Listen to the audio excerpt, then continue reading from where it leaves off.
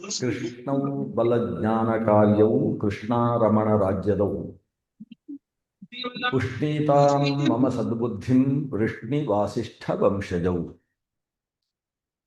ಲಸತು ಶ್ರೀಮದಾನಂದ ತೀರ್ಥೇಂದುರ್ನೋ ಹೃದಂಬರೆ ಯದ್ವಚಶ್ಚಂದ್ರಿಕಾ ಸ್ವಾಂತ ಸಂತಾಪಂ ವಿನಿಕೃಂತತಿ ಭವತಿ ಯದನುಭಾವಾತ್ ಏಡಮೂಕೋಪಿ ವಾಗ್ಮಿ ಜಡಮತಿರಪಿ ಜಂತುರ್ಜಾಯತೆ ಪ್ರಾಜ್ಞಮೌಲಿಃ ಸಕಲ ವಚನ ಚೇತೋ ದೇವತಾ ಭಾರತೀ ಸಾ ಮಮ ವಚಸಿ ನಿಧತ್ತಾಂ ಸನ್ನಿಧಿಂ ಮಾನಸೇ ಚ ಆಪಾದಮೌಲಿ ಪರ್ಯಂತಂ ಗುರುಣಾಂ ಆಕೃತಿಂ ಸ್ಮರೇತ್ ತೇನ ವಿಘ್ನಾಃ ಪ್ರಣಶ್ಯಂತಿ ಸಿದ್ಧ್ಯಂತಿ ಚ ಮನೋರಥಾಃ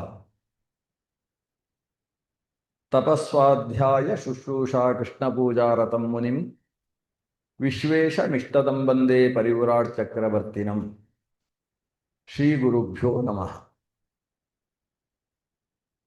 ನಾಡಿ ಮತ್ತು ಚಕ್ರಗಳ ಬಗ್ಗೆ ಚಿಂತನೆ ಅನ್ನುವ ಶೀರ್ಷಿಕೆಯ ಅಡಿಯಲ್ಲಿ 1 ಗಂಟೆ ನೀವು ಹೇಳುವ ಹಾಗಿಲ್ಲ.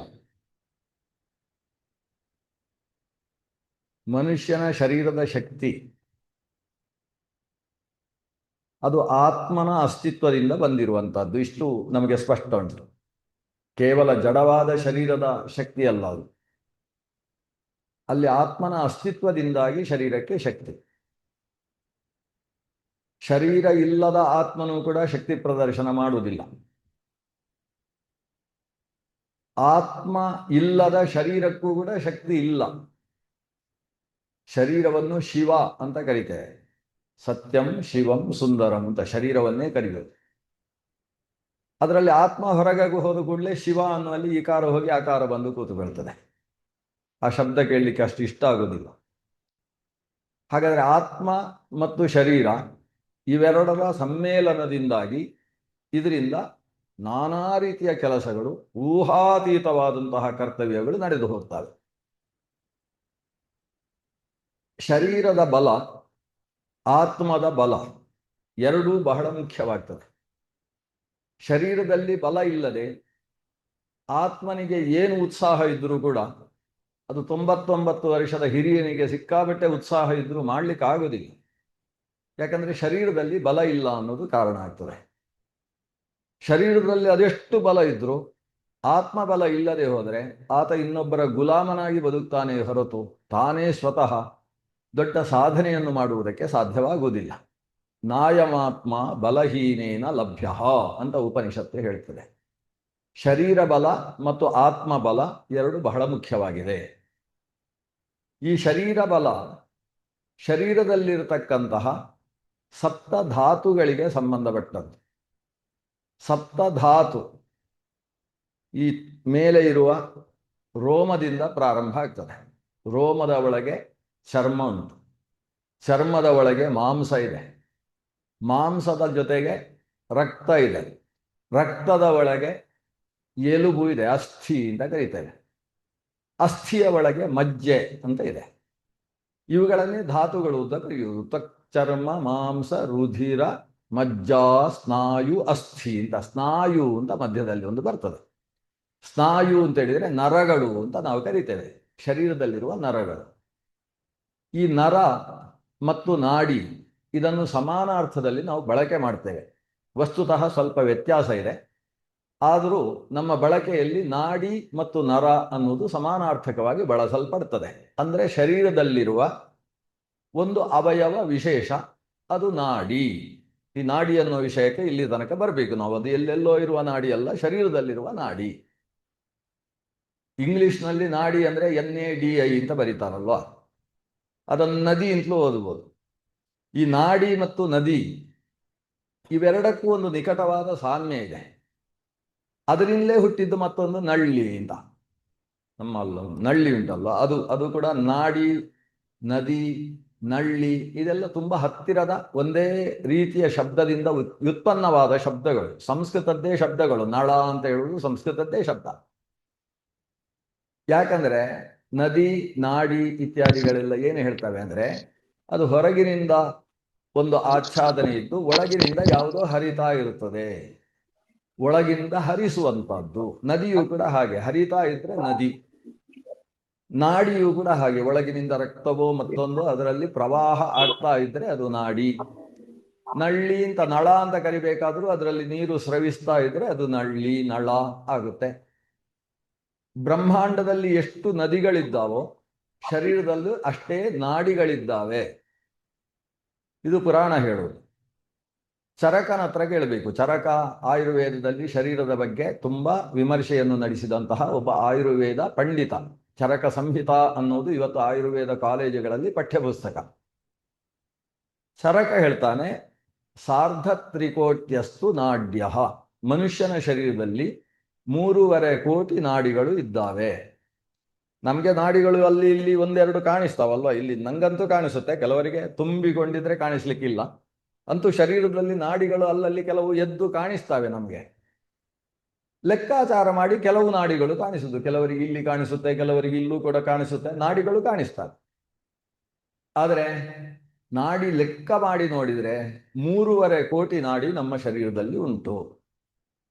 ಇನ್ನು ಪುರಾಣದಕ್ಕೆ ಹೋಗೋಣ. ಪುರಾಣ ಹೇಳ್ತದೆ, ಬ್ರಹ್ಮಾಂಡದ ವರ್ಣನೆ ಮಾಡಿಕೊಂಡು. ಬ್ರಹ್ಮಾಂಡ ಅಂತ ಹೇಳಿದ್ರೆ ಬರೀ ಭಾರತ ದೇಶ ಅಥವಾ ಇವತ್ತು ಕಾಣತಕ್ಕಂತಹ ಭೂಪ್ರದೇಶ ಮಾತ್ರ ಅಲ್ಲ. ಈ ಭೂಪ್ರದೇಶವನ್ನು ಹೊರತುಪಡಿಸಿ ಭೂರ್ಲೋಕ ಸ್ವರ್ಲೋಕಾದಿಗಳೆಲ್ಲ ಸೇರಿ ಚತುರ್ದಶ ಭುವನಾತ್ಮಕವಾದದ್ದು ಬ್ರಹ್ಮಾಂಡ. ಈ ಬ್ರಹ್ಮಾಂಡದಲ್ಲಿ ಎಷ್ಟು ನದಿಗಳು ಅಂತ ಕೇಳಿದ್ರೆ ಭಾಗೀರಥ್ಯಾದಿ ಸಾರ್ಧ ತ್ರಿಕೋಟಿ ತೀರ್ಥ. ನಾವು ಸ್ನಾನ ಮಾಡುವಾಗ ಸಂಕಲ್ಪ ಹಾಗೆ ಮಾಡ್ತೇವೆ, ಭಾಗೀರಥ್ಯಾದಿ ಸಾರ್ಧ ತ್ರಿಕೋಟಿ ತೀರ್ಥಾಭಿಮಾನಿ ದೇವತಾ ಸನ್ನಿಹಿತೆ ಅಸ್ಮಿನ್ ಜಲಾಶಯೇ ಸ್ನಾನಂ ಕರಿಷ್ಯೆ ಅಂತ ಸಂಕಲ್ಪ ಉಂಟು. ಅಂದ್ರೆ ಭಾಗೀರಥಿ ಗಂಗೆಯೇ ಮೊದಲಾದ 3.5 ಕೋಟಿ ತೀರ್ಥಾಭಿಮಾನಿ ದೇವತೆಗಳು, ಅಂದ್ರೆ ನದಿಗಳು ಒಟ್ಟು 3.5 ಕೋಟಿ. ಬ್ರಹ್ಮಾಂಡದ ನದಿಗೂ ನಮ್ಮ ಶರೀರದಲ್ಲಿರುವ ನಾಡಿಗಳಿಗೂ ಸಂಖ್ಯೆ ಒಂದೇ ಇದೆ ಅಂತ ಹೇಳಿದ್ರೆ ಅದಕ್ಕೂ ಇದಕ್ಕೂ ಒಂದು ಸಂಬಂಧ ಇದೆ ಅಂತ ಊಹಿಸುವುದಕ್ಕೆ ಇಷ್ಟು ಸಾಕಾಗ್ತದೆ. ಅಲ್ಲಿ ನದಿಗಳ ಅಭಿಮಾನಿ ದೇವತೆಗಳು ಹೇಗೆ ಗಂಗಾದಿಗಳು, ಹಾಗೆಯೇ ಇಲ್ಲಿಯೂ ಕೂಡ ನಾಡಿಗಳಿಗೆ ಅಭಿಮಾನಿ ದೇವತೆಗಳು ಭಾಗೀರಥ್ಯಾದಿಗಳೇ. ನಾಡಿಗಳಿಗೆ ಹೆಸರು ಹೇಳಿದಾಗ ಅದು ಅರ್ಥ ಆಗ್ತದೆ. ಹಾಗಾದ್ರೆ ಒಟ್ಟು ಇಷ್ಟು ಈಗ ಸದ್ಯಕ್ಕೆ ತಿಳ್ಕೊಳ್ಳುವ, ತುಂಬಾ ವಿಚಾರ ಇದೆ ಇದರಲ್ಲಿ, ಇಷ್ಟು ತಿಳ್ಕೊಳ್ಳುವ, ಬ್ರಹ್ಮಾಂಡದ ನದಿಗಳಿಗೂ ನಮ್ಮ ಶರೀರದ ನಾಡಿಗಳಿಗೂ ಒಂದು ಸಂಬಂಧ ಇದೆ. ಅದು ಹೇಗೆ ತೀರ್ಥವೋ ಈ ನಾಡಿಯೂ ಕೂಡ ತೀರ್ಥ ಅನ್ನುವ ರೂಪದಲ್ಲಿ ಚಿಂತನೆಗೆ ವಿಷಯವಾಗ್ತದೆ. ತೀರ್ಥ ಅಂದ್ರೆ ಪವಿತ್ರೀಕರಿಸುವಂತಹದ್ದು ಅಂತ ಅರ್ಥ. ನಮ್ಮನ್ನು ಪಾವನಗೊಳಿಸತಕ್ಕಂಥದ್ದು ನಮ್ಮ ನಾಡಿಯಾಗಿರ್ತದೆ. ನಾಡಿ 2 ಥರ. ಒಂದು ಶರೀರದಲ್ಲಿ ಕೆಲಸ ಮಾಡುವುದಕ್ಕೋಸ್ಕರ ಇರುವ ನಾಡಿ. ಕೆಲವು ಸೋಮಾರಿ ನಾಡಿಗಳು, ಅವಳು ಕೆಲಸ ಮಾಡುವುದಿಲ್ಲ, ಊಟಕ್ಕಾಗುವಾಗ ದೊಡ್ಡ ಬಟ್ಟಲು ಅಂತ ಇಟ್ಕೊಂಡು ಬರುವಂಥವು. ಕೆಲಸ ಮಾಡುವ ನಾಡಿಗಳು, ಚಿಂತನೆಗೆ ವಿಷಯವಾಗುವ ನಾಡಿಗಳು ಅಂತ 2 ರೀತಿಯ ನಾಡಿಗಳು. ಕೆಲಸ ಮಾಡುವ ನಾಡಿ ಅಂದ್ರೆ ಅದರಲ್ಲಿ ರಕ್ತ ಸಂಚಾರ ಆಗ್ತದೆ, ಅಥವಾ ಕೆಟ್ಟ ರಕ್ತ ಮತ್ತೆ ಹೃದಯಕ್ಕೆ ಬರುವುದಕ್ಕೋಸ್ಕರ ಆ ನಾಡಿಯ ಉಪಯೋಗ ಆಗ್ತದೆ. ಅಥವಾ ಆ ನಾಡಿಯ ಮೂಲಕ ಪ್ರಜ್ಞಾತಂತು, ನಮಗೆ ಕಾಲಿನಲ್ಲಿ ಒಂದು ಮುಳ್ಳು ಚುಚ್ಚಿದ್ರೆ ಅದು ಇದ್ದಕ್ಕಿದ್ದಾಗೆ ತಿಳಿಬೇಕಾದ್ರೆ ಅದು ಕೂಡ ನರದ ಮೂಲಕವೇ ಬರಬೇಕು, ನಾಡಿಯ ಮೂಲಕ. ಅದು ಜ್ಞಾನ ಸಂವಹನಕ್ಕೋಸ್ಕರ ನಾಡಿಗಳ ಉಪಯೋಗ ಆಗ್ತದೆ. ಅಥವಾ ಕಫವಾತ ಪಿತ್ತಗಳ ಪ್ರವೇಶ, ಕಫವಾತ ಪಿತ್ತಗಳು ಶರೀರದಲ್ಲಿ ಎಲ್ಲೆಲ್ಲಿ ಎಷ್ಟೆಷ್ಟು ಹೋಗಬೇಕು ಅಷ್ಟಷ್ಟು ಹೋಗುವುದಕ್ಕೋಸ್ಕರ ನಾಡಿಗಳು ಉಪಯುಕ್ತವಾಗ್ತವೆ. ಒಟ್ಟಂದದಲ್ಲಿ ಶರೀರದ ಧಾತುಗಳ ಪ್ರವಾಹಕ್ಕೆ ಮತ್ತು ಪ್ರಜ್ಞಾ ಅಂದರೆ ಜ್ಞಾನ ಉಂಟಾಗುವುದಕ್ಕೆ ನಾಡಿಗಳ ಉಪಯೋಗ ಶರೀರದಲ್ಲಿದೆ. ಆದರೆ ಕೆಲವು ನಾಡಿಗಳು ಅದು ಭೌತಿಕವಾದದ್ದಲ್ಲ, ತೇಜಸವಾದ ನಾಡಿ. ಇಲ್ಲಿಗೆ ನಮಗೆ ಫಿಸಿಕ್ಸ್ ಮತ್ತು ಈ ಅಧ್ಯಾತ್ಮಕ್ಕೆ ಒಂದು ಸಂಬಂಧ ವಿಭಿನ್ನ ಆಗ್ತದೆ. ಫಿಸಿಕಲ್ ನಾಡಿಗಳು ಕೆಲವು, ಅಂದ್ರೆ ಭೌತಿಕವಾಗಿ ನೀವು ಆಪರೇಷನ್ ಮಾಡಿ ನೋಡಿ ಇದು ಈ ನಾಡಿ ಇದು ಈ ನಾಡಿ ಅಂತ ತೋರಿಸಬಹುದಾದ ನಾಡಿಗಳು ಕೆಲವು. ಶರೀರದಲ್ಲಿ ಎಲ್ಲಿ ಬದುಕರೂ ಕೂಡ ಕಾಣಿಸದೇ ಇರುವ ಶಾಸ್ತ್ರ ಹೇಳ್ತಕ್ಕಂಥ ನಾಡಿಗಳು ಕೆಲವು. ಯಾವ ನಾಡಿಗಳನ್ನು ಶಾಸ್ತ್ರ ಹೇಳ್ತದೋ, ಶರೀರದಲ್ಲಿ ಭೌತಿಕವಾಗಿ ತೋರಿಸುವುದಕ್ಕೆ ಬರುವುದಿಲ್ಲವೋ ಅಂತಹ ನಾಡಿಗಳನ್ನು ನಾವು ತೇಜಸ ನಾಡಿಗಳು ಅಂತ ಕರೆಯೋದು. ಅದು ತೇಜಸ ಅಂದ್ರೆ ತೇಜೋಮಯವಾದದ್ದು, ಬೆಳಕಿನ ರೂಪದಲ್ಲಿ ಇರತಕ್ಕಂಥದ್ದು. ಶರೀರದಲ್ಲಿ ಆತ್ಮಶಕ್ತಿ ಇರುವಲ್ಲಿಯ ತನಕ ಮಾತ್ರ ಅವುಗಳು ತಮ್ಮ ಕೆಲಸವನ್ನು ಫಂಕ್ಷನ್ ಮಾಡ್ತಾವೆ. ಶರೀರದಲ್ಲಿ ಆತ್ಮ ಹೊರಗೆ ಹೋದ ಮೇಲೆ ಅವುಗಳು ನಿಷ್ಕ್ರಿಯ. ಅಲ್ಲಿ ತೇಜಸ ನಾಡಿ ದರ್ಶನಕ್ಕೆ ಅವಕಾಶ ಇಲ್ಲ. ನಾವು ಒಳಮುಖವಾಗಿ ನೋಡಬಹುದಾದ, ಧ್ಯಾನದಲ್ಲಿ ಕಾಣಬಹುದಾದ ನಾಡಿಗಳನ್ನು ತೇಜಸ ನಾಡಿಗಳು ಅಂತ ಕರೀತೇವೆ. ಇಂತಹ ನಾಡಿಗಳಲ್ಲಿ ಪ್ರಧಾನವಾದ ನಾಡಿಗೆ ಸುಷುಮ್ನ ಅಂತ ಹೆಸರು. ಬಹುಶಃ ನೀವು ಕೇಳಿರ್ತೀರಿ. ಇಡ, ಪಿಂಗಲ, ಸುಷುಮ್ನ, ಈ ಮೂರು ಹೆಸರು ಬಹಳ ಪ್ರಸಿದ್ಧ. ಅದು ಏನು ಅಂತ ಗೊತ್ತಿಲ್ಲದೆ ಇದ್ದವರಿಗೂ ಈ ಮೂರು ಹೆಸರು ಗೊತ್ತಿರಲೇಬೇಕು. ಯಾಕಂದ್ರೆ ಭಾರತ ದೇಶದಲ್ಲಿ ಹುಟ್ಟಿದ್ದೇವೆ ಅನ್ನುವುದಕ್ಕೆ ಸೂಚಕವಾದದ್ದು. ಹೇಗೆ ನಮಗೆ ಗಾಯತ್ರಿ ಮಂತ್ರ ಅಂತ ಗೊತ್ತಿರಬೇಕು, ಅದು ಹೇಗೆ ಹೇಗೆ ಶುರುವಾಗ್ತದೆ ಹೇಗೆ ಮುಗಿತದೆ ಅಂತ ಗೊತ್ತಿಲ್ಲದೆ ಹೋದ್ರೂ ಗಾಯತ್ರಿ ಮಂತ್ರ ಅಂದ್ರೆ ಗೊತ್ತಿರಬೇಕು, ಅಷ್ಟಾದ್ರೂ ಗೊತ್ತಿರಬೇಕು. ನಾವು ಬ್ರಾಹ್ಮಣ್ಯಕ್ಕೆ ಸಂಬಂಧಪಟ್ಟ ವಿಷಯ ಅದು. ಹಾಗೆ ಇಡ, ಪಿಂಗಲ, ಸುಷುಮ್ನ ಇದು ಭಾರತೀಯತೆಗೆ ಸಂಬಂಧಪಟ್ಟಂತಹ ಮೂರು ನಾಡಿಗಳು. ಇದನ್ನೇ ಗಂಗಾ, ಯಮುನಾ, ಸರಸ್ವತಿ ಅಂತ ಕರೀತೇವೆ. ನಾಡಿ ಮತ್ತು ನದಿಗಳ ಸಂಬಂಧ ಅಲ್ಲಿ ಪ್ರಾರಂಭ ಆಗ್ತದೆ. ಸುಷುಮ್ನ ಅನ್ನುವುದು ಅದು ಸರಸ್ವತಿ ಅನ್ನುವ ನದಿಗೆ ಪ್ರತೀಕವಾದದ್ದು. ಗುಪ್ತಗಾಮಿನಿ ಅಂತ ಅದನ್ನು ಕರೀತಾರೆ. ಶರೀರದಲ್ಲಿ ಸುಷುಮ್ನ ಗುಪ್ತಗಾಮಿ ಎಲ್ಲಿದೆ ಅಂತ ನಿಮಗೆ ತಿಳಿಲಿಕ್ಕಾಗುವುದಿಲ್ಲ. ಭಾರೀ ಜಾಗೃತೆಯಾಗಿ ಅದನ್ನು ಹುಡುಕಬೇಕು. ಒಳಗಿನ ಪದರಕ್ಕೆ ಹೋಗಿ ನೀವು ಒಳಗಣ್ಣನ್ನು ತೆಗೆದರೆ ಆವಾಗ ಸುಷುಮ್ನ ನಿಮಗೆ ಕಾಣಿಸೋದು. ಆದರೆ ಇನ್ನೆರಡು ನಾಡಿಗಳು ಉಂಟು, ಅದು ಸುಷುಮ್ನೆಯ ಜೊತೆಗೆ ಸೇರಿಕೊಳ್ಳುವ ನಾಡಿಗಳು. ಅವುಗಳು ಇಡ ಮತ್ತು ಪಿಂಗಲ. ಅದನ್ನು ಸುಲಭವಾಗಿ ಧ್ಯಾನದಲ್ಲಿ ನೀವು ಕಾಣಬಹುದು. ಇಡ ಅಂದ್ರೆ ಗಂಗೆಯ ಸ್ಥಾನದಲ್ಲಿದೆ. ಇಡ ಗಂಗಾ, ಪಿಂಗಲ ಯಮುನಾ, ಸುಷುಮ್ನ ಸರಸ್ವತಿ. ಅದು ಈ ಮೂರು ಸೇರಿದ್ರೆ ಅದಕ್ಕೆ ತೀರ್ಥರಾಜ ಅಂತ ಹೆಸರು, ತ್ರಿವೇಣಿ ಸಂಗಮ ಅಂತ ಹೆಸರು. ಶರೀರದಲ್ಲಿ ಇದೆಲ್ಲ ನಡೆಯುತ್ತೆ. ಮೊದಲು ಆ ವಿಷಯವನ್ನು ನೋಡೋಣ. ಮೊದಲು ನಾವು ಸುಷುಮ್ನಾ ನಾಡಿಯ ಬಗ್ಗೆ ಪರಿಚಯ ಮಾಡಿಕೊಳ್ಳಬೇಕು. ಈ ನಾಡಿಗಳ ಪರಿಚಯ ಯಾಕೆ ಬೇಕು ಅಂತ ಒಂದು ಪ್ರಶ್ನೆ ಬರ್ಬೋದು. ನಾಡಿಗಳ ಪರಿಚಯ ಯಾಕೆ ಬೇಕು? ನಾಡಿಗಳು ಪರಿಚಯ ಆಗದೆ ಹೋದರೂ ಇದ್ದೇ ಇರ್ತವೆ ಶರೀರದಲ್ಲಿ. ಇರತಕ್ಕಂಥದ್ದನ್ನು ತಿಳಿಯುವುದು ಎರಡು ಉದ್ದೇಶದಿಂದ. ಒಂದು, ಆ ನಾಡಿಗಳ ಶಕ್ತಿಯ ಬಗ್ಗೆ ನಮಗೆ ಪರಿಚಯ ಆಗುವುದರಿಂದ ನಮ್ಮಲ್ಲಿ ಶಕ್ತಿ ವಿಶೇಷ ಪ್ರಾಪ್ತಿಯಾಗ್ತದೆ. ಗೊತ್ತಿಲ್ಲದೆ ಇರುವುದರಿಂದ ನಾವು ಆ ಶಕ್ತಿಯನ್ನು ಪ್ರಯೋಗಿಸ್ತಾ ಇಲ್ಲ. ಅದು ಗೊತ್ತಾಗೋದರಿಂದ ಆ ಶಕ್ತಿ ಚೈತನ್ಯವನ್ನು ಪಡೀತದೆ. ಈ ದೃಷ್ಟಿಯಿಂದ ನಾವು ಆ ನಾಡಿಗಳ ಬಗ್ಗೆ ತಿಳ್ಕೊಳ್ಬೇಕು. ಎರಡನೇದ್ದು, ಆ ನಾಡಿಗಳನ್ನು ತಿಳಿದು ಆ ನಾಡಿಗಳಿಗೆ ಸಂಬಂಧಪಟ್ಟಂತಹ ಭಗವಂತನ ರೂಪಗಳು, ದೇವತಾ ಸ್ವರೂಪಗಳು, ಅವುಗಳನ್ನು ಉಪಾಸನೆ ಮಾಡುವುದರಿಂದ ನಮ್ಮಲ್ಲಿ ಅಧ್ಯಾತ್ಮದ ಸಾಧನೆ, ಒಂದು ವಿಶೇಷವಾದ ಪುಣ್ಯ. ಹೇಗೆ ಇವತ್ತು ಒಂದು ಪವಮಾನ ಹೋಮವನ್ನು ಮಾಡಿದರೆ ಏನು ಅಂತ ಕೇಳಿದರೆ ಒಂದು ವಿಶೇಷ ಪುಣ್ಯ. ಒಂದು ಸುದರ್ಶನ ಹೋಮ ಮಾಡಿದರೆ ಬರೀ ಮಾಟ ಮಂತ್ರ ಎಲ್ಲ ದೂರ ಹೋಗ್ತದೆ ಅಂತ ಅಷ್ಟೇ ಅಲ್ಲ, ಭಗವಂತನ ಪ್ರೀತಿ ಆಗ್ತದೆ. ದೇವರ ಪೂಜೆಯನ್ನು ಒಂದು ಆರತಿ ಮಾಡಿಯೂ ಮಾಡ್ಬೋದು. 12 ಆರತಿ ಮಾಡಿದರೆ ಏನು ಪ್ರಯೋಜನ? ಒಂದು ವಿಶೇಷ ಪುಣ್ಯ, ದೇವರಿಗೆ ಒಂದು ಅಷ್ಟು ದೀಪ ಬೆಳಗಿದಂತಹ ಪುಣ್ಯ. ಹೇಗೆ ಪುಣ್ಯಕರ್ಮ ಅಂತೇವೋ ಹಾಗೆ ನಾಡಿಗಳಲ್ಲಿ ಅವುಗಳ ಬಗ್ಗೆ ತಿಳಿದು ಅದರಲ್ಲಿರುವ ದೇವರ ರೂಪವನ್ನು ನಾವು ಉಪಾಸನೆ ಮಾಡುವುದು ಅಥವಾ ಧ್ಯಾನ ಮಾಡುವುದರಿಂದಾಗಿ ನಮಗೆ ಒಂದು ವಿಶೇಷ ಪುಣ್ಯ ಪ್ರಾಪ್ತಿ ಉಂಟು, ಅಧ್ಯಾತ್ಮದ ಸಾಧನೆಯಾಗ್ತದೆ. ಈ ದೃಷ್ಟಿಯಿಂದ ಅದನ್ನು ತಿಳ್ಕೊಳ್ಬೇಕು. ನಮ್ಮ ಶರೀರದ ನಾಡಿಗಳು ಪ್ರಾರಂಭ ಆಗುವ ಜಾಗಕ್ಕೆ ಸಂಸ್ಕೃತದಲ್ಲಿ ತುಂದ ಅಂತ ಹೆಸರು. ಅದೇ ಜಾಗವನ್ನು ಮೂಲಾಧಾರ ಅಂತ ಕರೀತಾರೆ. ಶರೀರದಲ್ಲಿ ತುಂದ ಎಲ್ಲಿದೆ? ತುಂದ ಅಂದ್ರೆ ಅದು ನಾಡಿ ಆರಂಭ ಪ್ರದೇಶ. ನೀವು ಕೋಶದಲ್ಲಿ ತೆಗೆದು ನೋಡಿದರೆ ಅಥವಾ ಗೂಗಲ್ ಸರ್ಚ್ ಮಾಡಿದರೆ ವಾಟ್ ಈಸ್ ತುಂದ ಅಂತ ನೀವೇನಾದರೂ ಹಾಕಿದರೆ ಅದು ಕೇಳ್ತದೆ. ಸಂಸ್ಕೃತದ ತುಂದವೋ ಇಂಗ್ಲಿಷಿನ ತುಂದವೋ ಅಂತ ಕೇಳ್ತದೆ. ನೀವು ಸಂಸ್ಕೃತದ್ದು ಅಂತ ಹೇಳಬೇಕು, ಆವಾಗ ಅದು ಅರ್ಥ ಕೊಡ್ತದೆ. ನಮ್ಮ ನಾಡಿಗಳೆಲ್ಲ ಎಲ್ಲಿಂದ ಪ್ರಾರಂಭವಾಗ್ತಾವೋ ಅದನ್ನು ತುಂದ ಮತ್ತು ತುಂದಿ ಅನ್ನುವ 2 ಶಬ್ದಗಳಿಂದ ವ್ಯವಹಾರ ಮಾಡ್ತಾರೆ.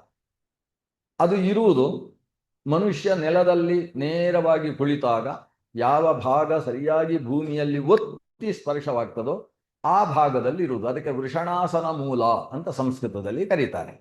ಆ ವೃಷಣಾಸನ ಮೂಲದಿಂದ ಎಲ್ಲ ನಾಡಿಗಳು ಕೂಡ ಉತ್ಪನ್ನವಾಗ್ತವೆ. ಅಲ್ಲಿಂದ ಮೇಲ್ಮುಖವಾಗಿ ಮತ್ತು ಅಧೋಮುಖವಾಗಿ ನಾಡಿಗಳು ಹರಿದಿದ್ದಾವೆ. ಅಧೋಮುಖವಾಗಿ ಹರಿದಂತಹ ನಾಡಿ ಪಾದಾಂಗುಷ್ಠದ ತುದಿಯ ತನಕವೂ ಕೂಡ ಶರೀರದಲ್ಲಿ ರಕ್ತ ಸಂಚಾರ ಇತ್ಯಾದಿಗಳಿಗೆ ಉಪಯುಕ್ತವಾಗ್ತದೆ. ಊರ್ಧ್ವಮುಖವಾಗಿ ಹರಿದದ್ದು ಶಿರಸ್ಸಿನಲ್ಲಿ ನಿಲ್ಲುವುದಿಲ್ಲ. ಶಿರಸ್ಸಿನಿಂದ 10 ಅಥವಾ 12 ಅಂಗುಲ, 10 ಅಥವಾ 12 ಅಂತ ಯಾಕೆ ಹೇಳ್ತೇನೆ ಅಂದರೆ, ಒಂದು ಗ್ರಂಥದಲ್ಲಿ 10 ಅಂತುಂಟು, ಒಂದರಲ್ಲಿ 12 ಅಂತುಂಟು. ಅದು 10, 12 ಅಂತಿದ್ರು ಉದ್ದ ಒಂದೇ. ಅದು ಅಂಗುಲ ಸ್ವಲ್ಪ ದೊಡ್ಡದಿದ್ದಾಗ ಅದು 10, ಅಂಗುಲ ಸ್ವಲ್ಪ ಚಿಕ್ಕದಿದ್ದಾಗ 12. ಅಂತೂ 12 ಅಂಗುಲದಷ್ಟು ಎತ್ತರದ ತನಕ ಶರೀರದ ಹೊರಗೂ ಕೂಡ ಈ ತೈಜಸ ನಾಡಿಗಳು ವ್ಯಾಪಿಸಿಕೊಂಡಿದ್ದಾರೆ. ಹಾಗಾದರೆ ನಾನು ಇದು ಭೌತಿಕ ನಾಡಿ ಅಲ್ಲ, ಇದು ತೈಜಸ ನಾಡಿ ಅನ್ನುವುದನ್ನು ಮತ್ತೆ ನಾವು ಸ್ಪಷ್ಟಪಡಿಸಬೇಕು. ಎಲ್ಲಿಗೆ ಅಂದರೆ, ಇದು ಶರೀರದಿಂದ ಹೊರಗೂ ವ್ಯಾಪಿಸಿದೆ ಅಂದಾಗ ನಾವು ಹಾಗಾದರೆ ಯಾಕೆ ಕಾಣಿಸುವುದಿಲ್ಲ, ಕತ್ತರಿಸಲಿಕ್ಕೆ ಯಾಕಾಗುವುದಿಲ್ಲ ಅಂತ ಪ್ರಶ್ನೆ ಕೇಳಿದರೆ, ಅದು ಬೆಳಕಿನ ರೂಪದಲ್ಲಿರತಕ್ಕಂತಹ ನಾಡಿ.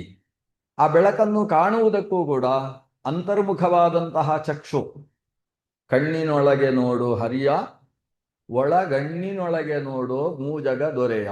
ಈ ನಾಡಿಗಳ ಬಗ್ಗೆಯೇ ಬರೆದಂತಹ ಪುರಂದರದಾಸರ ಒಂದು ವಿಶಿಷ್ಟವಾದ ಪದ್ಯ ಇದು. ಆಧಾರ ಮೊದಲಾದ 6 ಅಂತ ಶುರು ಮಾಡ್ತಾರೆ. ಚಕ್ರಗಳ ಬಗ್ಗೆ ಮೂಲಾಧಾರ, ಸ್ವಾಧಿಷ್ಠಾನ, ಮಣಿಪುರ, ಅನಾಹತ, ವಿಶುದ್ಧ, ಆಜ್ಞಾ ಮತ್ತು ಸಹಸ್ರಾರ ಅಂತ 6 ಚಕ್ರಗಳ ಬಗ್ಗೆ ವಿವರಣೆಯನ್ನೆಲ್ಲ ಕೊಡುವತಕ್ಕಂತಹ ಪುರಂದರದಾಸರ ಒಂದು 8 ಕೀರ್ತನೆಗಳಿದ್ದಾವೆ. ಅದರಲ್ಲಿ ಒಂದು ಪ್ರಸಿದ್ಧವಾದ ಕೀರ್ತನೆ ಇದು. ಕಣ್ಣಿನೊಳಗೆ ನೋಡು ಹರಿಯ ಮೂಜಗ ದೊರೆಯ. ಅಂದ್ರೆ ಒಳಗಣ್ಣಿನೊಳಗೆ ನೋಡು ಹರಿಯ ಮೂಜಗ ದೊರೆಯ. 3 ಜಗತ್ತಿನ ದೊರೆಯಾದಂತಹ ಶ್ರೀಹರಿಯನ್ನು ನೀನು ಈ ಹೊರಗಣ್ಣಿನಿಂದ ನೋಡ್ಲಿಕ್ಕೆ ಆಗುವುದಿಲ್ಲ, ಒಳಗಣ್ಣಿನಿಂದ ನೋಡು ಅಂತ. ಅಂತಶ್ಚಕ್ಷುಸ್ಸಿಗೆ ವೇದ್ಯವಾಗಿರ್ತಕ್ಕಂತಹ ನಾಡೀಸ್ಥ ದೇವ ಸ್ವರೂಪವನ್ನು ಚಿಂತಿಸು ಅಂತ ಹೇಳುವ ಪದ್ಯ ಅದು. ಒಳಗಿರುವ ನಾಡಿ ಹೊರಗೆ 10 ಅಂಗುಲ 12 ಅಂಗುಲ ಮೇಲೆ ಸಾಗಿದೆ ಅಂದ್ರೆ ನಮಗೆ ಕಾಣಿಸೋದಿಲ್ಲ. ಆದ್ರೆ ಇವತ್ತು ವಿಜ್ಞಾನವೂ ಕೂಡ ಒಪ್ಪಿದೆ. ಆಗ ನಮಗೆ ಖುಷಿ ಆಗ್ತದೆ. ಓ, ನಮ್ಮ ಶಾಸ್ತ್ರ ಹೇಳಿದ್ದು ವಿಜ್ಞಾನ ಒಪ್ಪಿದೆ, ಹಾಗಾದ್ರೆ ನಾವು ಒಪ್ತೇವೆ ಅಂತ ಹೇಳ್ತೇವೆ. ವಿಜ್ಞಾನವೂ ಕೂಡ ಶರೀರದಲ್ಲಿ ಏನು ಈ ನಾಡಿ ಶಾಸ್ತ್ರ ಹೇಳುತ್ತದೆ, ಶರೀರದಲ್ಲಿ ಪ್ರಭಾವಲಯ ಅಂತ ಹೇಳ್ತೇವೆ, ಇವತ್ತು ಆರ ಅಂತ ಕರೀತಾರೆ. ಶರೀರದ ಪ್ರಭಾವಲಯವನ್ನು ಈ ಶರೀರದಿಂದ 12 ಅಂಗುಲದ ತನಕ ನಮ್ಮ ಶರೀರ ಇದೆ. ಆ 12 ಅಂಗುಲದಲ್ಲೂ ನಮ್ಮ ನಾಡಿಗಳು, ಒಳಗಿನ ನಾಡಿಯ ಬೆಳಕುಗಳು ವ್ಯಾಪಿಸಿದ್ದಾವೆ. ಆ ಬೆಳಕನ್ನು ಕಾಣಬಹುದು. ಅವನಿಗೆ ಕೋಪ ಬಂದಾಗ ಆ ಶರೀರದ ಹೊರಗಿನ ತೇಜಸ್ಸು ಅದು ಕೆಂಪಾಗಿರ್ತದೆ. ಅವನಿಗೆ ಕಾಮ ಜಾಸ್ತಿ ಆದಾಗ ಅದು ಆತನಲ್ಲಿ ಕಪ್ಪಾಗಿರ್ತದೆ. ಆತನಲ್ಲಿ ಸಾತ್ವಿಕವಾದಂತಹ ಭಾವನೆಗಳು ಮೂಡಿದಾಗ ಆತನ ಶರೀರದ ಹೊರಗಿನ ಬೆಳಕು ಪ್ರಭಾವಲಯ ಅದು ಬೆಳ್ಳಗಿರ್ತದೆ. ಹೀಗೆ ಸತ್ವ, ರಜಸ್ಸು, ತಮಸ್ಸುಗಳು ಆತನಿಗಿರ್ತಕ್ಕಂಥ ಬಣ್ಣ. ಒಬ್ಬ ವ್ಯಕ್ತಿಯ ಬಣ್ಣ ಅಂತ ಹೇಳಿದರೆ ಲೋಹಿತ, ಶುಕ್ಲ, ಕೃಷ್ಣ ಅಂತ ಹೇಳುವ ಬಣ್ಣ. ಅದನ್ನು ಕಾಣಬಹುದು. ಕಾಣುವುದಕ್ಕೊಂದು ಚಕ್ಷುಸ್ಸು ಬೇಕು, ಅದಕ್ಕೆ ಅಭ್ಯಾಸ ಮಾಡಬೇಕು. ಅವನು ಯಾವ ಬಣ್ಣದವ ಅಂತ ನಾವು ತಿಳಿಯುವುದಕ್ಕೆ ನಮ್ಮಲ್ಲಿ ಒಂದು ವಿಶಿಷ್ಟವಾದಂತಹ ಅಧ್ಯಾತ್ಮದ ಶಕ್ತಿ ಬೇಕು, ಕಾಣುವ ದೃಷ್ಟಿ ಬೇಕು. ಹಾಗಾದರೆ ಬೆಳಕು ಇದೆ ಮನುಷ್ಯನಿಗೆ. ಆ ಬೆಳಕು ಹಿಂದೆ ಎಲ್ಲ ಒಬ್ಬ ದೇವರ ಚಿತ್ರ ಬರೆಯುವಾಗ ದೇವರ ಚಿತ್ರ ಆಗಿ ಅದರ ತಲೆಯ ಮೇಲೆ ಒಂದು ಹೀಗೆ ಇಷ್ಟೊಂದು ಬೆಳಕು ಬರಿತಾ ಇದ್ರು. ಈಗೆಲ್ಲ ನಿಲ್ಲಿಸಿದ್ದಾರೆ, ಯಾಕಂದ್ರೆ ಕಾಣಿಸುವುದಿಲ್ಲ ಎಂಥದ್ದು ಬರೆಯೋದು ಅಂತ. ಅಷ್ಟೇ ಅಲ್ಲ, ದೇವರ ಭಗವಂತ ನಾರಾಯಣನ ಚಿತ್ರವನ್ನು, ಶಂಖಚಕ್ರ ಗದಾಪದ್ಮ ಚಿತ್ರವನ್ನು ಬರೆಯುವಾಗ ಅವನ ಶರೀರದಲ್ಲೆಲ್ಲ ಒಂದಿಷ್ಟು ಬೆಳಕಿನ ಚಿತ್ರ, ಸುತ್ತ ಒಂದು ಬೆಳಕು. ಅದು 12 ಅಂಗುಲದಷ್ಟು ಶರೀರದಿಂದ ಬೆಳಕು ಇದೆ. ಅದು ಕಾಣುವುದಕ್ಕೆ ಒಳದೃಷ್ಟಿ ಬೇಕು. ದೇವರನ್ನು ಕಾಣುವುದಕ್ಕೆ ಒಳದೃಷ್ಟಿ ಬೇಕು. ಭಗವಂತನ ಶರೀರದಲ್ಲಿ ನೀಲ ಕಾಂತಿ ಹೊರಗೆ ಬರ್ತಾ ಇರ್ತದೆ ಅಂತ ಹೇಳ್ತಾರೆ. ಅದು ಕಪ್ಪಲ್ಲ, ಬಿಳಿಯೂ ಅಲ್ಲ, ನೀಲ. ನೀಲ ಅನ್ನೋದು ಪರಮಸತ್ವವನ್ನು ಹೇಳ್ತಕ್ಕಂತಹ ಬಣ್ಣ ಅಂತ ನಾಡಿಶಾಸ್ತ್ರ ಹೇಳ್ತದೆ. ಅದರಿಂದ ಭಗವಂತ ಕೃಷ್ಣ ಯಾಕೆ, ಕೃಷ್ಣವರ್ಣ ಯಾಕೆ ಅಂದ್ರೆ ಪರಮಸತ್ವ, ಆದ್ರಿಂದ ಅದು ಕೃಷ್ಣವರ್ಣ. ಈ ಬಣ್ಣಕ್ಕೂ ನಾಡಿಗೂ ಒಂದು ಸಂಬಂಧ ಇದೆ. ಶರೀರದಿಂದ 12 ಅಂಗುಲದಷ್ಟು ಅವನ ಶರೀರ ಇದೆ. ಕಣ್ಣಿಗೆ ಕಾಣದ ಶರೀರ ಇಷ್ಟೇ ಅಲ್ಲ, ಇದರಿಂದ 12 ಅಂಗುಲ ಉಂಟು. ನಿಮ್ಗೊಂದು ತಮಾಷೆಯ ವಿಷಯ ಹೇಳ್ತೇನೆ. ಏನಂದ್ರೆ, ನಮ್ಮಲ್ಲಿ ಊಟಕ್ಕೆ ಕೂತ್ಕೊಳ್ಳುವಾಗ 24 ಅಂಗುಲ ದೂರದಲ್ಲಿ ಕೂತ್ಕೊಳ್ಬೇಕು ಅಂತ ಒಂದು ಸಂಪ್ರದಾಯ. ಈಗೆಲ್ಲ ಈ ಕಲ್ಯಾಣ ಮಂಟಪ ಬಂದ ಮೇಲೆ ಅದೆಲ್ಲ ಇಲ್ಲ. ಅದು ಕುರ್ಚಿಯಲ್ಲಿ ಕುರ್ಚಿ ಬೆನ್ನಿಗೆ ಬೆನ್ನೆ ತಾಗಿಸಿಕೊಂಡೇ ಕೂತ್ಕೊಳ್ಳುವಂಥ ಸಂಪ್ರದಾಯ ಶುರುವಾಗಿದೆ.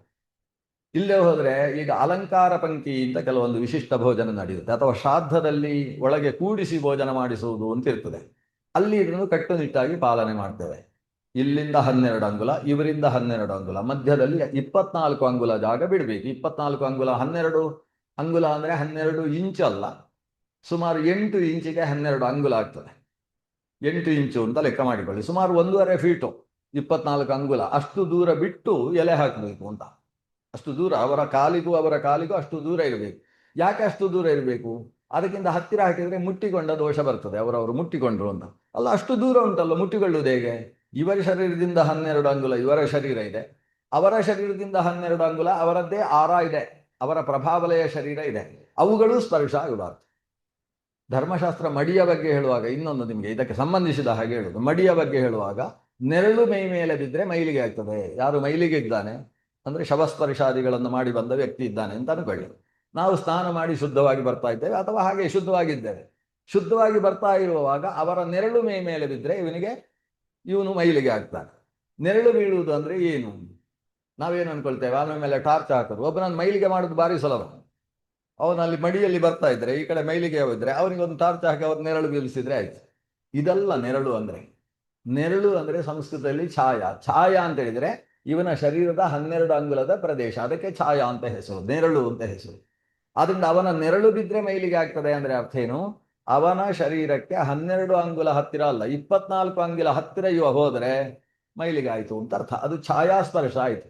ಅದು ಮನಸ್ಸಿಗೆ ಗೊತ್ತಾಗ್ತದೆ. ವಿಶೇಷ ಅಂದರೆ ಸ್ವಲ್ಪ ಮನಸ್ಸು ಶುದ್ಧವಾಗಿದ್ದವನಿಗೆ ಛಾಯಾಸ್ಪರ್ಶ ಆದದ್ದು ಗೊತ್ತಾಗ್ತದೆ. ರಜಸ್ವಲೆಯಾದ ಹೆಣ್ಣು ಮಗಳು ಮನೆಯಲ್ಲಿದ್ದಾಗ ಒಬ್ಬ ಯಾವುದೋ ಕೆಲಸಕ್ಕೆ ಹತ್ತಿರ ಹೋದರೆ ಛಾಯಾಸ್ಪರ್ಶ ಆದದ್ದು ಅವನಿಗೆ ಗೊತ್ತಾಗ್ತದೆ. ಓ, ಈಕೆಯ ಛಾಯಾಸ್ಪರ್ಶ ಆಯಿತು, ನಾನು ಕೈಕಾಲು ಮುಖ ತೊಳ್ಕೊಂಡು ಅಪವಿತ್ರ ಪವಿತ್ರೋವ ಅಂತ ಹೇಳಿಕೊಳ್ಬೇಕು ಅಂತ ಅವನಿಗೆ ಗೊತ್ತಾಗ್ತದೆ. ಛಾಯಾಸ್ಪರ್ಶವೂ ಕೂಡ ಮೈಲಿಗೆಗೆ ಆಪಾದಕವಾಗ್ತದೆ. ಇದೆಲ್ಲವೂ ಕೂಡ ನಮ್ಮ ಶರೀರದ ಹೊರಗೂ ಒಂದಿಷ್ಟು ಶರೀರ ಇದೆ ಅನ್ನುವುದಕ್ಕೆ ಜ್ಞಾಪಕವಾದಂತಹ ವಿಷಯ. ಶರೀರದ ಹೊರಗೂ ವ್ಯಾಪಿಸಿದಂತಹ ನಾಡಿ ಸುಷುಮ್ನ ಅಂತ ಹೇಳುವ ನಾಡಿ. ಇದು ಎಲ್ಲಿಂದ ಶುರುವಾಗಿದೆ? ಮೂಲಾಧಾರದಿಂದ ಅಥವಾ ತುಂದಿ ಅಂತ ಕರೆಸಿಕೊಳ್ಳತಕ್ಕಂತಹ ವೃಷಣಾಸನ ಮೂಲದಿಂದ ಪ್ರಾರಂಭ ಆಗಿದೆ. ಅದು ನೇರ ಮೂರ್ಧ ಪ್ರದೇಶದಿಂದ 12 ಅಂಗುಲದಷ್ಟು ಎತ್ತರಕ್ಕೆ ನೇರವಾಗಿದೆ. ಇದರ ಬಗ್ಗೆ ಶ್ರೀಮನ್ ಮಧ್ವಾಚಾರ್ಯರು ತಂತ್ರಸಾರ ಸಂಗ್ರಹ ಎಂಬ ಗ್ರಂಥದಲ್ಲಿ ವಿವರಣೆ ಕೊಡ್ತಾರೆ. ಸುಷುಮ್ನ ಹೇಗಿದೆ ಅಂತ ಹೇಳಿದ್ರೆ, ಮೂಲಾಧಾರಂ ಸಮಾರಭ್ಯ ತ್ವಾಮೂರ್ಧಾನಂ ರುಜು ಸ್ಥಿತ. ರುಜು ಅಂದ್ರೆ ನೇರವಾಗಿ, ರುಜ್ವೀ ಸ್ಥಿತ, ನೇರವಾಗಿದೆ. ನಾವು ಹೀಗೆ ಬಗ್ಗಿದ್ರೆ ಅದು ಬಗ್ಗುವುದಿಲ್ಲ, ಅದು ನೇರ ಇರ್ತದೆ. ನಾವು ಆನೆ ಹಾಕ್ತಾ ಇದ್ರೆ, ಕೆಲವರು ಕೂತು ಪ್ರವಚನ ಕೇಳುವಾಗಲೂ ಕೂಡ ಕುರ್ಚಿ ಅಲುಗಾಡುವುದಲ್ಲ, ನೆಲವು ಕೆಲವು ಸಲ ಅಲುಗಾಡ್ತಾ ಇರ್ತದೆ. ಹೀಗೆ ತಾನು ಅಲುಗಾಡ್ತಾ ಇದ್ರು ಆ ನಾಡಿ ಅಲುಗುವುದಿಲ್ಲ, ನಾಡಿ ನೇರವಾಗಿಯೇ ಇರ್ತದೆ. ಅಂದ್ರೆ ನಾವು ಹೀಗೆ ಬಗ್ಗಿದ್ರೆ ನಾಡಿ ಎಲ್ಲಿ ಉಂಟು ಅಂದ್ರೆ ಇಲ್ಲಿರ್ತದೆ, ಹೀಗಿರ್ತದೆ. ನಮ್ಮ ಶರೀರದ ಹೊರಗೆ ನಾಡಿ ಇರ್ತದೆ. ಧ್ಯಾನ ಮಾಡುವಾಗ ಹೇಗಿರಬೇಕು ಅಂತ ವಿಷ್ಣು ತೀರ್ಥರ ಹತ್ರ ಕೇಳಬೇಕು. ವಿಷ್ಣು ತೀರ್ಥರು ಅಂತ ಹೇಳಿದ್ರೆ ಶ್ರೀಮನ್ ಮಧ್ವಾಚಾರ್ಯರ ತಮ್ಮಂದಿರು, ಸೋದೆ ಮಠದ ಮತ್ತು ಸುಬ್ರಹ್ಮಣ್ಯ ಮಠದ ಮೂಲ ಪುರುಷರು. ಅವರು ವಿಷ್ಣು ತೀರ್ಥರು ಸನ್ಯಾಸ ಪದ್ಧತಿ ಅಂತ ಒಂದು ಗ್ರಂಥ ಬರೀತಾರೆ. ಆ ಸನ್ಯಾಸ ಪದ್ಧತಿ ಅನ್ನುವ ಗ್ರಂಥದಲ್ಲಿ ಧ್ಯಾನದ ಪ್ರಕ್ರಿಯೆಯ ಬಗ್ಗೆ ನಿರೂಪಣೆ ಮಾಡ್ತಾ, ನಿಮ್ಮ ನಾಡಿ ಹೇಗಿದೆ, ಬ್ರಹ್ಮನಾಡಿ ಕ್ರಮೇಣತು, ಸುಷುಮ್ನಾ ನಾಡಿಗೆ ಮತ್ತೊಂದು ಹೆಸರು ಬ್ರಹ್ಮನಾಡಿ ಅಂತ. ಆ ಬ್ರಹ್ಮನಾಡಿ ಹೇಗುಂಟು ಹಾಗೆ ಕೂತುಕೊಳ್ಬೇಕು. ಅಂದ್ರೆ ಆ ಬ್ರಹ್ಮನಾಡಿ ನಿಮ್ಮ ಶರೀರದ ಒಳಗೆ ಇರುವ ಹಾಗೆ ಕೂತುಕೊಳ್ಬೇಕು. ಅಂದ್ರೆ ಅರ್ಥ ಏನು? ನಿಮ್ಮ ಬೆನ್ನಿನಿಂದ ಏನಾದರೂ ಮೀಟರ್ ಇಟ್ಟು ಲೆಕ್ಕ ಮಾಡಿದರೆ 90 ಡಿಗ್ರಿಗೆ ಕಾಣಿಸ್ಬೇಕು. ನೇರ ಕೂತುಕೊಳ್ಬೇಕು. ಗೋಡೆಗೆ ಹೊರಗೆ ನೇರ ಗೋಡೆಗೆ ಹೊರಗೆ ಕೂತ್ರೆ ಹೇಗೋ ಹಾಗೆ ನೆಲದಲ್ಲಿ ನೇರ ಕೂತ್ರೆ ಆವಾಗ ಮೂಲಾಧಾರದಿಂದ ಬ್ರಹ್ಮನಾಡಿ ಏನು ಹೊರಟಿದೆ ಶಿರಸ್ಸಿನಿಂದ ಮೇಲೆ, ಅಷ್ಟು ನೇರ ಕೂತ್ರೆ ನಾಡಿಗೆ ಅನುಗುಣವಾಗಿ ನಮ್ಮ ಉಪವೇಶ ಇದೆ ಅಂತ ಅರ್ಥ. ಅದು ನಾಡಿ ಒಳಗಿರುವ ಹಾಗೆ ನೇರ ಕೂತುಕೊಳ್ಬೇಕು. ಕೃಷ್ಣ ಗೀತೆಯ 6ನೇ ಅಧ್ಯಾಯದಲ್ಲೂ ಅದನ್ನೇ ಹೇಳ್ತಾನೆ. ಧಾರಯನ್ ಅಚಲಂ ಸ್ಥಿರ ಅಂತ ಧ್ಯಾನಕ್ಕೆ ಹೇಳುವಾಗ ನೇರವಾಗಿ ಕೂತುಕೋ ಅಂತ ಹೇಳ್ತಾನೆ. ಅದಕ್ಕೆ ಕಾರಣ ಬ್ರಹ್ಮನಾಡಿ ಅದೊಂದು ತೇಜಸ ನಾಡಿ, ಶರೀರದ ಒಳಗೆ ಇರುವ ಹಾಗೆ ಧ್ಯಾನಕ್ಕೆ ಕೂತುಕೊಳ್ಬೇಕು. ಅದು ಹೊರಗಿದ್ರೆ ಧ್ಯಾನವೇ ಅಲ್ಲ. ಅಂದ್ರೆ ನೇರ ಕೂತುಕೊಳ್ಳದೆ ಧ್ಯಾನ ನಡೆಯುವುದಿಲ್ಲ ಅನ್ನೋದು ಸ್ಪಷ್ಟ. ಈ ಶರೀರದಿಂದ ಹೊರಗೆ ನಾಡಿ ಇದೆ ಅನ್ನೋದು ಸ್ವಲ್ಪ ಕಲ್ಪನಾತೀತವಾದದ್ದಲ್ವಾ? ಆದ್ರೆ ವಿಜ್ಞಾನ ಅದನ್ನು ಒಪ್ಪಿಸುತ್ತೆ. ಹೇಗೆ ಗೊತ್ತೋ, ಒಬ್ಬ ಮನುಷ್ಯನಿಗೆ ಮನಸ್ಸಿಗೆ ತುಂಬಾ ಘಾಸಿ ಮಾಡಬೇಕಾದ್ರೆ, ಅಂದ್ರೆ ಹುಚ್ಚು ಹಿಡಿಸಬೇಕು ಅಂತ ಆದ್ರೆ ಅವನ ಶರೀರವನ್ನು ಮುಟ್ಟಬೇಕಾಗಿಲ್ಲ ಅಂತ. ಅವನ ತಲೆಯ ಮೇಲಿನ ಈ 12 ಅಂಗುಲದ ಒಳಗೆ ಅತ್ಯಂತ ಹರಿತವಾದಂತಹ ಕತ್ತಿಯಂತಹ ಒಂದು ಅಲಗನ್ನು ನಿರಂತರವಾಗಿ ಅರ್ಧ ಗಂಟೆಯಷ್ಟು ಹೊತ್ತು ಸುತ್ತಿಸಬೇಕು, ಕತ್ತರಿಸ್ಬೇಕು. ಇಲ್ಲಿ ಕತ್ತರಿಸುದು ತಲೆಯ ಮೇಲೆ. ಅವನನ್ನು ಮುಟ್ಲಿಕ್ಕೆ ಇಲ್ಲ. ಅವನಿಗೆ ಮನಸ್ಸೆಲ್ಲ ವಿಕಲವಾಗುತ್ತೆ. ಒಂದು 10-15 ನಿಮಿಷದಲ್ಲಿ, ಒಂದು ಅರ್ಧ ಗಂಟೆಯಲ್ಲಿ ಹುಚ್ಚು ಹಿಡಿದಾಗ ಆಗೋಗುತ್ತೆ. ಅವನ ಶರೀರವನ್ನೇ ಮುಟ್ಟಿಲ್ಲ, ನಾವು ಅವನಿಗೆ ಹುಚ್ಚು ಹೇಗೆ ಹಿಡೀತು? ಅವನ ಶರೀರದ ನಾಡಿ ಏನಿದೆ ಅದನ್ನು ನಿರಂತರವಾಗಿ ಛೇದ ಮಾಡ್ತಾ ಇರತಕ್ಕಂತಹ ಪ್ರಕ್ರಿಯೆ ಅವನ ಮನಸ್ಸಿನಲ್ಲಿ, ಅವನ ಮಸ್ತಿಷ್ಕದಲ್ಲಿ ತೊಂದರೆಯನ್ನು ಉಂಟು ಮಾಡ್ತದೆ. ಹಾಗಾದ್ರೆ ಶರೀರದ ಹೊರಭಾಗದಿಂದಲೇ ಅವನಿಗೆ ತೊಂದರೆ ಮಾಡ್ಲಿಕ್ಕೆ ಆಗ್ತದೆ. ಇನ್ನು ನೀವು ಈ ಮಾಟ ಮಂತ್ರ ಇತ್ಯಾದಿ ಮಾಡುವಂತಹ ಮಂತ್ರವಾದ ಪ್ರಕ್ರಿಯೆಯಲ್ಲಿ ಇದೆಲ್ಲ ಸ್ಪಷ್ಟ. ಅವನಿಗೆ ಮಾಟ ಮಂತ್ರ ಮಾಡಬೇಕಾದ್ರೆ ಅವನ ಒಂದು ಕೂದಲು ಅಥವಾ ಉಗುರು ಸಿಗಬೇಕು ಅಂತಲೂ ಇಲ್ಲ. ಅವನ ಶರೀರದ ಪಕ್ಕಕ್ಕೆ ಒಂದು ವಸ್ತ್ರವನ್ನು ಬೀಸಿ ತಗೊಂಡು ಹೋದ್ರೆ ಸಾಕಾಗ್ತದೆ. ಈ ಮಡಿ ಮೈಲಿಗೆ ಇತ್ಯಾದಿಗಳಿಗೆಲ್ಲ ನಮಗೆ ಶ್ರದ್ಧೆ ಬರುವುದು ಎಲ್ಲಿಂದ ಅಂದರೆ ಮಾಟ ಮಂತ್ರಗಳಿಂದ ಶ್ರದ್ಧೆ ಬರ್ತದೆ. ಹೌದಲ್ವಾ, ಮುಟ್ಟಿದ್ರೆ ಸಾಕು ಅದು ಹೇಗೆ ಮೈಲಿಗೆ ಆಗ್ತದೆ. ಆ ಮಾಟ ಮಂತ್ರಗಳ ಬಗ್ಗೆ ಗೊತ್ತಾದರೆ ಇದು ಹೌದಪ್ಪ ಅಂತ ಗೊತ್ತಾಗ್ತದೆ. ಅಂಥದ್ದು ಇದು. ಶರೀರದ ಪಕ್ಕದ ಭಾಗಕ್ಕೆ ಸೋಂಕಿದ ವಸ್ತ್ರವನ್ನು ಹಿಡ್ಕೊಂಡು ಅವನ ಮೇಲೆ ಮಾಟ ಮಂತ್ರ ಮಾಡಲಿಕ್ಕೆ ಸಾಧ್ಯ ಆಗ್ತದೆ. ಇದು ಮಂತ್ರವಾದದಲ್ಲಿರ್ತಕ್ಕಂಥ ವಿಧಾನಗಳು ಉಂಟು. ಹಾಗಾಗಿ ಶರೀರದಿಂದ ಹೊರಗೂ ವ್ಯಾಪಿಸಿರ್ತಕ್ಕಂಥ ಒಂದು ನಾಡಿ, ಅದಕ್ಕೆ ಸುಷುಮ್ನ ಅಂತ ಹೆಸರು. ಅದಕ್ಕೆ ಮತ್ತೊಂದು ಹೆಸರು ಬ್ರಹ್ಮನಾಡಿ ಅಂತ ಹೆಸರು. ಆ ಬ್ರಹ್ಮನಾಡಿಯನ್ನೇ ಮತ್ತೊಂದು ಬೇರೆ ಅನೇಕ ಹೆಸರುಗಳಿಂದ ಕರೀತಾರೆ. ಸದ್ಯಕ್ಕೆ 2 ಹೆಸರು ನಮಗೆ ನೆನಪಿದ್ರೆ ಸಾಕು. ಗ್ರಂಥದಲ್ಲಿ ಇದಕ್ಕೆ ಹೆಚ್ಚು ಪ್ರಸಿದ್ಧಿ. ಇದು ನೇರ ಇರುವ ನಾಡಿ. ಯಾವ ಭಾಗದಲ್ಲಿ ಸುಷುಮ್ನ ಆರಂಭವಾಗಿದೆಯೋ ಅದೇ ಭಾಗದಲ್ಲಿ ಸುಷುಮ್ನೆಯ ಎಡಭಾಗದಲ್ಲಿ ಒಂದು ನಾಡಿ ಪ್ರಾರಂಭ ಆಗ್ತದೆ. ಅದಕ್ಕೆ ಇಡ ಅಂತ ಹೆಸರು. ಎಡ, ನಮ್ಮ ಎಡ ಅನ್ನೋ ಕನ್ನಡ ಶಬ್ದ ಬಹುಶಃ ಇಡದಿಂದ ಬಂದಿರಬಹುದು. ಎಡದಲ್ಲಿರುವ ನಾಡಿಗೆ ಇಡ ಅಂತ ಹೆಸರು. ಬಲದಲ್ಲಿ ಮತ್ತೊಂದು ನಾಡಿ ಪ್ರಾರಂಭ ಆಗ್ತದೆ, ಅದಕ್ಕೆ ಪಿಂಗಲ ಅಂತ ಹೆಸರು. ಈ ಸುಷುಮ್ನಾದ ಹಾಗೆ ಅದು ಅತ್ಯಂತ ತೆಳುವಾದಂತಹ ಎರಡು ನಾಡಿ. ಆ ನಾಡಿ ಮಧ್ಯದಲ್ಲಿರುವ ಸುಷುಮ್ನಾ ನಾಡಿಯನ್ನು ಆಲಿಂಗಿಸಿಕೊಂಡು ಮೇಲಕ್ಕೆ ಹೋಗ್ತದೆ. ಹೇಗೆ ಬಳ್ಳಿ ಒಂದು ವೃಕ್ಷವನ್ನು ಒಮ್ಮೆ ಹೀಗೆ ಒಮ್ಮೆ ಹೀಗೆ ಒಮ್ಮೆ ಹೀಗೆ ಅದನ್ನು ಆಲಿಂಗಿಸಿಕೊಂಡು ಹೋಗ್ತದ್ದು ಆಶ್ಲೇಷ ಅಂತ ಕರೀತಾರೆ ಅದಕ್ಕೆ. ಹಾಗೆ ಎರಡು ಸರ್ಪಗಳು ಪರಸ್ಪರ ಆಶ್ಲೇಷವಾಗಿರ್ತಾವೋ ಹಾಗೆ ಈ ಎರಡು ನಾಡಿಗಳು, ಎಡದಲ್ಲಿದ್ದದ್ದು ಬಲಕ್ಕೆ ಹೋಗುತ್ತೆ, ಬಲದಿಂದ ಎಡಕ್ಕೆ ಬರ್ತದೆ, ಎಡದಿಂದ ಬಲಕ್ಕೆ.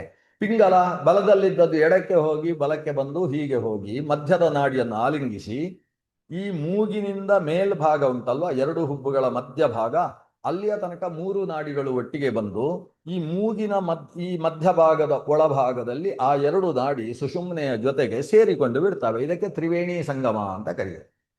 ಈ ಆಜ್ಞಾಚಕ್ರ ಅಂತ ಇದಕ್ಕೆ ಹೆಸರು.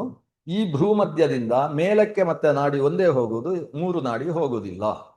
ಮೂಲಾಧಾರದಿಂದ ಪ್ರಾರಂಭಿಸಿ ಮೂರು ನಾಡಿ ಬಂದಿರ್ತದೆ, ಅದು ಈ ಆಜ್ಞಾಚಕ್ರದಲ್ಲಿ ಒಂದಾಗ್ತದೆ. ಒಂದಾದ ಮೇಲೆ ಒಂದೇ ನಾಡಿ ಮೇಲಕ್ಕೆ ಹೋಗ್ತದೆ, ಅದು ಸುಷುಮ್ನ.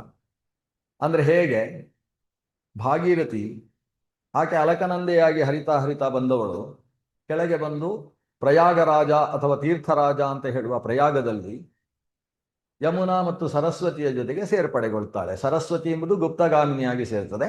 ಸೇರಿದ ಮೇಲೆ ಮತ್ತೆ ಮುಂದಕ್ಕೆ ಹೋಗುವ ನದಿ ಅದು ಸರಸ್ವತಿ ನದಿ.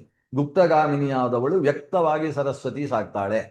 ಗಂಗಾ ಸಾಗರ ಅನ್ನುವಲ್ಲಿ ಗಂಗಾ ಅಂದರೆ ನದಿ ಅಂತಲೇ ಅರ್ಥ. ಗಂಗೆ ಸಾಗರದಲ್ಲಿ ಹೋಗಿ ಸೇರ್ತದೆ. ಹೇಗೋ ಹಾಗೆ ಇಲ್ಲಿ ಮಧ್ಯದಲ್ಲಿರ್ತಕ್ಕಂತಹ ಸುಷುಮ್ನ ಅನ್ನುವ ಸರಸ್ವತಿಯಲ್ಲಿ ಇಡ ಮತ್ತು ಪಿಂಗಲ ಅಂತ ಹೇಳ್ತಕ್ಕಂತಹ ಗಂಗಾ ಯಮುನೆಗಳ ಸಂಗಮ ಆದ ಮೇಲೆ ಒಂದೇ ನದಿ ಮೇಲಕ್ಕೆ ಹೋಗ್ತದೆ. ಅದು ಶಿರಸ್ಸು ಬ್ರಹ್ಮರಂಧ್ರವನ್ನು ಮೀರಿಕೊಂಡು ಮೇಲಕ್ಕೆ ಸಾಗಿದೆ, ಸಹಸ್ರಾರದ ತನಕ ಇರತಕ್ಕಂತಹ ನಾಡಿಯದು. ಆದ್ರಿಂದ ಈ ಭಾಗಕ್ಕೆ ಭಾರೀ ಮಹತ್ವ ಇದೆ. ಶರೀರದ ಭಾರೀ ಮಹತ್ವವುಳ್ಳ ಎರಡು ಪ್ರದೇಶ ಅಂದರೆ ಒಂದು ಹೃದಯ, ಅದು ಅನಾಹತ ಚಕ್ರ ಅಂತ ಕರೆಸಿಕೊಳ್ಳುವ ಹೃದಯ, ಮತ್ತು ಆಜ್ಞಾಚಕ್ರ ಅಂತ ಕರೆಸಿಕೊಳ್ಳುವ ಭ್ರೂ ಮಧ್ಯ. ಭ್ರೂ ಅಂದ್ರೆ ಅರ್ಥ ಆಗ್ತದೆ, ಅಥವಾ ಬ್ರೋ ಅಂತ ಹೇಳಿದ್ರೆ ಅರ್ಥ ಆಗ್ತದೆ. ನಮಗೆ ಸಂಸ್ಕೃತ ಅರ್ಥ ಆಗೋದು ಕಷ್ಟ.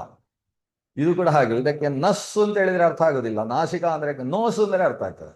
ಎಲ್ಲ ನಮ್ಮ ಸಂಸ್ಕೃತದ ಮಕ್ಕಳೇ ಬೇರೆ ಬೇರೆ ಭಾಷೆಗಳೆಲ್ಲ. ಇದು ಇಲ್ಲಿ ಸಂಸ್ಕೃತದಲ್ಲಿ ಇದಕ್ಕೆ ನಸ್ ಅಥವಾ ನಾಸಿಕ ಅಥವಾ ನಾಸ ಅಂತ ಇದಕ್ಕೆ ಹೆಸರು. ಇಂಗ್ಲಿಷ್ನಲ್ಲಿ ನೋಸ್ ಅಂತಾರೆ ಅದು. ಇದಕ್ಕೆ ಸಂಸ್ಕೃತದಲ್ಲಿ ಭ್ರೂ ಅಂತ ಹೆಸರು. ಇಂಗ್ಲಿಷ್ನವರಿಗೆ ಮಹಾಪ್ರಾಣ ಭಕಾರ ಹೇಳುವುದು ಕಷ್ಟ, ಅವರು ಇದಕ್ಕೆ ಬ್ರೋ ಅಂತ ಹೇಳ್ತಾರೆ. ನಮ್ಮಲ್ಲಿ ಕಾಗೆಗಳೆಲ್ಲ ಕಾ ಕಾ ಕಾ ಕಾ ಅಂತ ಹೇಳ್ತಾರೆ, ಅವ್ರದ್ದೆಲ್ಲ ಕ್ರೋ ಕ್ರೋ ಕ್ರೋ ಕ್ರೋ ಅಂತ ಹೇಳ್ತಾರೆ, ಅವ್ರು ಕ್ರೋ ಅಂತ ಹೆಸರು ಹೇಳ್ತಾರೆ. ನಮ್ಮಲ್ಲಿ ಸಂಸ್ಕೃತದಲ್ಲಿ ಕಾಕಹ ಅಂತ, ಕಾಗೆಗೆ ಕಾಕ ಅಂತ ಹೆಸರು. ಅದು ಹೇಗೆ ಹೇಳ್ತದೋ ಹಾಗೆ ನಾವು ಹೆಸರು ಹೇಳುದು. ಅವರದ್ದು ಕ್ರೋ ಕ್ರೋ ಹೇಳಿದ್ದಕ್ಕೆ ಅವರು ಕ್ರೋ ಅಂತ ಹೆಸರು ಹೇಳ್ತಾರೆ, ಅಥವಾ ಕ್ರಾ ಕ್ರಾ ಹೇಳಿದ್ರೆ ಕ್ರಾ ಅಂತಾರೆ. ಅವರವರ ಶ್ರವಣಾನುಗುಣವಾದ ಶಬ್ದ ನಿಷ್ಪತ್ತಿ ಆಗುತ್ತೆ. ನಮ್ಮ ಈ ಶರೀರದಲ್ಲಿರುವ ಇಡಾಪಿಂಗಲವೆಂಬ ನಾಡಿ ಭ್ರೂಮಧ್ಯದಲ್ಲಿ ಒಟ್ಟಾಗಿ ಅಲ್ಲಿ ತೀರ್ಥರಾಜ ಅಂತ ಅಲ್ಲಿಗೆ ಹೆಸರಾಗ್ತದೆ. ಅಲ್ಲಿಂದ ಒಂದೇ ನಾಡಿ ಸಾಗಿ ಹೋಗ್ತದೆ. ಅದು ಬ್ರಹ್ಮರಂಧ್ರ ಅಂತ ಕರೆಸಿಕೊಳ್ಳುವ ಶಿರಸ್ಸಿನ ಮೂಲಕ ಹೊರಗೆ ಹೋಗ್ತದೆ. ಇನ್ನೊಂದು ಅಂಶ ಈ ವಿಷಯದಲ್ಲಿ ತಿಳ್ಕೊಳ್ಬೇಕು. ನಮ್ಮ ಶರೀರದಲ್ಲಿ ಒಟ್ಟು ಎಷ್ಟು ತೂತುಗಳಿದ್ದಾವೆ ಅಂತ ಒಂದು ಪ್ರಶ್ನೆ. ಅದಕ್ಕೆ 8,11,000 ಅಂತ ಆಯುರ್ವೇದದ ಉತ್ತರ. ಶರೀರದಲ್ಲಿ ರಂಧ್ರಗಳು ಎಷ್ಟು ಅಂದರೆ 1 ಕೋಟಿ 2 ಕೋಟಿ ಅಲ್ಲ, 8,11,000 ರಂಧ್ರಗಳು ಶರೀರದಲ್ಲಿ ಉಂಟು ಅಂತ. ನಮಗೆ 9 ರಂಧ್ರಗಳು ಅಂತ ನಾವು ತಿಳ್ಕೊಂಡದ್ದು. ಯಾಕಂದರೆ ದಾಸರು ಹಾಗೆ ಹೇಳ್ತಾರೆ, ಅಂಬಿಗಾ ನಿನ್ನ ನಂಬಿದೆ ಜಗದಂಬಾರಮಣ ನಿನ್ನ ನಂಬಿಗೆ ಅಂತ ಹೇಳಿ, ತುಂಬಿದ ಹರಿಗೋಲಂಬಿಗ ಅದಕ್ಕೆ 9 ಛಿದ್ರವದಂಬಿಗ. 9 ಛಿದ್ರಗಳು ಅಂತ. ನವಚ್ಛಿದ್ರಾತ್ಮಕವಾದ ಶರೀರ, ನವದ್ವಾರಾತ್ಮಕವಾದ ಶರೀರ ಅಂತ ಇಲ್ಲಿ 9 ದ್ವಾರಗಳನ್ನು ನಾವು ಕರೀತೇವೆ ಈ ಶರೀರದಲ್ಲಿ. 9 ದ್ವಾರ ನಮಗೆ ಗೊತ್ತಲ್ವಾ? 2 ಕಣ್ಣು, ಅಲ್ಲಿ ಒಟ್ಟು ತೂತು ಇದೆ ಅಂತ ನಿಶ್ಚಯ. ಯಾಕಂತ ಹೇಳಿದ್ರೆ ಕಣ್ಣೀರು ಬರ್ತದೆ ಒಳಗಿಂದ. ನೀರು ಬರಬೇಕಾದ್ರೆ ತೂತಿರ್ಬೇಕು. ನಮಗೆ ತೂತಿದ್ದಲ್ಲೆಲ್ಲ ನೀರು ಸೋರ್ತದೆ ಅಂತ ಗೊತ್ತು. ಆದರೆ ಕಣ್ಣಿನಲ್ಲಿ 2 ತೂತಿದೆ, ಕಿವಿಯಲ್ಲಿ 2 ತೂತಿದೆ, ಅಲ್ಲಿಗೆ 4 ಆಯಿತು. ಆಮೇಲೆ ಬಾಯಿಯಲ್ಲಿ ಒಂದೇ ತೂತಿರುವುದು ಪುಣ್ಯಕ್ಕೆ, ಹಾಗಾಗಿ ಅಲ್ಲಿಗೆ ಹೋಗಿ ಮೂಗಿನಲ್ಲಿ 2 ತೂತಿದೆ. ಹಾಗಾಗಿ 2, 4, 6, 1, 7. ಈ ತಲೆಯಲ್ಲೇ 7 ತೂತುಗಳಾದವು. ಇನ್ನು 2 ವಿಸರ್ಜನೇಂದ್ರಿಯಗಳು ಸೇರಿತು ಅಂತಾದರೆ 9 ತೂತುಗಳು ಶರೀರದಲ್ಲಿ ಇರತಕ್ಕಂಥದ್ದು ಅಂತ. ನವದ್ವಾರಾತ್ಮಕವಾದದ್ದು ನಮ್ಮ ಶರೀರ ಅಲ್ವಾ? ಈ 9 ದ್ವಾರದ ಜೊತೆಗೆ ಪ್ರಸಿದ್ಧವಾದ 2 ದ್ವಾರಗಳನ್ನು ಬಿಟ್ಟಿದ್ದೇವೆ ನಾವು. ಅಲ್ಲಿಗೆ 11 ದ್ವಾರ ಆಗ್ತದೆ. 2 ದ್ವಾರ ಯಾವುದು ಅಂದರೆ, ಒಂದು ಅಮ್ಮನ ಹೊಟ್ಟೆಯಲ್ಲಿದ್ದಾಗ ಆ ಗರ್ಭಸ್ಥ ಶಿಶು ತಾನು ಅಮ್ಮನಿಂದ ಆಹಾರವನ್ನು ಸ್ವೀಕಾರ ಮಾಡ್ತಾ ಇದ್ದಂತಹ ತೂತಿಗೆ ನಾಭಿ ಅಂತ ಹೆಸರು. ಅದು ಹೊಕ್ಕಳ ಬಳ್ಳಿಯ ಮೂಲಕ ಅದಕ್ಕೆ ತಾಯಿ ಸ್ವೀಕರಿಸಿದಂತಹ ಪೌಷ್ಟಿಕ ಆಹಾರ ಆ ಶರೀರದ ಒಳಗೆ ಪ್ರವೇಶ ಆಗ್ತಾ ಇತ್ತು. ಅದು ನಾಭಿರಂಧ್ರ ಅಂತ ಅದಕ್ಕೆ ಹೆಸರು. ಗರ್ಭದಿಂದ ಹೊರಗೆ ಬಂದ ಮೇಲೆ ಬಾಯಿಯಲ್ಲಿ ತಿನ್ನುವುದಕ್ಕೆ ಅಭ್ಯಾಸ ಶುರುವಾದದ್ರಿಂದ ನಾಭಿರಂಧ್ರ ಮುಚ್ಚಿ ಹೋಗ್ತಾ ಬಂತು. ಹಾಗಾಗಿ ಮುಂದಕ್ಕೆ ಅದು ಕೆಲಸಕ್ಕಿಲ್ಲ ಅಂತೇಳಿ ಆ ರಂಧ್ರವನ್ನು ಬಿಟ್ಟಿದ್ದೇವೆ ನಾವು. ಆದರೆ ನಮ್ಮ ಈ ಉಪಾಸನೆಯ ವಿಷಯದಲ್ಲಿ ನಾಡಿಗಳ ಬಗ್ಗೆ ತಿಳಿಯುವಾಗ ಈ ಹೊಕ್ಕಳ ಬಳ್ಳಿಯೂ ಒಂದು ನಾಡಿ ಆದ್ದರಿಂದ ಹೊಕ್ಕಳ ರಂಧ್ರವನ್ನು ಕೂಡ ನಾವು ಸೇರಿಸಿ ಬೆಳೀಬೇಕು. ಅಲ್ಲಿಗೆ 10 ರಂಧ್ರ ಆಯಿತು. ಇನ್ನೊಂದು ರಂಧ್ರ ಉಂಟು, ಸತ್ತ ಮೇಲೆ ಉಪಯೋಗಕ್ಕೆ ಬರುವ ರಂಧ್ರ. ಹಾಗಾಗಿ ಬದುಕಿರುವವ ಅದನ್ನು ಲೆಕ್ಕ ಬಿಟ್ಟ. ಅದು ಯಾವುದು ಅಂತ ಹೇಳಿದ್ರೆ ಅವನ ಶಿರಸ್ಸಿನಲ್ಲಿರ್ತಕ್ಕಂಥ ರಂಧ್ರ, ಅದಕ್ಕೆ ಬ್ರಹ್ಮರಂಧ್ರ ಅಂತ ಹೆಸರು. ಮಗು ಗರ್ಭದಿಂದ ಹುಟ್ಟುವಾಗ ಆ ತಲೆಯಲ್ಲಿ ತೂತು ಹಾಗೆ ಇರ್ತದೆ, ಒಂದು ಪುಟ್ಟ ಪೊರೆ ಮಾತ್ರ ತಲೆಗೆ ಬಂದಿರ್ತದೆ. ಅಲ್ಲಿ ಅಕಸ್ಮಾತ್ ಸ್ವಲ್ಪ ಜೋರು ಹೊತ್ತಿದ್ರೆ ತೂತಾಗಿ ಹೋಗ್ತದೆ, ಹಾಗಿರ್ತದೆ ಮಗುವಿನ ತಲೆ. ಮಧ್ಯದ ರಂಧ್ರ ಅದು. ಆ ರಂಧ್ರವನ್ನು ಗಟ್ಟಿ ಮಾಡುವುದಕ್ಕೋಸ್ಕರ ನಾವು ಏನೆಲ್ಲ ಎಣ್ಣೆ ಹಾಕಿ ತಿಕ್ಕಿ ತಿಕ್ಕಿ ತಿಕ್ಕಿ ಇವತ್ತು ನಮ್ಮ ಅಮ್ಮ ಗಟ್ಟಿ ಮಾಡಿರುವುದು ನಮ್ಮ ರಂಧ್ರವನ್ನು. ಯಾಕಂದ್ರೆ ಯಾವತ್ತೂ ಇವನು ಸಾಧನೆ ಮಾಡಿ ಮೋಕ್ಷಕ್ಕೆ ಹೋಗುದು ಬೇಡ ಅಂತ. ಇದು ಬ್ರಹ್ಮರಂಧ್ರ ಇರುವುದು ನಿಜವಾಗಿ ಅವನ ಶರೀರದಿಂದ ಆತ್ಮ ಹೊರಗೆ ಹೋಗುವುದಕ್ಕೋಸ್ಕರ. 100 ವರ್ಷ ಅಂತೂ ಈ ಶರೀರದಲ್ಲಿ ಮಗ ಗಟ್ಟಿಯಾಗಿರಬೇಕು ಅನ್ನೋ ಅಭಿಮಾನದಿಂದ ಅಮ್ಮ ಅದನ್ನು ಮುಚ್ಚಿಟ್ಟಿದ್ದಾಳೆ ಅಂತ ಲೆಕ್ಕ. ಸನ್ಯಾಸಿಗಳೆಲ್ಲ ಮರಣ ಹೊಂದುವಾಗಲೂ ಅದು ಒಡೆಯುವುದಿಲ್ಲ, ಅದಕ್ಕೆ ತೆಂಗಿನಕಾಯಿ ಹೊಡೆದಾದ್ರೂ ಅಲ್ಲಿಂದ ಒಡಿಸಿ ಆತ್ಮತವನ್ನು ತೆಗಿತಾರೆ ಅಂತ ಒಂದು ವಿಧಾನ ಇದೆ. ಅಂತೂ ಶಿರಸ್ಸಿನಲ್ಲಿ ಒಂದು ರಂಧ್ರ ಇದೆ, ನಾಭಿಯಲ್ಲಿ ಒಂದು ರಂಧ್ರ ಇದೆ. ಶಿರಸ್ಸಿನ ರಂಧ್ರಕ್ಕೆ ಬ್ರಹ್ಮರಂಧ್ರ ಅಂತ ಹೆಸರು, ನಾಭಿರಂಧ್ರ ಅನ್ನೋದು ಮತ್ತೊಂದು. ಪ್ರಸಿದ್ಧವಾದಂತಹ 9 ರಂಧ್ರಗಳು ಮತ್ತೆ ಒಟ್ಟು 11 ರಂಧ್ರ. ಅದನ್ನು ಉಪನಿಷತ್ತು ಹೇಳುತ್ತೆ, ಪುರಮೇಕಾದಶದ್ವಾರಂ ಅಜಸ್ಯ ವಕ್ರಚೇತಸಃ. ಅವಕ್ರಚೇತಸಃ ಪುರಂ, ಈ ಪುರ ಏನಿದೆ ಶರೀರವೆಂಬಂತಹ ನಗರ, ಈ ನಗರವು 11 ದ್ವಾರ ಅಂದರೆ 11 ದ್ವಾರ ಉಳ್ಳದ್ದು ಇದು ಅಂತ ಹೇಳ್ತದೆ. ಇದಲ್ಲದೆ 8 ಕೋಟಿ ದ್ವಾರಗಳು ಅಂದರೆ ರೋಮಗಳು. ಮನುಷ್ಯನ ಶರೀರದಲ್ಲಿ ರೋಮಗಳು 8 ಕೋಟಿ ಅಂತ ನೀವು ಕೇಳಿರ್ತೀರಿ ಅನಿಸ್ತದೆ. ಇವರು ಕನಕದಾಸರು ಒಂದು ಹೇಳ್ತಾರೆ, 8 ಗೇಣಿನ ದೇಹ ರೋಮಗಳೆಂಟು ಕೋಟಿಯು, ಕೀಲುಗಳ 68 ಮಾಂಸಗಳಿಂದ ಮಾಡಿದ ಮನೆಯ ಮನ ಒಲಿದು, ನೆಂಟ ನೀನಿರ್ದಗಲಿದರೊಣ ಹೆಂಟೆಯೊಳು ಮುಚ್ಚುವುದು ದೇಹದೊಳುಂಟೆ ಫಲ ಪುರುಷಾರ್ಥ ರಕ್ಷಿಸು ಎಮ್ಮನನವರತ ಅಂತ ಹರಿಭಕ್ತಿ ಸಾರದಲ್ಲಿ ಒಂದು ಪದ್ಯ ಹೇಳ್ತಾರೆ. 8 ಗೇಣಿನ ದೇಹ, ರೋಮಗಳು 8 ಕೋಟಿಯು ಅಂತ. ಅಂದರೆ 8 ಕೋಟಿ ರೋಮ ಈ ಶರೀರದಲ್ಲಿ. ರೋಮ ನಿಮಗೆ 8 ಕೋಟಿ ಸಿಗುವುದಿಲ್ಲ, ರೋಮಕೂಪಗಳು 8 ಕೋಟಿ. ರೋಮಕೂಪ ಅಂದರೆ ಸಿಕ್ಕಾಬಟ್ಟೆ ಸೆಕೆಯಾದಾಗ ಬೆವರು ಇಳಿಯುತ್ತಲ್ಲ, ಬೆವರು ಬರುವುದು ಎಲ್ಲಿಂದ? ತೂತು ಇಲ್ಲದೆ ಬೆವರು ಬರ್ಲಿಕ್ಕಾಗ್ತದ? ಶರೀರದಲ್ಲಿ ಅಷ್ಟು ತೂತುಗಳಿರುವುದರಿಂದ ಬೆವರು ಬರ್ತದೆ. ಆ ತೂತುಗಳಿಗೆ ರೋಮಕೂಪಗಳು ಅಂತ ಹೆಸರು. ರೋಮ ಬರುವುದಕ್ಕೆ ಅವಕಾಶ ಇರುವ ರಂಧ್ರಗಳು, ಶರೀರ ರಂಧ್ರಗಳು. ಅವುಗಳು ಹೊತ್ತಿ 8 ಕೋಟಿ ರಂಧ್ರಗಳು ರೋಮಕೂಪಗಳಾಗಿಯೂ, ವಿಶೇಷ ರಂಧ್ರಗಳು ಅಂತ ಕರೆಸಿಕೊಳ್ತಕ್ಕಂತಹ 11 ರಂಧ್ರಗಳು. ಹೀಗೆ 8 ಕೋಟಿಯ 11 ರಂಧ್ರಗಳು. ಹಾಗಾದ್ರೆ ಈ ಶರೀರದಲ್ಲಿರುವುದೇ ತೂತು. ಈ ಶರೀರಕ್ಕೆ ಹೆಸರು ತೂತು, ತೂತು ತೂತು ಅಂತ ಹೆಸರು. ಶರೀರ ಎಲ್ಲರ ಮನೆಯ ದೋಸೆಯೂ ತೂತು ನಾವು ಹೇಳ್ತೇವಲ್ಲ, ಎಲ್ಲರ ಶರೀರವೂ ತೂತೆ. ಇಷ್ಟು ತೂತಿದ್ದಲ್ಲಿ ನಾವು ಹೇಗೆ ತುಂಬಿಸಿಡುವುದು ಅಂತ ಸಮಸ್ಯೆ. ಅದಕ್ಕೋಸ್ಕರ ಆ ರಂಧ್ರಗಳನ್ನೆಲ್ಲ ಮುಚ್ಚುವುದಕ್ಕೆ ಒಂದು ವಿಧಾನ ಇದೆ, ಅದಕ್ಕೆ ನಾಡಿ ವಿದ್ಯೆ ಅಂತ ಹೆಸರು. ಬೆವರು ಬರಬಾರ್ದು ಅಂತ ಅನಿಸಿದಾಗ ಬೆವರು ಬರದೇ ಇರುವ ಹಾಗೆ ಬೆಂಕಿಯ ಮಧ್ಯದಲ್ಲಿ ಕೂತುಕೊಳ್ಬೋದು, ಅದು ನಾಡಿ ವಿದ್ಯೆಯಿಂದ ಸಾಧ್ಯ ಆಗ್ತದೆ. ಅಗ್ನಿಸ್ತಂಭನ ಅಂತ ಕರೀತಾರೆ. ಅದೆಷ್ಟೇ ಚಳಿ ಇದ್ರೂ ಕೂಡ ಈತನ ಮೂಗಿನಲ್ಲೋ ಕಿವಿಯಲ್ಲೋ ಏನೂ ಸೋರದೇ ಇದ್ದ ಹಾಗೆ ಇವಾಗ ಕೂತ್ಕೊಳ್ಬೋದು, ಅದಕ್ಕೂ ಜಲಸ್ತಂಭನ ಅಂತ ಕರೀತಾರೆ. ಇದೆಲ್ಲ ಈ ಸ್ತಂಭ ವಿದ್ಯೆಗಳು ಏನಿದೆ, ಸ್ತಂಭನ ವಿದ್ಯೆ, ಇದೆಲ್ಲ ನಾಡಿ ಪರಿಶುದ್ಧಿಯಿಂದಾಗಿ ಸಂಪಾದನೆ ಮಾಡಬಹುದಾದಂತಹ ಶಕ್ತಿಗಳು. ಅದು ಅತಿಮಾನುಷವಾದ ಶಕ್ತಿ ಅಂತ ಅದನ್ನು ನಾವು ಕರೀತೇವೆ. ಈ ನಾಡಿಗಳ ಚಿಂತನೆಯಿಂದ ಮನುಷ್ಯ ಅತಿಮಾನುಷ ಶಕ್ತಿಗಳನ್ನು ಪಡೆಯುವುದಕ್ಕೆ ಸಾಧ್ಯ ಆಗ್ತದೆ. ನಾವು ಮತ್ತೆ ನಾಡಿಯ ವಿಷಯಕ್ಕೆ ನೇರವಾಗಿ ಬರೋಣ. ಶರೀರದಲ್ಲಿರತಕ್ಕಂತಹ ಇಡ, ಪಿಂಗಲ ಮತ್ತು ಸುಷುಮ್ನ ಅಂತ ಹೇಳುವ ನಾಡಿಯ ಬಗ್ಗೆ ಹೇಳಿದ್ದೇವೆ. ಸುಷುಮ್ನೆಯ ಬಗ್ಗೆ ಪ್ರಮುಖವಾಗಿ ತಿಳ್ಕೊಳ್ಬೇಕು ನಾಡಿಯ ವಿಷಯದಲ್ಲಿ. ಸುಷುಮ್ನ ಅಂತ ಏನು ನಾಡಿ ಇದೆ, ಇದು ಅತ್ಯಂತ ಪ್ರಧಾನವಾದ ನಾಡಿ. ಈ ನಾಡಿಯಲ್ಲಿ 5 ಪ್ರಭೇದ ಇದೆ. 5 ಪ್ರಭೇದ ಅಂದ್ರೆ ಏನು? ಒಂದೇ ನಾಡಿ 5 ಪ್ರಭೇದ. ಅಂದ್ರೆ ಈ ಕಂಬವನ್ನು ನೀವು ಲೆಕ್ಕ ಮಾಡಿ, ಈ ಕಂಬವನ್ನು ನೀವು ಸುಷುಮ್ನ ನಾಡಿ ಅಂತ ಅನ್ಕೊಳ್ಳಿ. ಆ ಕಂಬದ ಒಳಗೆ ಒಂದು 5 ಪೈಪ್ ಹಾಕಿದ್ದಾರೆ ಅಂತ ಅನ್ಕೊಳ್ಳ. ಮಧ್ಯದಲ್ಲಿ ಒಂದು ಪೈಪು, 4 ದಿಕ್ಕಿನಲ್ಲಿ 4 ಪೈಪ್. ಈಗ ಇದು ಎಷ್ಟು ಕಂಬ? ಒಂದೇ ಕಂಬ. ಕಂಬದ ಒಳಗೆ ಎಷ್ಟು ಕಂಬ? ಕಂಬದ ಒಳಗೆ 5 ಭಾಗಗಳು ಉಂಟು ಅಂತ. ಆ 5 ಭಾಗಗಳೇನುಂಟು ಅದೇ ಸುಷುಮ್ನ ನಾಡಿಯಲ್ಲಿ 5 ಪ್ರಭೇದ ಅಂದ್ರೆ ಹಾಗೆ. ಅದಕ್ಕೆ 5 ಹೆಸರು: ವಜ್ರಿಕ, ಆರ್ಯ, ಪ್ರಕಾಶಿನಿ, ವೈದ್ಯುತ, ಬ್ರಹ್ಮನಾಡಿ ಅಂತ ಹೆಸರು. ಈ ಹೆಸರು ಹೇಳಿದ್ದು ಶ್ರೀಮನ್ ಮಧ್ವಾಚಾರ್ಯರು ತಂತ್ರಸಾರ ಸಂಗ್ರಹದಲ್ಲಿ. ವಜ್ರಿಕಾರ್ಯಾವಭಾಸಿನಿ ವೈದ್ಯುತ ಬ್ರಹ್ಮನಾಡೀತಿ ಶೈವ ಪಂಚ ಪ್ರಭೇದಿನಿ. ಆ ಒಂದೇ ಸುಷುಮ್ನ 5 ಪ್ರಭೇದವುಳ್ಳದ್ದು, ಅಂದರೆ 5 ಹೆಸರುಳ್ಳದ್ದು. 5 ಹೆಸರು ಹೇಗೆ? ಈಗ ನಾನು ಪೂರ್ವಾಭಿಮುಖವಾಗಿ ಕೂತಿದ್ದೇನೆ ಅಂತ ಅಂದುಕೊಳ್ಳುವ. ಪೂರ್ವಾಭಿಮುಖವಾಗಿ ನಾನು ಕೂತಿದ್ದೇನೆ ಅಂತಾದರೆ ನನ್ನ ಸುಷುಮ್ನಾ ನಾಡಿ ಮೂಲಾಧಾರದಿಂದ ಶಿರಸ್ಸಿನ ತನಕ ಹರಿದಿದೆ. ಆ ಮೂಲಾಧಾರದಿಂದ ಶುರುವಾದ ನಾಡಿ ಎಷ್ಟು ದಪ್ಪ ಇದೆ ಅಂದರೆ ಅದು ಅತ್ಯಂತ ಸೂಕ್ಷ್ಮ. ಅದು ಎಷ್ಟು ದಪ್ಪ? 1 ಇಂಚೋ 2 ಇಂಚೋ, ಎಷ್ಟು ದಪ್ಪ? ಅತ್ಯಂತ ಸೂಕ್ಷ್ಮ. ಎಷ್ಟು ಸೂಕ್ಷ್ಮ ಅಂತ ಕೇಳಿದರೆ, ಒಂದು ಕುದುರೆಯ ಬಾಲದ ತುದಿಯಲ್ಲಿದ್ದ ಒಂದು ರೋಮ, ಅದು ಅತ್ಯಂತ ತೆಳು. ನಮ್ಮ ತಲೆ ಕೂದಲೆಲ್ಲ ಅಷ್ಟು ತೆಳು ಅಲ್ಲ. ಕುದುರೆಯ ರೋಮದ ಕೊನೆ ಬಾಲದ ತುದಿಯ ರೋಮ ಅತ್ಯಂತ ತೆಳು. ಆ ರೋಮ ತೆಗಿಬೇಕು. ಇಷ್ಟಿಷ್ಟು ಉದ್ದ ಇರ್ತದೆ ಆ ರೋಮ. ಆ ರೋಮವನ್ನು 100 ಬಾರಿ ಸೀಳಬೇಕು ನೀವು. ಆಗುವುದಲ್ಲ, ಹೋಗುವುದಲ್ಲ, ಹೇಳು. ಅದು 100 ಬಾರಿ ಸೀಳಬೇಕು. 100 ಬಾರಿ ಸೀಳಿದರೆ ಅದರದ್ದು ಅದು ಎಷ್ಟು ದಪ್ಪವೋ ಈ ಸುಷುಮ್ನಾ ನಾಡಿ ಅಷ್ಟೇ ದಪ್ಪ ಇರುವುದು, ಅಷ್ಟು ತೆಳು ಅಂತ ಅರ್ಥ. ಅಂದರೆ ನಾವು ಪ್ರಪಂಚದಲ್ಲಿ ನೋಡಬಹುದಾದ ಅತ್ಯಂತ ತೆಳುವಾದದ್ದು ಯಾವುದಿದೆಯೋ, ಇಲ್ಲ ನಿಮಗೆ ಕುದುರೆ ಸಿಗುವುದಿಲ್ಲ, ಈಗ ಕುದುರೆ ಕತ್ತೆ ಎಲ್ಲ ಕಡಿಮೆ ಆಗಿದೆ, ಕುದುರೆ ಸಿಗುವುದಿಲ್ಲ ಅಂತಾದರೆ ಇನ್ನೊಂದು ಮಾರ್ಗ ಉಂಟು. ಏನಂದರೆ ಕಮಲ ತರಬೇಕು. ಕಮಲವನ್ನು ತಂದು ಅದರ ದಂಟನ್ನು ಹೀಗೆ ತುಂಡು ಮಾಡಬೇಕು. ತುಂಡು ಮಾಡಿ ಹೀಗೆ ಎಳಿಬೇಕು. ಆವಾಗ ಅದರಲ್ಲಿ ಅಥವಾ ನಿಮ್ದು ಇದಾಗ್ಬೋದಾ ಅಂತ ಬಾಳೆಯ ದಂಟು ಹೀಗೆ ತುಂಡು ಮಾಡಿ ಹೀಗೆ ಎಳೆದಾಗ ಅದರಲ್ಲಿ ನೂಲು ಬರುತ್ತಲ್ಲ, ಆ ನೂಲು ಸಿಕ್ಕಾಬಟ್ಟೆ ದಪ್ಪ ಇರ್ತದೆ. ಅಂದರೆ ನಾನು ಕಮಲದ ದಂಟಿಗೆ ಹೋಲಿಸಿದರೆ ಅದು ಸಿಕ್ಕಾಬಟ್ಟೆ ದಪ್ಪ ಇರ್ತದೆ. ಅದಕ್ಕೆ ಕಮಲದ ದಂಟು ಆಗಬೇಕು. ಕಮಲದ ದಂಟು ಹೀಗೆ ಮಾಡಿ ಹೀಗೆ ಎಳೆದಾಗ ಅದರಲ್ಲೂ ಕೂಡ ಅದೇ ರೀತಿ ನೂಲು ಬರ್ತದೆ.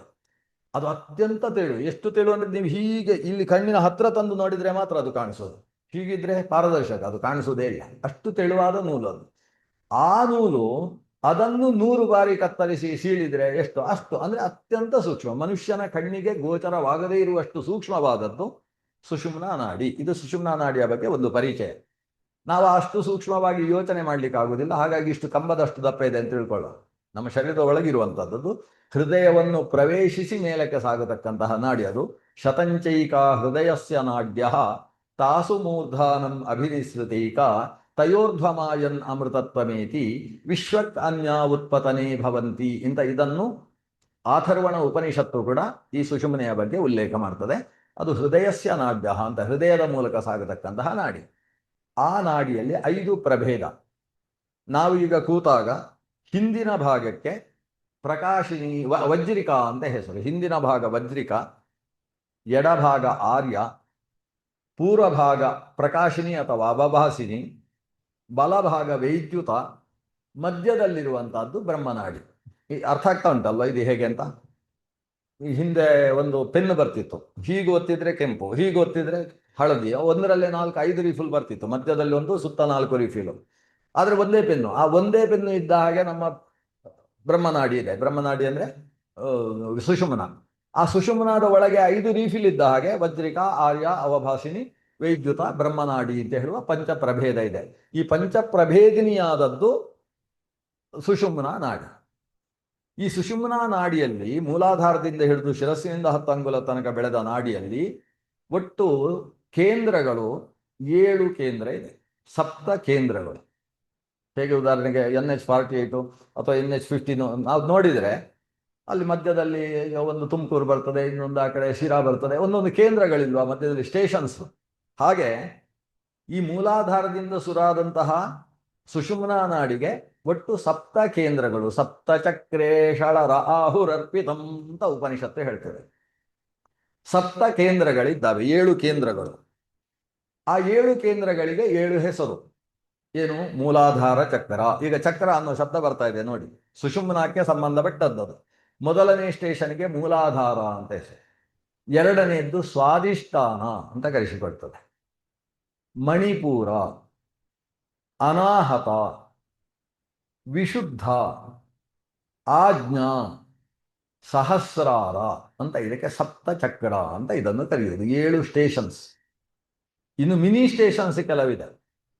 ಒಂದೊಂದು ಹೃದಯೋರ್ಧ್ವ ಕಮಲ ಅಂತ ಒಂದಿದೆ, ಮಿನಿ, ಅದಕ್ಕೆ ಅಂತ ಮಹತ್ವ ಇಲ್ಲ. ಇನ್ನೊಂದು ಸೇಂದ್ರ ಯೋನಿ ಇಂದ್ರ ಯೋನಿ ಅಂತ ಮತ್ತೊಂದು ಸ್ಥಾನ, ಅದನ್ನು ಬಿಡಿ. ಈ 7 ಕೇಂದ್ರಗಳು ಪ್ರಮುಖವಾದದ್ದು, ಧ್ಯಾನಕ್ಕೆ ಬೇಕಾದಂತಹ 7 ಕೇಂದ್ರಗಳು.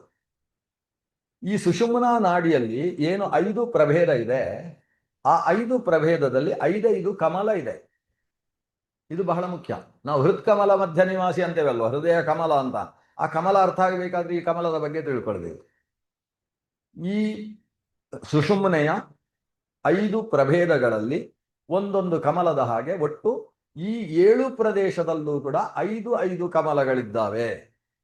ಹಾಗಾದ್ರೆ ಇದನ್ನು ನೀವು ಚಕ್ರ ಅಂತಲೂ ಕರಿಬಹುದು, ಕಮಲ ಅಂತಲೂ ಕರಿಬಹುದು. ಮೂಲಾಧಾರ ಕಮಲ ಎಷ್ಟು?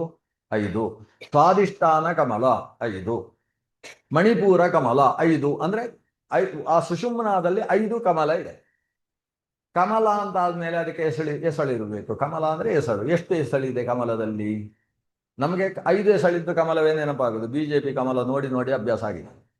ಅದೇ ಕಮಲದಲ್ಲಿ 5 ಎಸಳು ಅನ್ನೋದು ಸಮಂಜಸ ಅಲ್ಲ. ಸಾಮಾನ್ಯವಾಗಿ ಕಮಲ ಅಂತ ಹೇಳಿದ್ರೆ 8 ದಿಕ್ಕಿನಲ್ಲಿ ಅದು ಎಷ್ಟೇ ಎಸಳಿದ್ರು ಪೂರ್ವ ದಿಕ್ಕಿನ ಎಸಳು, ಆಗ್ನೇಯದ ಎಸಳು ಅಂತ ಹೇಳಿ ಅಷ್ಟದಲ ಕಮಲ ಅಂತ ನಾವು ಸಾಮಾನ್ಯ ವ್ಯವಹಾರ ಮಾಡೋದು. ಈ ಇಷ್ಟೂ ಕಮಲಗಳು ಕೂಡ ಅಷ್ಟದಲ ಕಮಲಗಳು.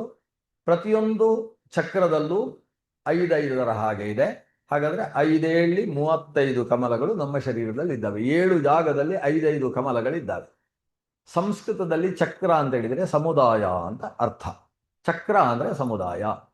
ಇನ್ನೊಂದು ಚಕ್ರ ಅಂತ ಹೇಳಿದ್ರೆ ಇದು ಕೂಡ ಚಂಕ್ರಮತೀತಿ ಚಕ್ರಂ, ಯಾವುದು ಸುತ್ತುತ್ತಾ ಇರ್ತದೋ ಅದಕ್ಕೂ ಚಕ್ರ ಅಂತ ಹೆಸರು. ಚಕ್ರವರ್ತಿಗಳು ಅಂದ್ರೆ ಸಿಕ್ಕಾಪಟ್ಟೆ ಸುತ್ತುತ್ತಾ ಇರುವವರು ಅಂತ ಅರ್ಥ. ಚಕ್ರ ಅಂದ್ರೆ ಸಮುದಾಯ ಅಂತ ಅರ್ಥ. ದೊಡ್ಡ ಸಮುದಾಯದ ರಾಜನಾಗಿರುವವನಿಗೆ ಚಕ್ರವರ್ತಿ ಅಂತ ಹೆಸರಾಗ್ತದೆ. ಚಕ್ರ ಅಂದ್ರೆ ಸಮುದಾಯ. ತತ್ರ ಜನಚಕ್ರಂ ಅಸ್ತಿ, ಇದಕ್ಕೆ ಅರ್ಥ ಏನು? ತತ್ರ ಜನಚಕ್ರ ಅಂದ್ರೆ ಜನ ಸಮುದಾಯ ಅಂತ ಅರ್ಥ. ಹಾಗೆ ಇಲ್ಲಿ ಸಪ್ತಚಕ್ರ ಅಂತ ಯಾಕೆ ಕರಿತೇವೆ ಅಂದ್ರೆ ಒಂದೊಂದು ಭಾಗದಲ್ಲೂ ಕೂಡ 5 ಕಮಲಗಳ ಸಮುದಾಯ ಇರುವುದರಿಂದ ಸಪ್ತ ಕಮಲ ಸಮುದಾಯವನ್ನು ಸಪ್ತಚಕ್ರ ಅಂತ ಕರೆಯೋದು. ಅದರಿಂದ ನಾಡಿ ಮತ್ತು ಚಕ್ರಗಳು ಅಂತ ಅಲ್ಲಿ ಬೋರ್ಡ್ ಇದೆ. ಚಕ್ರ ಅಂತ ಹೇಳಿದ್ರೆ ಆ ಕಮಲಗಳ ಸಮುದಾಯ ಇರತಕ್ಕಂತಹ ಶರೀರದ ಶಕ್ತಿ ಕೇಂದ್ರ, ಪವರ್ ಪಾಯಿಂಟ್, ಶರೀರದಲ್ಲಿರುವ ಶಕ್ತಿ ಕೇಂದ್ರಗಳನ್ನೇ ನಾವು ಚಕ್ರಗಳು ಅಂತ ಕರೆಯೋದು. ಶಕ್ತಿ ಕೇಂದ್ರ ಅಂದ್ರೆ ಇನ್ನೊಂದು ರೀತಿಯಲ್ಲಿ ಅದನ್ನು ಅರ್ಥ ಮಾಡಿಕೊಳ್ಳಬಹುದು. ಮನುಷ್ಯನನ್ನು ಸಾಯಿಸಬೇಕು ಅಂತ ಆದರೆ, ಅವನ ಶರೀರದಿಂದ ಆತ್ಮವಿಚ್ಛೇದ ಆಗಬೇಕು ಅಂತ ಆದರೆ ಹೇಗೇಗೋ ಮಾಡ್ಲಿಕ್ಕೆ ಆಗುದಿಲ್ಲ. ಅವನ ಜುಟ್ಟು ಹಿಡಿದು ಹೊಡೆದಾಡಿ ಜುಟ್ಟು ತೆಗೆದು ನಾನು ಸಾಯಿಸ್ತೇನೆ ಅಂದರೆ ಸಾಯಿಸ್ಲಿಕ್ಕೆ ಆಗುದಿಲ್ಲ. ಅಥವಾ ಮೂಗು ಕತ್ತರಿಸಿ ಸಾಯಿಸ್ತೇನೆ ಅಂದರೆ ಸಾಯಿಸ್ಲಿಕ್ಕೆ ಆಗುದಿಲ್ಲ. ಅಥವಾ ಅವನ ಕೈಯಲ್ಲಿದ್ದಂತಹ ಉಗುರುಗಳನ್ನು ಕಿತ್ತು ಸಾಯಿಸ್ತೇನೆ ಅಂದರೆ ಸಾಯಿಸ್ಲಿಕ್ಕೆ ಆಗುದಿಲ್ಲ. ನೋವು ಮಾಡ್ಬೋದು, ಅವನನ್ನು ಸತ್ತ ಹಾಗೆ ಮಾಡ್ಬೋದು, ಸಾಯಿಸ್ಲಿಕ್ಕೆ ಆಗುದಿಲ್ಲ. ಮನುಷ್ಯನನ್ನು ಸಾಯಿಸುವುದಕ್ಕಿರುವುದು ಶರೀರದ 7 ಭಾಗ ಮಾತ್ರ. ಶರೀರದ 7 ಭಾಗದಲ್ಲಿ ಪೆಟ್ಟು ಬಿದ್ದರೆ ಅವ ಸತ್ತ ಅಂತ ಅರ್ಥ. ಆ 7 ಭಾಗಗಳನ್ನೇ ಶರೀರದ ಶಕ್ತಿ ಕೇಂದ್ರಗಳು ಅಂತ ಕರೆಯುವುದು. ಮೂಲಾಧಾರಕ್ಕೆ ಒಂದು ಸರಿಯಾದ ರೀತಿಯಲ್ಲಿ ಗುದ್ದಿದ್ರೆ, ನಾನು ಹೇಳಿಕೊಡುವುದಿಲ್ಲ ನಿಮಗೆ, ಯಾಕಂದ್ರೆ ನಂಗೆ ಗೊತ್ತಿಲ್ಲ, ಅದು ಅಲ್ಲಿಗೆ ಮೂಲಾಧಾರಕ್ಕೆ ಒಂದು ರೀತಿಯಲ್ಲಿ ಗುದ್ದಿದ್ರೆ ಅದೆಲ್ಲ ನಮ್ಮಲ್ಲಿದೆ. 64 ವಿದ್ಯೆಯಲ್ಲಿ ಅದು ಕೂಡ ಒಂದು ವಿದ್ಯೆ. ಅಶಕ್ತನಾದ ಒಬ್ಬ ವ್ಯಕ್ತಿ ಸಶಕ್ತನಾದವನನ್ನು ಸಾಯಿಸುವುದಕ್ಕೆ ವಿಧಾನಗಳು ಉಂಟು. ಆ ವಿಧಾನ ಅದು ಒಂದು, ಮೂಲಾಧಾರಕ್ಕೆ ಒಂದು ಗುದ್ದುವುದು ಅಥವಾ ಸ್ವಾಧಿಷ್ಠಾನಕ್ಕೆ ಗುದ್ದುವುದು. ನಾಭಿ ಅಂತ, ನಾಭಿ ಪಕ್ಕೆ ಅಂತ ಕರೀತಾರೆ. ಅಲ್ಲಿಗೆ ಗುದ್ದಿದ್ರೆ ಅದು ಒಂದು ಪೆಟ್ಟು ಸಾಕಾಗ್ತದೆ ಅವನನ್ನು ಸಾಯಿಸುವುದಕ್ಕೆ. ಹಾಗೆ ಇಲ್ಲಿ ವಿಶುದ್ಧ ಅಂತಿದೆ, ಹಾಗೆ ಇಲ್ಲಿ ಆಜ್ಞಾ ಅಂತಿದೆ. ಅಲ್ಲಿಗೆ ಸರಿಯಾದ ರೀತಿಯಲ್ಲಿ ಯಾವ ಜಾಗಕ್ಕೆ ಪೆಟ್ಟು ಬೀಳಬೇಕು ಅಲ್ಲಿಗೆ ಬಿದ್ದರೆ ಅವ ಸತ್ತ ಅಂತ ಅರ್ಥ. ಹಾಗೆ ಶಿರಸ್ಸಿನಲ್ಲಿರತಕ್ಕಂತಹ ಬ್ರಹ್ಮರಂಧ್ರ ಅಥವಾ ಸಹಸ್ರಾರ, ಅಲ್ಲಿಗೆ ಪೆಟ್ಟು ಬಿದ್ದರೂ ಕೂಡ ಸಾಯ್ತಾನೆ. ಮನುಷ್ಯನನ್ನು ಸಾಯಿಸುವುದಕ್ಕೆ ಅಂದ್ರೆ ಮನುಷ್ಯನ ಮರ್ಮ ಸ್ಥಾನಗಳು, ಶಕ್ತಿ ಕೇಂದ್ರಗಳೇನಿದ್ದಾವೆ ಅವುಗಳನ್ನು ನಾವು ಸಪ್ತಚಕ್ರಗಳು ಅಂತ ಕರೀತಾವೆ. ಅದಷ್ಟೂ ಇರುವುದು ನಮ್ಮ ಸುಷುಮ್ನಾ ನಾಡಿಗೆ ಸಂಬಂಧಪಟ್ಟ ಹಾಗೆ. ಆ ಸುಷುಮ್ನಾ ನಾಡಿ ಪಂಚಪ್ರಭೇದಿನಿಯಾಗಿದೆ. ಪಂಚಪ್ರಭೇದದಲ್ಲೂ ಕೂಡ ಒಂದೊಂದು ಕಮಲಗಳು ಅಂದ್ರೆ 5 ಕಮಲಗಳು ಒಂದೊಂದು ಚಕ್ರದಲ್ಲೂ ಕೂಡ ಇದ್ದಾವೆ. ಇದಿಷ್ಟು ನಾವು ಸುಷುಮ್ನೆಯ ಬಗ್ಗೆ ಇಷ್ಟು ತಿಳ್ಕೊಂಡ್ರೆ ಸಾಕು. ಅಥವಾ ಇನ್ನೊಂದು ವಿಷಯ ಹೇಳುವ, ಮಧ್ವಾಚಾರ್ಯ ಹೇಳಿದ ವಿಷಯ ಬಿಡುವುದು ಬೇಡ. ಆ ಸುಷುಮ್ನೆಯ 5 ಭಾಗದಲ್ಲಿ 5 ಕಮಲ ಇದೆ ಅಲ್ವಾ? ಆ 5 ಕಮಲದಲ್ಲಿ ಭಗವಂತನ 5 ರೂಪ ಇದೆ. ಅದನ್ನು ಮಧ್ವಾಚಾರ್ಯ ಬಹಳ ಮುಖ್ಯ ಹೇಳ್ತಾರೆ. ಅವರು ಪ್ರದ್ಯುಮ್ನಾದಿ ಸ್ವರೂಪೇಣ ಧ್ಯೇಯ, ಅಲ್ಲಿ ಭಗವಂತನ 5 ರೂಪಗಳನ್ನು ಚಿಂತಿಸಬೇಕು. ಅದು ಕೂಡ ಬಣ್ಣ ಯಾವುದು ಅಂತ ಹೇಳಿದ್ದಾರೆ. ಹರಿನೀಲಸ್ಸಿತ ಪಿಂಗ ಲೋಹಿತಶ್ಚಾತ್ರ ಕೇಶವ ಪ್ರದ್ಯುಮ್ನಾದಿ ಸ್ವರೂಪೇಣ ಧ್ಯೇಯಶ್ಚಿಂತ್ಯಶ್ಚ ನಿತ್ಯದ.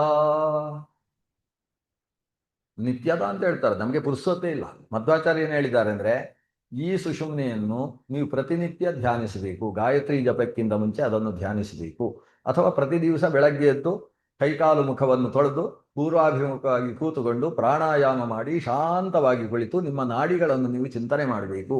ಅದರಲ್ಲಿ ಸುಷುಮ್ನಾ ನಾಡಿಯನ್ನು ಚಿಂತನೆ ಮಾಡ್ತಾ ಆ ಸುಷುಮ್ನಾ ನಾಡಿಯ 5 ಪ್ರಭೇದಗಳನ್ನು ಆಲೋಚನೆ ಮಾಡಿ ಆ 5 ಪ್ರಭೇದಗಳಲ್ಲಿರುವ ಕಮಲಗಳನ್ನು ಯೋಚಿಸಿ ಆ ಕಮಲಗಳಲ್ಲಿ ಕಮಲಾಸನನಾಗಿ ಭಗವಂತ ಇದ್ದಾನೆ ಅಂತ ಚಿಂತಿಸಬೇಕು. ಆ ಭಗವಂತನ ರೂಪ ಯಾವುದು? ನಾವು ಪೂರ್ವಕ್ಕೆ ಕೂತಿದ್ರೆ ನಮ್ಮ ಎದುರು ಭಾಗ ಅಂದರೆ ಆ ಸುಷುಮ್ನೆಯಲ್ಲಿರುವ ಮುಂಭಾಗ, ಅದಕ್ಕೆ ಪ್ರಕಾಶಿನಿ ಅಂತ ಹೆಸರು. ಆ ಪ್ರಕಾಶಿನಿ ಭಾಗದಲ್ಲಿ ಭಗವಂತನ ವಾಸುದೇವ ರೂಪ ಇದೆ. ಬಲಭಾಗದಲ್ಲಿ ವೈದ್ಯುತ ಅಂತ ಹೆಸರು. ವೈದ್ಯುತ ನಾಡಿಯಲ್ಲಿ ಸಂಕರ್ಷಣ ರೂಪ ಇದೆ. ಹಿಂದಕ್ಕೆ ವಜ್ರಿಕಾ ಅಂತ ಹೆಸರು. ವಜ್ರಿಕಾ, ಆರ್ಯ, ಅವಭಾಸಿನಿ, ವೈದ್ಯುತ, ಬ್ರಹ್ಮನಾಡಿ. ವಜ್ರಿಕಾದಲ್ಲಿ ಭಗವಂತನ ಪ್ರದ್ಯುಮ್ನ. ಎಡಭಾಗದಲ್ಲಿ ಆರ್ಯಾನಾಡಿ ಅಂತ ಅದಕ್ಕೆ ಹೆಸರು. ಆರ್ಯಾನಾಡಿಯಲ್ಲಿ ಭಗವಂತನ ಅನಿರುದ್ಧ ರೂಪ ಇದೆ. ಮಧ್ಯದಲ್ಲಿರತಕ್ಕಂತಹ ಬ್ರಹ್ಮನಾಡಿಯಲ್ಲಿ ಭಗವಂತನ ನಾರಾಯಣ ರೂಪ ಇದೆ. ಆ ಮಧ್ಯದಲ್ಲಿರುವ ನಾರಾಯಣ ರೂಪ ಹೇಗೆ? ಅದು ಶಂಖಚಕ್ರ ಗದಾಪದ್ಮವನ್ನು ಧರಿಸಿರುವ ಭಗವಂತನ ನಾರಾಯಣ ರೂಪ. ಆ ನಾರಾಯಣ ರೂಪ ಕೆಂಪಾಗಿದೆ ಅಂತ ಚಿಂತಿಸಬೇಕು. ಎಷ್ಟು ಕೆಂಪು?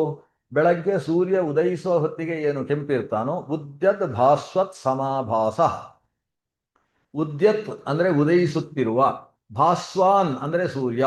ಉದಯಿಸುವ ಭಾಸ್ವಾನ್ ಏನಿದ್ದಾನೆ, ಉದ್ಯತ್ ಭಾಸ್ವಾನ್, ಅವನಿಗೆ ಸಮವಾದಂತಹ ಆಭಾಸ, ಕಾಂತಿಯುಳ್ಳಂತಹ ವ್ಯಕ್ತಿ. ಉದಯಿಸುವ ಬಾಲ ಭಾಸ್ಕರನ ಹಾಗೆ ಕೆಂಪಾಗಿರತಕ್ಕಂಥ ಭಗವಂತನ ಸುಂದರವಾದ ಶಂಖಚಕ್ರ ಗದಾಪದ್ಮಧಾರಿಯಾದ ರೂಪ ಅದು ಬ್ರಹ್ಮನಾಡಿ ಕಮಲದಲ್ಲಿ ಸ್ಥಿತವಾಗಿದೆ. ಇನ್ನು ಉಳಿದ ಹಾಗೆ ವಾಸುದೇವ, ಸಂಕರ್ಷಣ, ಪ್ರದ್ಯುಮ್ನ, ಅನಿರುದ್ಧ. ಅಂದ್ರೆ ನಾವು ಹೀಗೆ ಕೂತ್ರೆ ಮುಂಭಾಗದಲ್ಲಿ ವಾಸುದೇವ, ಸಂಕರ್ಷಣ, ಪ್ರದ್ಯುಮ್ನ, ಅನಿರುದ್ಧ. ಒಂದು 4 ಬಾರಿ ಯೋಚನೆ ಮಾಡಿದರೆ ಆಮೇಲೆ ಹಾಗೆ ಅದು ಕೂತು ಬಿಡ್ತದೆ ನಮ್ಮಲ್ಲಿ. ಹೀಗೆ ದೇವನ ರೂಪ ಇದೆ. ಆ ವಾಸುದೇವ ರೂಪ ಹೇಗಿದೆ? ಅದು ಶುಕ್ಲ, ಬೆಳ್ಳಗಿರುವ ಭಗವಂತನ ರೂಪ. ಅಂದ್ರೆ ಮಧ್ಯಾಹ್ನ ನೆತ್ತಿಗೆ ಸೂರ್ಯ ಬಂದಾಗ ಆ ಸೂರ್ಯನ ಬಣ್ಣ ಏನಿರ್ತದೋ ಅದಕ್ಕೆ ಭಾಸ್ವರ ಶುಕ್ಲ ಅಂತ ಹೆಸರು. ಬೆಳಗುವ ಬೆಳಗು ಅಂತ ಹೆಸರು. ಆ ಬೆಳಗುವ ಬೆಳಗು ಏನಿದೆ ಬೆಳ್ಳಗೆ, ಆ ರೀತಿಯ ಬೆಳ್ಳಗಿನ ಬಣ್ಣದ ವಾಸುದೇವ ರೂಪ ಮುಂಭಾಗದಲ್ಲಿದೆ. ಎಡಭಾಗದಲ್ಲಿ ಸಂಕರ್ಷಣ ಇದ್ದಾನಲ್ಲ, ಆ ಸಂಕರ್ಷಣ ಅವನನ್ನು ಇಲ್ಲಿ ನೀಲ ಅಂತ ಹೇಳಿದ್ದಾರೆ, ನೀಲಿ ಬಣ್ಣ ಅಂತ ಹೇಳಿದ್ದಾರೆ. ಆದರೆ ಮಧ್ವಾಚಾರ್ಯರು ಇನ್ನೊಂದು ಕಡೆಯಲ್ಲಿ ಅಸಿತ ಅಂತ ಹೇಳಿದ್ದಾರೆ. ವಾಸುದೇವಾದಿಕ ಶುಕ್ಲ ರಕ್ತ ಪೀತ ಅಸಿತ ಅಂತ ಅಸಿತ ಶಬ್ದ ಬಳಸಿದ್ದಾರೆ. ಅಸಿತ ಮತ್ತು ನೀಲ ಅದು ಪರ್ಯಾಯ ಪದ. ಅದಕ್ಕರ್ಥ ಕಡು ನೀಲಿ ಅಂತ ಅರ್ಥ. ಅದು ಕಡು ನೀಲಿ ಆದರೆ ಕಪ್ಪಿನ ಹಾಗೆ ಕಾಣಿಸುತ್ತೆ. ನಮ್ಮ ರಾಷ್ಟ್ರಧ್ವಜ ಇದೆ ಅಲ್ವಾ, ಹಸಿರು ಏನು ಕೇಸರಿ ಬಿಳಿ ಹಸಿರು 3 ಬಣ್ಣ ನಡುವೆ ಚಕ್ರವು. ನಾನು ನಿಮ್ಮ ಹಾಗೆ 4ನೇ ಕ್ಲಾಸಲ್ಲಿ ಓದಿದ್ದು, ಮರ್ತೋಗಿದೆ. ಅದು ಕೇಸರಿ ಬಿಳಿ ಹಸಿರು 3 ಬಣ್ಣ ನಡುವೆ ಚಕ್ರವು ಅಂತ ಪದ್ಯ ಅಲ್ವಾ. ಆ ಮಧ್ಯದಲ್ಲಿ ಏನು ಚಕ್ರ ಇದೆ ಅದು ಯಾವ ಬಣ್ಣ ಅಂತ ಕೇಳಿದರೆ, ಮಕ್ಕಳು ಕೇಳಿದರೆ ಕಪ್ಪು ಅಂತ ಹೇಳ್ತಾರೆ. ಆದರೆ ಕಪ್ಪಿರುವುದಲ್ಲ, ಅದು ಕಡು ನೀಲಿಯಲ್ಲಿರುವುದು. ಕಡು ನೀಲಿ ಬಣ್ಣವನ್ನು ದೂರದಲ್ಲಿ ನೋಡಿದರೆ, ಈಗ ಮೋಡ ಅದು ಕಡು ನೀಲಿ, ಆದರೆ ದೂರದಿಂದ ನೋಡಿದರೆ ಹೇಗೆ ಕಾಣಿಸುತ್ತೆ? ಕಪ್ಪು ಕಾಣಿಸುವುದಿಲ್ವಾ? ಕಪ್ಪಾದ ಮೋಡ ಅಂತ ಹೇಳುವುದಿಲ್ವಾ? ಆದರೆ ಯಾವ ಮೋಡವೂ ಕಪ್ಪಲ್ಲ, ಅದು ನೀಲ ಮೇಘ ಶ್ಯಾಮ. ಮೇಘ ಯಾವತ್ತೂ ನೀಲಿ ಬಣ್ಣ ಇರುವಂಥದ್ದು. ಹಾಗೆ ಆ ರೀತಿ ಭಗವಂತನ ಕಡು ನೀಲಿ ಬಣ್ಣದ ಸಂಕರ್ಷಣ ರೂಪ ಇದೆ. ಹಿಂಭಾಗದಲ್ಲಿ ವಾಸುದೇವಾದಿಕಾ ಶುಕ್ಲ ರಕ್ತ ಪೀತ ವಾಸುದೇವಾದಿಕಾ ಶುಕ್ಲ ರಕ್ತ ಪೀತಾಸಿ ತೋಜ್ವಲಾಹ ಅಂತ ಹರಿನ್ನೀಲ ಸ್ಥಿತಪಿಂಗ. ಈ ಹಿಂದೆ ಇರತಕ್ಕಂಥದ್ದು ಪ್ರದ್ಯುಮ್ನ ರೂಪ. ಪ್ರದ್ಯುಮ್ನ ರೂಪದ ಬಗ್ಗೆಯೂ ಆಚಾರ್ಯರು 2 ಬಣ್ಣ ಹೇಳಿದ್ದಾರೆ. ತಂತ್ರಸಾರ ಸಂಗ್ರಹದಲ್ಲಿ ಹರಿತು ಅಂತ ಹೇಳಿದ್ದಾರೆ. ತಂತ್ರಸಾರ ಸಂಗ್ರಹದ ಆರಂಭದಲ್ಲಿ ಹೇಳುವಾಗ ಅಲ್ಲಿ ಪೀತ ಅಂತ ಹೇಳಿದ್ದಾರೆ. ಅಂದ್ರೆ ಪ್ರದ್ಯುಮ್ನ ಪೀತವರ್ಣ, ಹರಿದ್ವರ್ಣ ಅಂತ 2 ಇದೆ. ಇವೆರಡಕ್ಕೂ ಕೂಡ ಕೋಶ ತೆಗೆದು ನೋಡಿದರೆ ಒಂದೇ, ಅದು ನಮ್ಮ ಅರಶಿಣದ ಬಣ್ಣ ಅಂತ. ಹರಿತ್ ಶಬ್ದಕ್ಕೆ 2 ಅರ್ಥ ಇದೆ. ನಿತ್ಯ ಹರಿದ್ವರ್ಣದ ಕಾಡುಗಳು ಅಂತ ಕರೀತೇವೆ. ಅಂದ್ರೆ ಪಚ್ಚೆ, ಮರಗಳಿರುವ ಪಚ್ಚೆ ಏನು ಬಣ್ಣ ಇದೆ ಅದಕ್ಕೂ ಹರಿತ್ ಅಂತ ಹೆಸರು. ಜೊತೆಗೆ ಈ ಅರಶಿಣ ಬಣ್ಣಕ್ಕೂ ಕೂಡ ಹರಿತ್ತು ಅಂತ ಹೆಸರು, ಅಂದ್ರೆ ಹಳದಿ ಬಣ್ಣ. ಈ ಹಿಂದೆ ಇರತಕ್ಕಂತಹ ಭಗವಂತನ ಪ್ರದ್ಯುಮ್ನ ರೂಪ ಅದು ಪೀತವರ್ಣ. ಪೀತವರ್ಣ ಅಂತ ಹೇಳಿದ್ರೆ ಹಳದಿ ಬಣ್ಣದ ಭಗವಂತನ ರೂಪ. ಹರಿತ್ ನೀಲಹ. ಎಡಭಾಗದಲ್ಲಿರತಕ್ಕಂತಹ ಅನಿರುದ್ಧ ರೂಪ ಅದು ಮತ್ತೆ ನೀಲ ರೂಪ. ಹೀಗೆ ಹರಿನ್ನೀಲ ಸ್ಥಿತ ಪಿಂಗ ಲೋಹಿತಶ್ಚಾತ್ರ ಕೇಶವ ಪ್ರದ್ಯುಮ್ನಾದಿ ಸ್ವರೂಪೇಣ ಧ್ಯೇಯ ಅಂತ ನಮ್ಮ ಒಳಗೆ ಧ್ಯಾನ ಮಾಡಬೇಕಾದ ಭಗವಂತನ 4 ಸ್ವರೂಪಗಳ ಬಗ್ಗೆ, ಅದರ ಬಣ್ಣದ ಬಗ್ಗೆ ವಿವರಣೆಯನ್ನು ಆಚಾರ್ಯರು ಕೊಡ್ತಾರೆ. ಈ 4 ಬಣ್ಣಗಳೇನಿದೆ ಅದು ಮೂಲಭೂತವಾದ ಬಣ್ಣಗಳು. ನಮ್ಮಲ್ಲಿ ಹೊರಗಿನಿಂದ ಬಣ್ಣ ಎಷ್ಟು ಅಂತ ಕೇಳಿದ್ರೆ 7 ಬಣ್ಣ ಅಂತ ಹೇಳ್ತಾರೆ. 7 ಬಣ್ಣಗಳು ಸೇರಿ ಬಿಳಿ ಬಣ್ಣ ಆಗ್ತದೆ ಅಂತ ಹೇಳ್ತಾರೆ. ಆದರೆ ನಮ್ಮ ಶಾಸ್ತ್ರದ ಪ್ರಕಾರ 7 ಬಣ್ಣ ಅಲ್ಲ, ಮೂಲಭೂತವಾದ ಬಣ್ಣ 5. ಈಗ ಏನು 5 ಬಣ್ಣಗಳನ್ನು ಹೇಳಿದ್ದೇವೆ, ಹರಿತು, ನೀಲ, ಸಿತ, ಪಿಂಗ ಮತ್ತು ಲೋಹಿತ ಅಂತ ಹೇಳ್ತಕ್ಕಂತಹ ಪಂಚವರ್ಣ. ಈ ಪಂಚವರ್ಣಗಳೇ ಮತ್ತೆ ಸಾವಿರಾರು ಬಣ್ಣಗಳಾಗುವುದು, ಅದು ಇದು ಸೇರಿ ಸೇರಿ ಬೇರೆ ಬೇರೆ ಬಣ್ಣ ಆಗುವುದು. ಮೂಲಭೂತವಾದ ಬಣ್ಣಗಳು ಇಷ್ಟೇ. ಮನುಷ್ಯನಿಗೆ ಇರಬಹುದಾದ ಬಣ್ಣ ಅದು 5. ಆ 5ರಲ್ಲೂ ಕೂಡ ಪಿಂಗವರ್ಣವನ್ನು ಬಿಟ್ಟು 4 ಅಂತ ಹೇಳ್ತಾರೆ. ಮೂಲಭೂತವಾದ ಬಣ್ಣಗಳೇ 4. ವಾಸುದೇವ, ಸಂಕರ್ಷಣ, ಪ್ರದ್ಯುಮ್ನ, ಅನಿರುದ್ಧ ಅಂತ ಹೇಳುವುದೇ ಮೂಲಭೂತವಾದಂತಹ ಬಣ್ಣಗಳು ಅಂತ. ಒಟ್ಟಂದದಲ್ಲಿ ಸುಷುಮ್ನ ಎಂಬ ನಾಡಿಯಲ್ಲಿ ಭಗವಂತನ ಪಂಚರೂಪಗಳನ್ನು ಪಂಚವರ್ಣಗಳಿಂದ ಪಂಚಕಮಲ ಸಂಸ್ಥಿತವನ್ನಾಗಿ ನಾವು ಧ್ಯಾನ ಮಾಡಬೇಕು. ಇದು ಆಚಾರ್ಯರು ಕೊಟ್ಟಂತಹ ಸಂದೇಶ. ಈಗ ಆ ನಾಡಿಯ ಚಕ್ರಗಳ ಬಗ್ಗೆ ನಮಗೆ ಉಳಿದಿರತಕ್ಕಂತಹ 13 ನಿಮಿಷದಲ್ಲಿ ನಾವು ಆಲೋಚನೆ ಮಾಡೋಣ. ನಾಡಿಯಲ್ಲಿ ಮೂಲಾಧಾರ ಅನ್ನೋದು ಒಂದು ಚಕ್ರ. ಅದಕ್ಕೆ ಮೂಲಾಧಾರ ಅಂತ ಯಾಕೆ ಹೆಸರು? ನಮಗೆ ಸಾಮಾನ್ಯ ಸಂಸ್ಕೃತ ಅರ್ಥ ಆಗ್ತದೆ. ಈಗ ನಿಮ್ಮ ಮುಖ ಎಲ್ಲ ನೋಡಿದ್ರೆ ನನಗೆ ಸ್ಪಷ್ಟ ಇದೆ, ನಂಗಿಂತ ದೊಡ್ಡ ಪಂಡಿತರು ಅಂತ. ಕೂಡಲೇ ಅರ್ಥ ಆಗ. ಮೂಲಾಧಾರ ಅಂದ್ರೆ ಮೂಲ ಆಧಾರ ಅಲ್ವಾ, ಮೂಲಭೂತವಾದ ಆಧಾರ. ಈಗ ಒಂದೊಂದಕ್ಕೆ ಒಂದೊಂದು ಆಧಾರ ಇರ್ತದೆ. ಈಗ ತಲೆಗೆ ಯಾವುದು ಆಧಾರ? ಕಂಠ ಆಧಾರ. ಕಂಠಕ್ಕೆ ಯಾವುದು ಆಧಾರ? ಶರೀರ. ಶರೀರಕ್ಕೆ ಯಾವುದು ಆಧಾರ? ಪಾದ. ಪಾದಕ್ಕೆ ಆಧಾರ ಯಾವುದು? ಭೂಮಿ. ಭೂಮಿಗೆ ಆಧಾರ ಯಾವುದು? ಶೇಷ. ಶೇಷನಿಗೆ ಆಧಾರ ಯಾವುದು? ಕೂರ್ಮ. ಕೂರ್ಮನಿಗೆ ಆಧಾರ ಯಾವುದು? ಕೂರ್ಮನಿಗೆ ಆಧಾರ ವಾಯುಕೂರ್ಮ. ವಾಯುಕೂರ್ಮಕ್ಕೆ ಆಧಾರ ಯಾವುದು? ಅದಕ್ಕೆ ವಾಯುಕೂರ್ಮಕ್ಕೆ ವಿಷ್ಣುಕೂರ್ಮ. ವಿಷ್ಣುಕೂರ್ಮಕ್ಕೆ ಆಧಾರ ಇಲ್ಲಪ್ಪ. ವಿಷ್ಣುಕೂರ್ಮ ಅದು ಎಲ್ಲಕ್ಕೂ ಮೂಲ ಆಧಾರ. ಮೂಲ ಆಧಾರ ಅಂದ್ರೆ ಅದಕ್ಕೊಂದು ಆಧಾರ ಇಲ್ಲ ಅಂತ ಅರ್ಥ.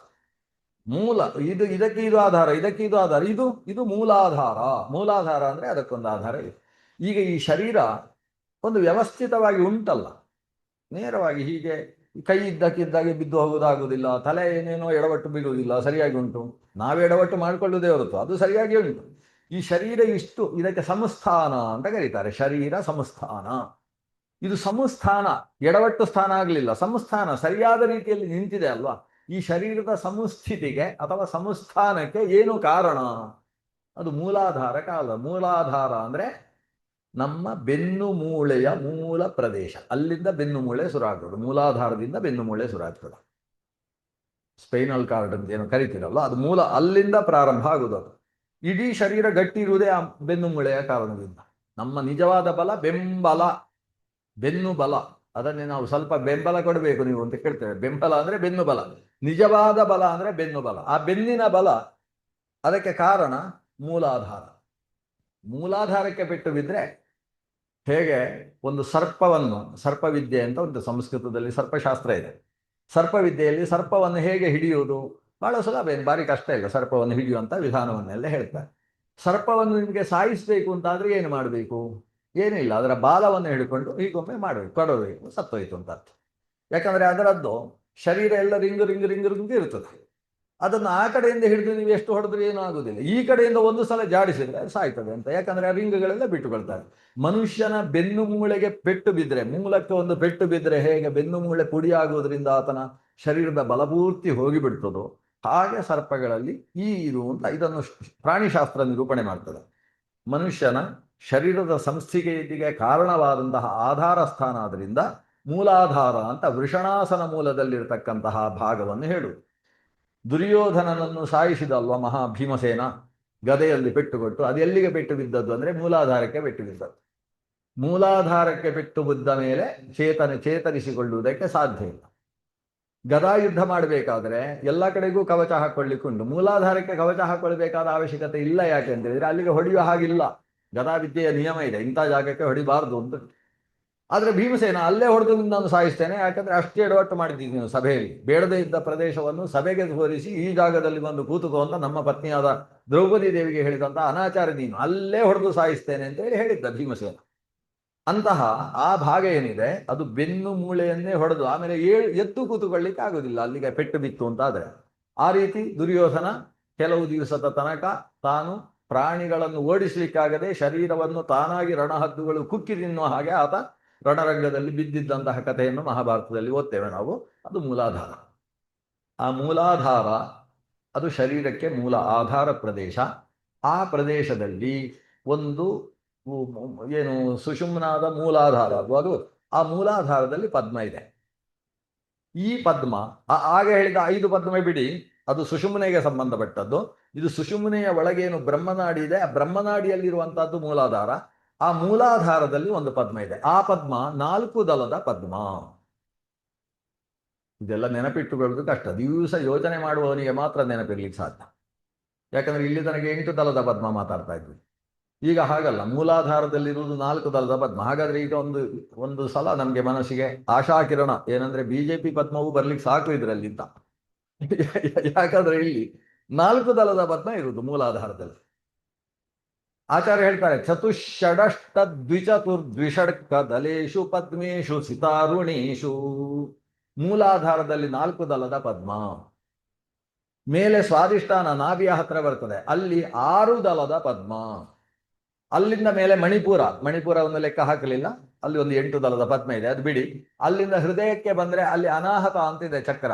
ಅನಾಹತ ಚಕ್ರದಲ್ಲಿರುವುದು 8 ದಳದ ಪದ್ಮ, ಅಷ್ಟದಳದ ಪದ್ಮವೇ. ಚತುಷ್ಷಡಷ್ಟ ಅಷ್ಟ ಬಂತು. ಆಮೇಲೆ ಕಂಠದಲ್ಲಿ ಒಂದು ಪದ್ಮ ಇದೆ, ಅದಕ್ಕೆ ವಿಶುದ್ಧ ಅಂತ ಕರೀತಾರೆ, ವಿಶುದ್ಧ ಚಕ್ರ ಅಂತ ಕರೀತಾರೆ. ಆ ವಿಶುದ್ಧ ಚಕ್ರದಲ್ಲಿ 2 ದಳದ ಪದ್ಮ. ನೀವು ಪ್ರಪಂಚದಲ್ಲಿ ನೋಡಿದರೆ ಸಿಗಲಿಕ್ಕಿಲ್ಲ, ಅಲ್ಲಿ ಉಂಟು 2 ದಳದ ಪದ್ಮ.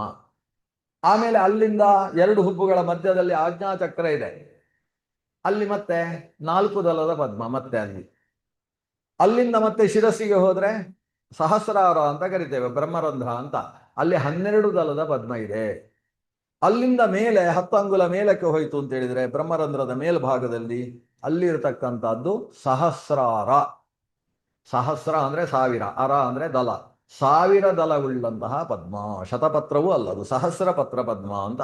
ಹೀಗೆ ಶರೀರದಲ್ಲಿ ಪದ್ಮಗಳ ಬಗ್ಗೆ ಶ್ರೀಮನ್ ಮಧ್ವಾಚಾರ್ಯರು ಉಲ್ಲೇಖ ಮಾಡಿದ್ದಾರೆ. ಬೇರೆ ಬೇರೆ ತಂತ್ರ ಗ್ರಂಥಗಳು ಇದನ್ನು ಹೇಳ್ತಾರೆ. ನಾನು ಯಾಕೆ ಮಧ್ವಾಚಾರ್ಯರನ್ನು ಹೆಚ್ಚು ಉಲ್ಲೇಖ ಮಾಡ್ತಾ ಇದ್ದೇನೆ ಅಂದ್ರೆ, ಬೇರೆ ಶಂಕರಾಚಾರ್ಯರು ಹೇಳಿದ್ದು ಮತ್ತು ಮಧ್ವಾಚಾರ್ಯರು ಹೇಳಿದ್ದು ಸುಮಾರು ಒಂದೇ ಥರ ಇದೆ. ಈ ಪದ್ಮಗಳ ವಿಷಯದಲ್ಲಿ ಹೆಚ್ಚು ವ್ಯತ್ಯಾಸವಿಲ್ಲ. ಆದರೆ ಪದ್ಮಗಳ ಬಗ್ಗೆ, ಈ ಚಕ್ರಗಳ ಬಗ್ಗೆ ಮಧ್ವಾಚಾರ್ಯರು, ಶಂಕರಾಚಾರ್ಯರು, ರಾಮಾನುಜಾಚಾರ್ಯ ಹೇಳಲಿಕ್ಕೆ ಹೋಗಲಿಲ್ಲ. ಆಮೇಲೆ ವಲ್ಲಭಾಚಾರ್ಯ ಹೇಳಿದ್ದಾರೆ, ಚೈತನ್ಯರು ಹೇಳಿದ್ದಾರೆ, ಅನೇಕರು ಹೇಳಿದ್ದಾರೆ. ಆದರೆ ಹೆಚ್ಚು ಹೇಳಿರುವುದು ಬಂಗಾಳದಲ್ಲಿ ಬಂದಂತಹ ಶಾಕ್ತೇಯರು. ಶಾಕ್ತೇಯರು ಅಂದ್ರೆ ಶಕ್ತಿಯನ್ನು ಉಪಾಸನೆ ಮಾಡುವವರು. ಶಕ್ತಿ ಉಪಾಸಕರು ಹೆಚ್ಚು ಮಾಟ ಮಂತ್ರ ಇತ್ಯಾದಿಗಳನ್ನು ಮಾಡಿ ಅಘೋರಿಗಳ ಹಾಗೆಲ್ಲ ವ್ಯವಹಾರ ಮಾಡ್ತಾ ಇದ್ದವರು. ಅವರು ಅಲ್ಲಿ ಹೇಳಬೇಕಾದ್ರೆ ಎಲ್ಲ ಈ ಶಾಕಿನಿ, ಡಾಕಿನಿ ಇತ್ಯಾದಿ ಯೋಗಿನಿ ಉಪಾಸನೆಗಳನ್ನು ಅಲ್ಲಿ ಹೇಳ್ತಾರೆ. ಈ ಉಪಾಸನೆ ನೀವೀಗ ಇಂಗ್ಲಿಷ್ನಲ್ಲಿ ಚಕ್ರಗಳ ಬಗ್ಗೆ ಬೇಕಾದಷ್ಟು ಪುಸ್ತಕ ಇದೆ, ಸಂಸ್ಕೃತದಲ್ಲೇ ನಿಮಗೆ ಕಡಿಮೆ ಸಿಗೋದು ಪುಸ್ತಕ. ಇಂಗ್ಲಿಷ್ನಲ್ಲಿ ದಿ ಸರ್ಪೆಂಟ್ ಪವರ್ ಅಂತ ಪುಸ್ತಕ ತೆಗಿಬಹುದು, ಬೇಕಾದಷ್ಟಿದೆ. ನಮ್ಮ ಶರೀರದ ಕುಂಡಲಿನಿ ಶಕ್ತಿ ಬಗ್ಗೆ, ಈ ಚಕ್ರಗಳ ಬಗ್ಗೆ ಹೇಳ್ತಕ್ಕಂಥ ಪುಸ್ತಕಗಳು ಬೇಕಾದಷ್ಟಿದೆ. EN ವೋಕ್ ಅವರು ಬರೆದ ಪುಸ್ತಕವೂ ಕೂಡ ಇದೆ. ಆದರೆ ಈ ಎಲ್ಲ ಪುಸ್ತಕಗಳು ಹೆಚ್ಚಾಗಿ ಈ ಶಕ್ತಿ ಉಪಾಸನೆಗೆ ಸಂಬಂಧಪಟ್ಟವುಗಳು, ಅಂದ್ರೆ ಮಾಟ ಮಂತ್ರಗಳಿಗೆ ಸಂಬಂಧಪಟ್ಟದ್ದು. ನೀವು ಈ ಉಪಾಸನೆಯಿಂದ ಏನಾಗ್ತದೆ ನಿಮ್ಮ ಮನಸ್ಸು ಅಂದ್ರೆ, ಯಾರಿಗಾದ್ರೂ ಮಾಟ ಮಾಡುವ ಅಂತ ಅನಿಸ್ಲಿಕ್ಕೆ ಶುರುವಾಗ್ತದೆ. ನೀವು ಹೀಗೆ ಕೂತಲ್ಲಿ ನೆಲದಿಂದ ಮೇಲೆ ಹೇಳಲಿಕ್ಕೆ ಶುರು ಆಗ್ತದೆ, ನೀವು ಹೇಳಿದ್ದೇನೋ ನಡೆಯುತ್ತೆ. ಆವಾಗ ಇದ್ದ ಹಾಗೆ ದುಡ್ಡು ಮಾಡುವ, ಇನ್ನೊಬ್ಬರಿಗೆ ಮೋಸ ಮಾಡುವ, ಈ ರೀತಿಯ ಪ್ರಲೋಭನೆಗಳನ್ನು ಹುಟ್ಟಿಸತಕ್ಕಂತಹ ಅನೇಕ ಉಪಾಸನೆಗಳ ಬಗ್ಗೆ ಇವತ್ತು ಇಂಗ್ಲಿಷ್ನಲ್ಲಿ ನಮಗೆ ಈ ಸರ್ಪೆಂಟ್ ಪವರ್ ಬಗ್ಗೆ, ಅಂದ್ರೆ ಕುಂಡಲಿನಿ ಶಕ್ತಿಯ ಬಗ್ಗೆ ಅನೇಕ ಪುಸ್ತಕಗಳು ಸಿಗ್ತವೆ. ಆದರೆ ಅತ್ಯಂತ ಸಾತ್ವಿಕವಾದ ಈ ಉಪಾಸನೆ ಪ್ರತಿನಿತ್ಯವೂ ನಾವು ಮಾಡಬೇಕಾದಂತಹ ನಾಡಿ ಚಿಂತನೆಯ ಬಗ್ಗೆ ಶ್ರೀಮನ್ ಮಧ್ವಾಚಾರ್ಯರು ಉತ್ಕೃಷ್ಟವಾದ ವಿಷಯವನ್ನು ಕೊಟ್ಟಿದ್ದಾರೆ, ಶಂಕರಾಚಾರ್ಯರು ವಿಷಯವನ್ನು ಕೊಟ್ಟಿದ್ದಾರೆ. ಆ ದೃಷ್ಟಿಯಿಂದ ನಾನು ಇದನ್ನು ಹೆಚ್ಚು ಉಲ್ಲೇಖ ಮಾಡ್ತಾ ಇದ್ದೇನೆ. ಇಲ್ಲಿಂದ ಮೂಲಾಧಾರದಿಂದ ಪ್ರಾರಂಭ ಆಗ್ತಕ್ಕಂಥ ನಾಡಿಯಲ್ಲಿ 7 ಜಾಗಗಳಲ್ಲಿ 5 ಕಮಲಗಳು ಇರುವುದಲ್ಲದೆ ಪ್ರತ್ಯೇಕ ಚಕ್ರ ಸಂಬಂಧಿ ಕಮಲ ಇದೆ. ಮೂಲಾಧಾರದಲ್ಲಿ ಇರತಕ್ಕಂಥದ್ದು 4 ದಳದ ಪದ್ಮ. ನಾವು ಇದನ್ನು ಉಪಾಸನೆ ಮಾಡುವ ಕ್ರಮ ಒಂದು 5 ನಿಮಿಷದಲ್ಲಿ ಹೇಳ್ತೇನೆ. ಹೇಗೆ ಅಂದ್ರೆ, ಪೂರ್ವಾಭಿಮುಖವಾಗಿ ನೇರವಾಗಿ ಕೂತುಕೊಳ್ಬೇಕು, ಪ್ರಾಣಾಯಾಮ ಮಾಡಬೇಕು. ಇದು ಪುರುಷರಿಗೆ ಸ್ತ್ರೀಯರಿಗೆ ಅಂತ ಪ್ರತ್ಯೇಕ ಇಲ್ಲ, ಎಲ್ಲರಿಗೂ ಸಮಾನವಾದದ್ದು. ಪುರುಷರು ಸ್ತ್ರೀಯರು ಎಲ್ಲರಿಗೂ ಸಮಾನ. ಸಾಧ್ಯ ಇದ್ರೆ ಆಚಮನ ಮಾಡಿಕೊಳ್ಳಬೇಕು. ಆಚಮನ ಅನ್ನೋದು ಶರೀರದಲ್ಲಿ ಶುದ್ಧಿಯನ್ನು ಸಂಪಾದನೆ ಮಾಡುವುದಕ್ಕೆ ಇರುವಂತಹದ್ದು. ಅದು ಋಗ್ವೇದಾಯ ಸ್ವಾಹ ಇತ್ಯಾದಿ ಆದರೂ ಸರಿ, ಕೇಶವಾಯ ಸ್ವಾಹ ಅಥವಾ ಕೇಶವಾಯ ನಮಃ ಅನ್ನುವುದಾದರೂ ಸರಿ. ಕೇಶವಾದಿಗಳಲ್ಲಿ 24 ರೂಪಗಳ ಚಿಂತನೆಯ ಮೂಲಕ ನಮ್ಮ 24 ತತ್ವಗಳನ್ನು ಶುದ್ಧಿ ಮಾಡುವ ವಿಧಾನ ಇದೆ.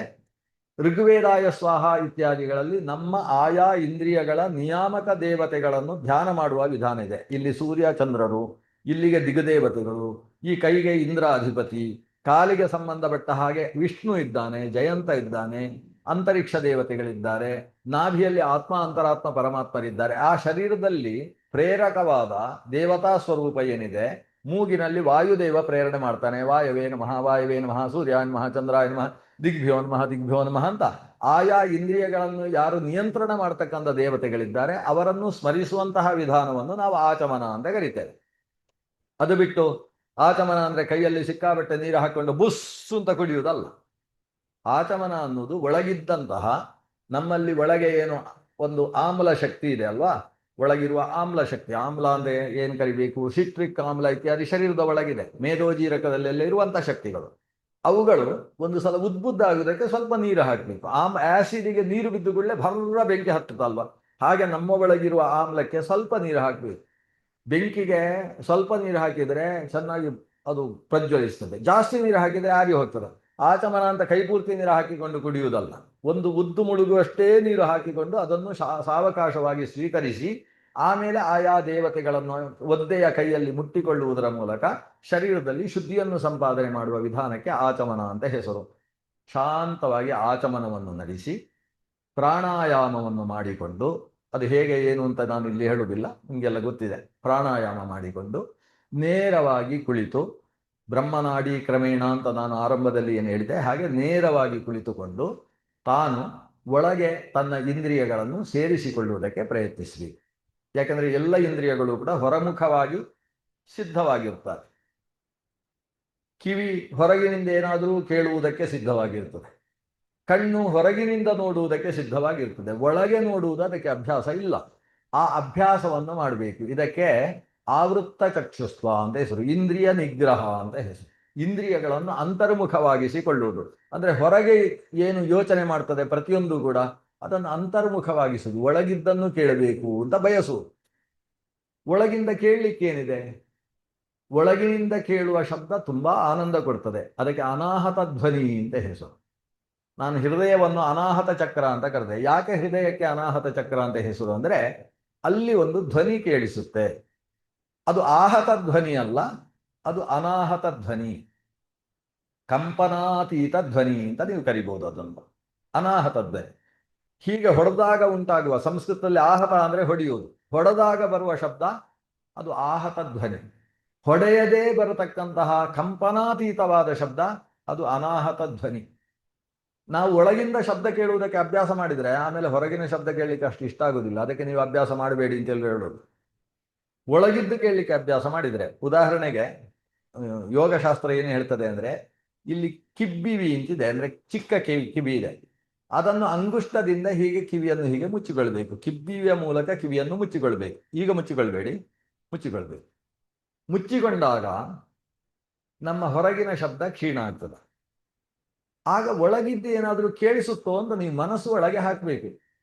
ಆಚಾರ್ಯ ಹೇಳಿದ್ದಾರೆ ಕೇಳಿಸಬೇಕು ಕೇಳಿಸಬೇಕು ಅಂತ ಹೀಗೆ ಯೋಚನೆ ಮಾಡಬೇಕು. ಒಳಗೇನೋ ಕೇಳಿಸುತ್ತೆ, 100ಕ್ಕೆ 100 ಹೇಳ್ತೇನೆ ನಾನು, 100% ಒಳಗಿಂದ ಕೇಳಿಸುತ್ತೆ. ಈ ದಾರ್ಢ್ಯವನ್ನು ಇಟ್ಟುಕೊಂಡು ನೀವು ಹೀಗೆ ಕಿವಿ ಮುಚ್ಚಿ ಒಳಗಿಂದ ಕೇಳಲಿಕ್ಕೆ ಶುರು ಮಾಡಬೇಕು. ಕೇಳ್ತಾ ಹೋದರೆ ಕೆಲವು ಸಲ ಬೆಚ್ಚಿ ಬೀಳುವ ಹಾಗೆ ಕೇಳಿಸ್ತದೆ. ಇದು ಕಷ್ಟದ ವಿಷಯ ಅಲ್ಲ, ಭಾರಿ ಸುಲಭದ ಹೇಳ್ತಾ ಇದ್ದೇನೆ ನಾನು. ಬೆಚ್ಚಿ ಬೀಳುವ ಶಬ್ದ, ಅಗ್ನಿ ಪರ್ವತಗಳೆಲ್ಲ ಸುಡಿದು ಜ್ವಾಲಾಮುಖಿ ಎಲ್ಲವೂ ಕೂಡ ಹರಿದು ಬರಬೇಕಾದ್ರೆ ಏನು ಶಬ್ದ ಬರ್ತದೋ ಆ ರೀತಿಯ ಶಬ್ದ ಕೇಳಿಸ್ತದೆ. ಅಥವಾ ಯಕ್ಷಗಾನದಲ್ಲಿ ಚೆಂಡೆ, ಮದ್ದಳೆ, ತಾಳ ಎಲ್ಲ ಒಟ್ಟಿಗೆ ಗಣಿತ ಹೊಡೆಯುವುದಕ್ಕೆ ಶುರು ಮಾಡಿದರೆ ಏನು ಶಬ್ದವೋ ಆ ರೀತಿಯ ಶಬ್ದ ಒಳಗಿಂದ ಕೇಳಿಸಲಿಕ್ಕೆ ಶುರು ಆಗ್ತದೆ, ಬೆಚ್ಚಿ ಬೀಳುವ ಶಬ್ದಗಳು.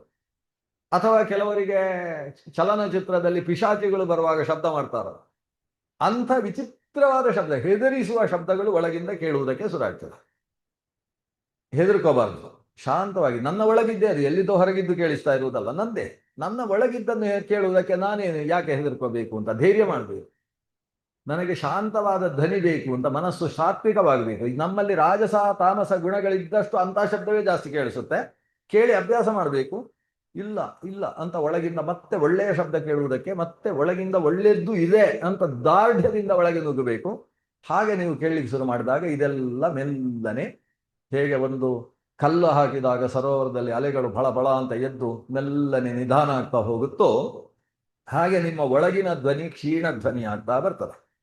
ಕ್ಷೀಣ ಧ್ವನಿ ಆದ ಮೇಲೆ ಒಂದು ಸಮುದ್ರದ ಘೋಷದ ಹಾಗೆ, ಸಮುದ್ರದ ಪಕ್ಕದಲ್ಲಿ ಕೂತಾಗ ಒಂದು ಘೋಷ ಉಂಟಲ್ಲ, ಅಥವಾ ಜೋರಾಗಿ ಗಾಳಿ ಬೀಸ್ತಾ ಇದ್ದಾಗ ರೊಯ್ ಅಂತ ಒಂದು ಶಬ್ದ ಉಂಟಲ್ಲ, ಆ ರೀತಿಯ ಶಬ್ದ ಒಳಗಿಂದ ಏನೋ ಗಾಳಿ ಬೀಸ್ತಾ ಇದೆಯೋ ಅಂತ ಹೇಳುವ ರೀತಿಯ ಶಬ್ದ ಕೇಳಿಸಲಿಕ್ಕೆ ಶುರು ಆಗ್ತದೆ. ಅದೂ ಇನ್ನೂ ಕ್ಷೀಣವಾಗಿ ಕೇಳುವಷ್ಟು ನೀವು ಸಾಧನೆ ಮಾಡಿದರೆ ಒಳಗಿಂದ ಓಂಕಾರನಾದ ಕೇಳಿಸುತ್ತೆ.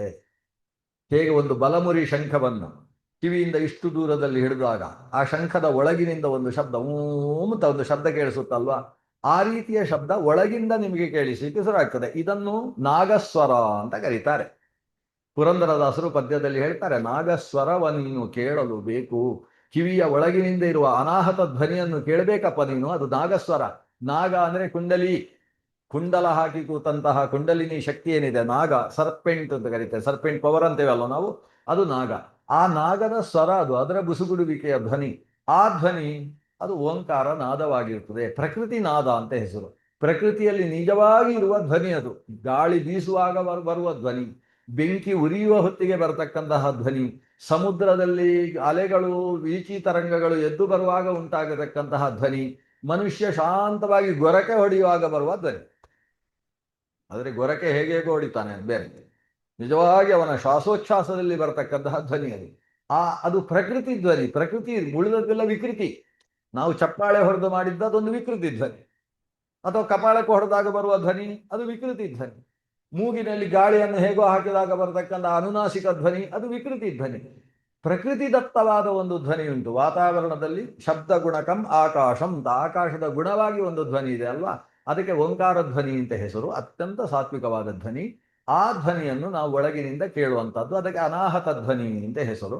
ಇದು ಧ್ಯಾನದ ಆರಂಭದಲ್ಲಿ ಈ ರೀತಿಯ ಒಂದು ಪ್ರಯತ್ನವೂ ಕೂಡ ನಡೀತದೆ. ಇದೊಂದು ಧ್ಯಾನದ ಶಿಕ್ಷಣದಲ್ಲಿ ಈ ಶಿಕ್ಷಣವೂ ಕೂಡ ಒಂದು, ಒಳಗಿನ ಧ್ವನಿಯನ್ನು ಕೇಳುವುದಕ್ಕೆ ಅಭ್ಯಾಸ ಮಾಡುವುದು, ಒಳಗಿನ ರೂಪವನ್ನು ಕಾಣುವುದಕ್ಕೆ ಅಭ್ಯಾಸ ಮಾಡುವುದು.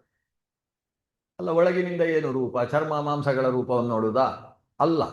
ಈಗೇನು ಮೂಲಾಧಾರ ಸ್ವಾಧಿಷ್ಠಾನಾದಿಗಳನ್ನು ಹೇಳಿದ್ದೇವೆ, ಅಲ್ಲಿ ಇರುವ ಪದ್ಮ, ಆ ಪದ್ಮ ಯಾವ ಬಣ್ಣ, ಎಷ್ಟು ದಲ, ಆ ದಲದಲ್ಲಿ ಯಾರು ಕೂತಿದ್ದಾರೆ, ಕೂತು ಏನು ಮಾಡ್ತಾ ಇದ್ದಾರೆ, ಇದನ್ನು ಆಲೋಚನೆ ಮಾಡ್ತಾ ಇದ್ದಾಗ ನಮ್ಮ ಕಣ್ಣಿಗೆ ಅದು ಕಾಣಿಸ್ಬೇಕು. ಆಕಾಶ ಗೋಪುರ ಅಂತ ಕರಿತೇವೆ. ತಿರುಕನೂರ ಮುಂದೆ ನೀವು ಕಥೆ ಓದಿರ್ಬೋದು, ಬಾಲ್ಯದಲ್ಲಿ ನಮ್ಮ ಶಾಲೆಯಲ್ಲಿ ನಾವು ಓದಿದ ಪದ್ಯ ಅದು. ತಿರುಕನ ಕನಸು ಅಂತ ಒಂದು ಕಥೆ. ಹೊರಗಿರುತ್ತರೊಂದು ಕೆಲಸ ಕಂಡನಂತೆನೇ ಅಂತ ಶುರುವಾಗ್ತದೆ. ಅಲ್ಲಿ ಒಂದು ಮುರುಕು ಧರ್ಮಶಾಲೆಯಲ್ಲಿ ಹೊರಗಿರುತ್ತ ಒಂದು ಕನಸ ಕಂಡದಂತೆ. ಅವನು ಕನಸು ಕಂಡು ಏನೇನೋ ಆಗಿ ಎಡವಟ್ಟಾಯ್ತು ಕೊನೆಗೆ. ತಿರುಕನ ಕನಸು ಅಂತ ಅದಕ್ಕೆ. ಹಾಗೆ ನಾವು ಕೆಲವು ಸಲ ಕೂತ್ಕೊಂಡು ಆಕಾಶ ಗೋಪುರ ಕಟ್ಟುವುದು. ನಾನು ಈ ದೇಶದ ಪ್ರಧಾನಿ ಆದರೆ ಇರಾನ್ ಹೇಗಾಗ್ತದೆ, ಇಸ್ರೇಲ್ ಹೇಗಾಗ್ತದೆ, ನಮ್ಮದೇ ಒಂದು ಕನಸು ಇಲ್ಲಿಂದ. ನಾನು ಹೀಗಾದ್ರೆ ಏನು ಮಾಡಿಬಿಡ್ತಿದ್ದೆ, ಏನು ಕಥೆ ಅಂತೂ. ಅಡಿಗೆಗೆ ನಮ್ಮದು ಕಟ್ಟಿಗೆ ಅಡಿಗೆಯನ್ನು ಎಲ್ಲ ಕಡೆಯಲ್ಲಿ ಎಷ್ಟು ಸುಲಭವಾಗಿ ತಂದು ಬಿಡ್ತಿದ್ದೆ, ಏನೋ ಒಂದು ಆಲೋಚನೆಗಳೆಲ್ಲ. ನಾವು ಒಳಗಿನಿಂದ ಒಂದು ಆಲೋಚನೆ ಮಾಡ್ತಾ ಮಾಡ್ತಾ ಒಂದು ಕನಸು ಗೋಪುರ ಕಟ್ಟಿ ಎಲ್ಲ ಕಣ್ಣಾರೆ ಕಂಡ ಹಾಗೆ ಕಾಣ್ತೇವಲ್ವಾ. ಇದಕ್ಕೆ ಮನೋರಥ ಅಂತ ಹೆಸರು, ಒಳಗಿನಿಂದ ಕಾಣುವುದು. ಈ ಒಳಗಿನಿಂದ ಕಾಣತಕ್ಕಂಥದ್ದು ಏನಿದೆ ಅದು ಈ ಕಣ್ಣು ಹೊರಗೆ ನೋಡುವುದು ಬಿಟ್ಟು ಒಳಗೆ ನೋಡುವುದು ಅಂತ. ಈ ಮನೋರಥ ಅನಿಸುವ ಹಗಲುಗನಸು ಒಳಗಿನಿಂದ ನಾವು ನೋಡುವುದು ಏನಿದೆ ಅದು ಅಂತರ್ಮುಖವಾಗಿ ಕಶ್ಚಿತ್ ಧೀರ ಪ್ರತ್ಯಗಾತ್ಮಾನಮೀಕ್ಷತ ಆವೃತ್ತ ಚಕ್ಷು ಅಮೃತತ್ವಮಿಚ್ಛನ್ ಅಂತ ಉಪನಿಷತ್ತು ಹೇಳ್ತದೆ. ಕಶ್ಚಿತ್ ಧೀರ, ಅದಕ್ಕೆ ಧೈರ್ಯ ಬೇಕು. ಧೈರ್ಯ ಅಂದ್ರೆ ಏನು? ನಮ್ಮ ಇಂದ್ರಿಯ ಸ್ಥಗನ ಮಾಡತಕ್ಕಂತಹ ಸಾಮರ್ಥ್ಯ ಬೇಕು. ಅವನು ಹೊರಮುಖವಾಗಿ ಸಾಗತಕ್ಕಂತಹ ಇಂದ್ರಿಯಗಳನ್ನೆಲ್ಲ ಅಂತರ್ಮುಖಗೊಳಿಸಿ ಒಳಗಿರುವುದನ್ನು ಸರಿಯಾಗಿ ಗುರುಮುಖದಿಂದ ತಿಳಿದು ಆ ತಿಳಿದದ್ದನ್ನು ಆಲೋಚನೆ ಮಾಡ್ತಾ ಅದನ್ನು ಕಾಣಬೇಕಲ್ಲ. ಮೂಲಾಧಾರ ಅಂತ ಹೇಳಿದಾಗ ವೃಷಣಾಸನ ಮೂಲಕ್ಕೆ ಹೋಗಬೇಕು. ಅಲ್ಲಿ ಹರಿತಾ ಇರತಕ್ಕಂತಹ ನದಿ, ಆ ನಾಡಿಯ ಸುತ್ತ ಇಡಾಪಿಂಗಲಗಳೆಂಬಂತಹ ನಾಡಿ, ಮಧ್ಯದಲ್ಲಿರತಕ್ಕಂತಹ ಸುಷುಮ್ನೆಯ ಪಂಚಪ್ರಭೇದ, ಪಂಚಪ್ರಭೇದದಲ್ಲಿರತಕ್ಕಂತಹ ಅನಿರುದ್ಧಾದಿ ಭಗವಂತನ ರೂಪಗಳು, ಆ ರೂಪಗಳ ಬಣ್ಣಗಳು, ಅದರ ಮಧ್ಯದಲ್ಲಿ ಹೊಳೆಯುವಂತಹ 4 ದಲದ ಒಂದು ಪದ್ಮ. ಆ 4 ದಲದ ಪದ್ಮದಲ್ಲಿ ಕೆಂಪಾದ ಪದ್ಮ. ಆಚಾರ್ಯರು ಹೇಳ್ತಾರೆ ಇದು ಭಾರಿ ಕೆಂಪು, ಅದರ ಮೇಲಿದ್ದು ಸ್ವಲ್ಪ ಕೆಂಪು ಕಡಿಮೆ, ಅದರ ಮೇಲಿದ್ದು ನಸುಗೆಂಪು, ಹೃದಯದಲ್ಲಿರುವ ಕಮಲ ನಸುಗೆಂಪು, ಹೃದಯದಿಂದ ಮೇಲೆ ಇರುವ ಕಮಲಗಳೆಲ್ಲವೂ ಬಿಳಿ ಅಂತ ಹೇಳ್ತಾರೆ. ಹೃದಂತಾನಿ ಅರುಣಾನಿ ತಾನಿ, ಹೃದಯದ ತನಕ ಇರುವ ಕಮಲಗಳೆಲ್ಲ ಕೆಂಪು, ಅಲ್ಲಿಂದ ಮೇಲಿದ್ದೆಲ್ಲವೂ ಕೂಡ ಬಿಳಿ ಬಣ್ಣದ ಕಮಲ. ಅಂದ್ರೆ ಆಮೇಲೆ ರಜೋಗುಣ ಇಲ್ಲ, ಆಮೇಲೆ ಸಾತ್ವಿಕವಾದ ಸಾಧನೆ ಮೇಲಿನದ್ದು, ಅಲ್ಲಿಯ ತನಕ ಮಾತ್ರ ಕೆಂಪು ಇರ್ತದೆ. ಅದರಲ್ಲೂ ಮೂಲಾಧಾರದಲ್ಲಿರ್ತಕ್ಕಂಥದ್ದು ಎಷ್ಟು ಕೆಂಪು ಅಂದ್ರೆ ಅದನ್ನು ನೀವು ನೋಡಿದ್ರೆ ಕಪ್ಪು ಅಂತ ಕಾಣಿಸುತ್ತೆ. ಈಗ ಮನುಷ್ಯನ ಶರೀರದಿಂದ ರಕ್ತದಾನ ಮಾಡ್ಲಿಕ್ಕೆ ಹೋದ್ರೆ ರಕ್ತವನ್ನು ತೆಗೆದು ಒಂದು ಪ್ಯಾಕೆಟಿಗೆ ಹಾಕ್ತಾರಾ? ನೀವು ರಕ್ತದಾನ ಮಾಡಿದವರಿಗೆ ಗೊತ್ತಿದೆ. ಆ ಪ್ಯಾಕೆಟ್ ಯಾವ ಬಣ್ಣ ಇರ್ತದೆ? ಅದು ಕಪ್ಪು ಇರ್ತದೆ. ಅಥವಾ ನೀವು ಒಂದು ಕೆಂಪು ಪೆನ್ನು ತಗೊಳ್ಳಿ, ಕೆಂಪು ಪೆನ್ನಿನ ರೀಫಿಲ್ ನೋಡಿ, ಯಾವ ಬಣ್ಣ ಇರ್ತದೆ? ಕಪ್ಪು ಇರ್ತದೆ. ಬರೆದ್ರೆ ಕೆಂಪು ಬರೆಯುತ್ತೆ. ಹಾಗಾದ್ರೆ ಕಪ್ಪು ಯಾಕೆ ಇರ್ತದೆ ಅಂತ ಹೇಳಿದ್ರೆ ಅದು ಕಡುವಾದ ಕೆಂಪಾದಾಗ ಅದು ಕಪ್ಪಾಗಿ ಕಾಣಿಸುತ್ತೆ. ಹಾಗೆ ಇಲ್ಲಿ ಮೂಲಾಧಾರದಲ್ಲಿರತಕ್ಕಂಥ ಕಮಲ ಕಡುಗೆಂಪು ಬಣ್ಣದ ಕಮಲ, ಆಮೇಲೆ ಕೆಂಪು, ಆಮೇಲೆ ನಸುಗೆಂಪು, ಆಮೇಲೆ ಮೇಲಿದ್ದೆಲ್ಲ ಬಿಳಿ ಆಗ್ತದೆ, ಕ್ರೀಮ್ ಕಲರ್ ಇರ್ತದೆ, ಆಮೇಲೆ ಬಿಳಿ ಆಗ್ತದೆ. ಸಹಸ್ರಾರಕ್ಕೆ ಬರುವಾಗ ಅಚ್ಚ ಸ್ವಚ್ಛವಾದಂತಹ ಕಮಲ ಇರ್ತದೆ, ಅದು 1000 ದಳದ ಕಮಲ ಅಂತ. ಇದು ಕಾಣಬೇಕು ನಮಗೆ ಅಂತರ್ದೃಷ್ಟಿಗೆ. ಮೂಲಾಧಾರದಲ್ಲಿರತಕ್ಕಂಥ ಚತುರ್ದಲ ಕಮಲ ಕೆಂಪಾಗಿ ಕಾಣಿಸಬೇಕು. ಕೆಂಪಿನ 4 ದಳಗಳು ಪೂರ್ವಾದಿ 4 ದಿಕ್ಕಿಗೆ ಹರಡಿಕೊಂಡಿದ್ದಾರೆ. ಆ 4 ದಳದಲ್ಲಿ 4 ವೇದಮೂರ್ತಿಗಳು ಕೂತಿದ್ದಾರೆ. ನಮಗೆ ವೇದಮೂರ್ತಿ ಅಂತ ಹೇಳಿದ ನಮ್ಮ ಪುರೋಹಿತರ ನೆನಪಾಗುತ್ತೆ ನಮಗೆ. ಯಾಕಂದ್ರೆ ಅವರದ್ರಲ್ಲಿ ವೇ ಮೂ ಅಂತ ಹಾಕಿರ್ತಾರೆ, ವೇ ಮೂ ಶ್ರೀ ಶ್ರೀ ಅಂತ ಹಾಕಿರ್ತಾರೆ. ಈಗ ಅದು ವೇಮು ಅಂದ್ರೆ ಏನಂತಲೂ ಗೊತ್ತಿಲ್ಲ, ಕೊನೆಗೆ ವೇದವನ್ನು ಮೂಲೆಗೆ ಹಾಕಿದವ ಅಂತ ಕೆಲವರು ವ್ಯಾಖ್ಯಾನ ಮಾಡಿದವರಿದ್ದಾರೆ. ಹಾಗಲ್ಲ, ವೇದಮೂರ್ತಿ ಅನ್ನೋದನ್ನು ಬಿಟ್ಟಿದಾಗಿ ವೇಮು ಅಂತ ಬರೆಯೋದು. ಇಲ್ಲಿ ವೇದಮೂರ್ತಿಗಳು ಅಂದ್ರೆ ಏನು? ಋಗ್ವೇದ, ಯಜುರ್ವೇದ, ಸಾಮವೇದ, ಅಥರ್ವ ವೇದ, ಈ 4 ವೇದಗಳೇ ಮೂರ್ತಿ ಎತ್ತು ಕುಳಿತಾಗ ಅದು ಸ್ತ್ರೀ ಸ್ವರೂಪಗಳಾಗಿರ್ತವೆ. ವೇದ ಮಾತೆಯರು ಅಂತ ಕರೀತಾರೆ. 4 ದಳದಲ್ಲಿ 4 ವೇದ ಮಾತೆಯರು ಕೂತು, ವೇದ ಮೂರ್ತಿಗಳು ಕೂತು, ಈ ಕಮಲದ ಮಧ್ಯಭಾಗದ ಕಿಂಜಲ್ಕ ಉಂಟು. ಕಿಂಜಲ್ಕ ಅಂತ ಹೇಳಿದ್ರೇನು? ಅದರದ್ದು ಕುಸುಮ, ಮಧ್ಯದಲ್ಲಿ ಬರ್ತಕ್ಕಂಥ ಕಮಲದ ಕುಸುಮ. ಅದನ್ನು ಹೀಗೆ ನೀವು ಮುಟ್ಟಿದ್ರೆ ಕೈಯಲ್ಲಿ ಅರಿಶಿಣ ಬಣ್ಣ ಹತ್ತುತ್ತೆ. ಅದು ಪರಾಗ ಅಂತ ಕರೀತಾರೆ. ಪರಾಗ ಸ್ಪರ್ಶ ಯಾವ ಭಾಗದಲ್ಲಿ ಆಗ್ತದೋ ಆ ಕಮಲದ ಮಧ್ಯಭಾಗವನ್ನು ಕುಸುಮ, ಅದನ್ನು ಕಿಂಜಲ್ಕ ಅಂತ ಸಂಸ್ಕೃತದಲ್ಲಿ ಕರಿತೇವೆ. ಆ ಮಧ್ಯದಲ್ಲಿರುವ ಕಿಂಜಲ್ಕದ ಭಾಗದಲ್ಲಿ ಭಗವಂತನ ರೂಪ ಇದೆ. ಅದು ಅನಿರುದ್ಧ ಅಂತ ಹೇಳುವ ಭಗವಂತನ ರೂಪ. ಆ ಅನಿರುದ್ಧ ರೂಪವನ್ನು ಈ 4 ವೇದ ಮಾತೆಯರು ತಮ್ಮ ವೈದಿಕವಾದ ಧ್ವನಿಗಳಿಂದ ಕೊಂಡಾಡ್ತಾ ಇದ್ದಾರೆ ಅಂತ ನಾವು ಮೂಲಾಧಾರದಲ್ಲಿ ದೇವರನ್ನು ಸ್ಮರಿಸಬೇಕು. ತುಂಬ ಕಷ್ಟ. ಬರೀ ಅನಿರುದ್ಧನನ್ನು ಸ್ಮರಿಸಿ ಅಂದ್ರೆ ಅನಿರುದ್ಧನ 4 ಕೈಯಲ್ಲಿ ಏನುಂಟು ಅಂತ ನಾನು ಹೇಳಿದ್ರೆ ನೀವು ಸ್ಮರಿಸಬಹುದು. ಆದರೆ ಅನಿರುದ್ಧನನ್ನು ವೇದ ಮಾತೆಯರು ಕೊಂಡಾಡ್ತಾರೆ ಅಂತ ಸ್ಮರಿಸ್ತೀವಿ. ನಾನು ಕೊಂಡಾಡುವುದು ಸುಲಭ, ಅವರು ಕೊಂಡಾಡ್ತಾರೆ ಅಂತ ನಮ್ಮ ಕೊಂಡಾಟ ತುಂಬಾ ಕಷ್ಟ. ಹೀಗೆ ಇಲ್ಲ, ವೇದ ಮಾತೆಯರು ಮಧ್ಯದಲ್ಲಿ ಕಿಂಜಲ್ಕದಲ್ಲಿ ಕುಳಿತಂತಹ ಭಗವಂತನ ಅನಿರುದ್ಧ ರೂಪವನ್ನು ತಾವು ತಮ್ಮ ವೇದದ ಶಬ್ದ ರಾಶಿಗಳಿಂದ ಕೊಂಡಾಡ್ತಾ ಇದ್ದಾರೆ ಅಂತ ನಾವು ಒಳಗಿಂದ ಕಾಣುವುದುಂಟಲ್ವಾ, ಇದಕ್ಕೆ ಅಂತರ್ದೃಷ್ಟಿ ಅಥವಾ ಅಂತರ್ದರ್ಶನ ಅಂತ ಹೆಸರು. ಇದನ್ನೇ ಧ್ಯಾನ ಅಂತ ಕರೆಯುವುದು. ಒಳಗಿನಿಂದ ಕಾಣುವುದು ಈ ಕಣ್ಣಿನಿಂದ ಅಲ್ಲ, ಒಳಗಿನಿಂದ ಕಾಣುವುದು ಮನಸ್ಸೆಂಬ ಕಣ್ಣಿನಿಂದ. ಅದಕ್ಕೆ ಒಳಗಣ್ಣು ಅಥವಾ ತಿಳಿಗಣ್ಣು ಅಂತ ಹೆಸರು. ಇದು ಕಣ್ಣಾದರೆ ಅದು ತಿಳಿಗಣ್ಣು ಅಥವಾ ಒಳಗಣ್ಣು. ಈ ತಿಳಿವಿನ ಕಣ್ಣೇನಿದೆ, ಜ್ಞಾನಚಕ್ಷುಸ್ಸಿದೆ, ಆ ಜ್ಞಾನಚಕ್ಷುಸ್ಸಿನ ಮೂಲಕ ಅಥವಾ ಅಂತಃಕರಣದ ಮೂಲಕವಾಗಿ ಅಲ್ಲಿ ನಾವು ಕಾಣತಕ್ಕಂಥದ್ದನ್ನು ಧ್ಯಾನ ಅಂತ ಕರಿತೇವೆ. ಇದು ಪ್ರತಿನಿತ್ಯವೂ ಮಾಡಬೇಕಂತೆ.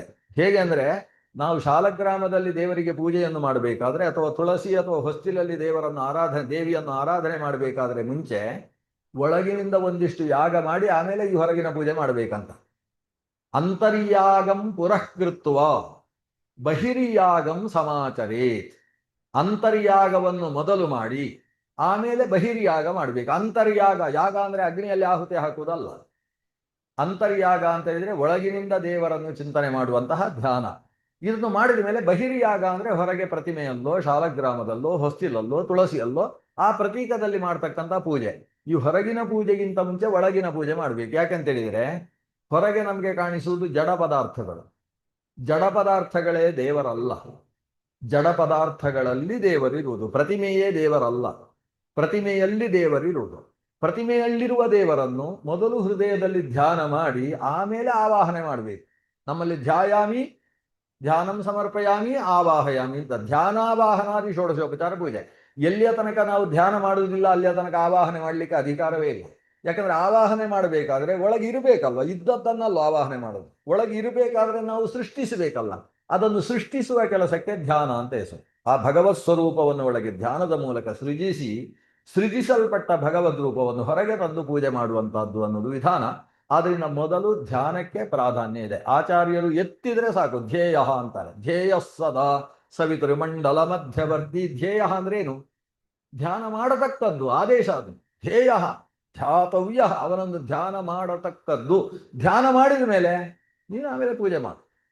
ಎಲ್ಲ ಕಡೆ ಚಿಂತ್ಯಂ ಅಂತಾರೆ. ಧ್ಯಾಯೇತ್ ಧರಿದು ಮಣಿನಿಭಂ ಜಗದೇಕವನ್ಯಂ. ಧ್ಯಾಯೇತ್ ಅಂತಾರೆ, ಧ್ಯಾನ ಮಾಡತಕ್ಕದ್ದು.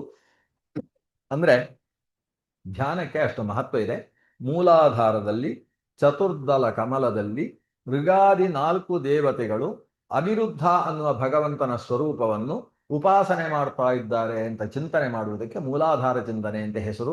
ಆ ಚಿಂತನೆ ಮಾಡ್ತಕ್ಕಂಥ ಕ್ರಮ ಹೇಗೆ? ಅಲ್ಲಿ ಕಮಲ ಮುಚ್ಚಿರ್ತದೆ, ಯಾವತ್ತೂ ಕಮಲ ಅರಳಿರುವುದಿಲ್ಲ, ಕಮಲ ಮೊಗ್ಗಾಗಿರ್ತದೆ.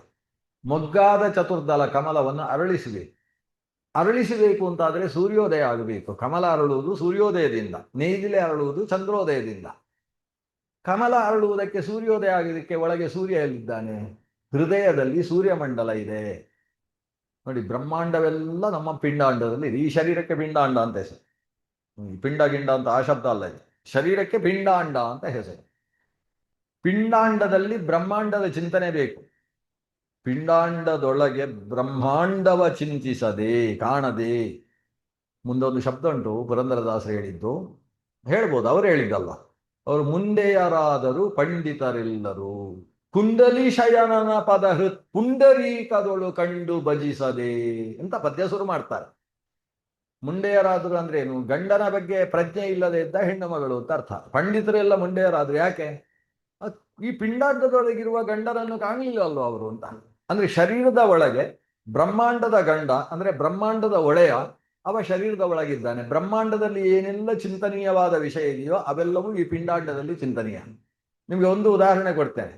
ನಾವು ಬೆಳಗ್ಗೆದ್ದು ದೇವರನ್ನು ಸ್ತೋತ್ರ ಮಾಡುವಾಗ 7 ನಾರಾಯಣನೇ 7 ಲಕುಮಿ ರಮಣ ಅಂತ ಪದ್ಯ ಹೇಳಿ 7 ಸಮುದ್ರ ಮಥನವ ಮಾಡು ಅಂತ ಪದ್ಯ ಬಹುಶಃ ನಿಮ್ಗೆಲ್ಲ ಇರಬೇಕು. ನಮ್ಮ ವಿದ್ಯಾಭೂಷಣರು ಹೇಳಿದ ಪದ್ಯ ಎಲ್ಲ ಕಡೆ ಕೇಳಿಸ್ತಾ ಇರ್ತದೆ. 7 ಸಮುದ್ರ ಮಥನವ ಮಾಡು, ಏನಿದು?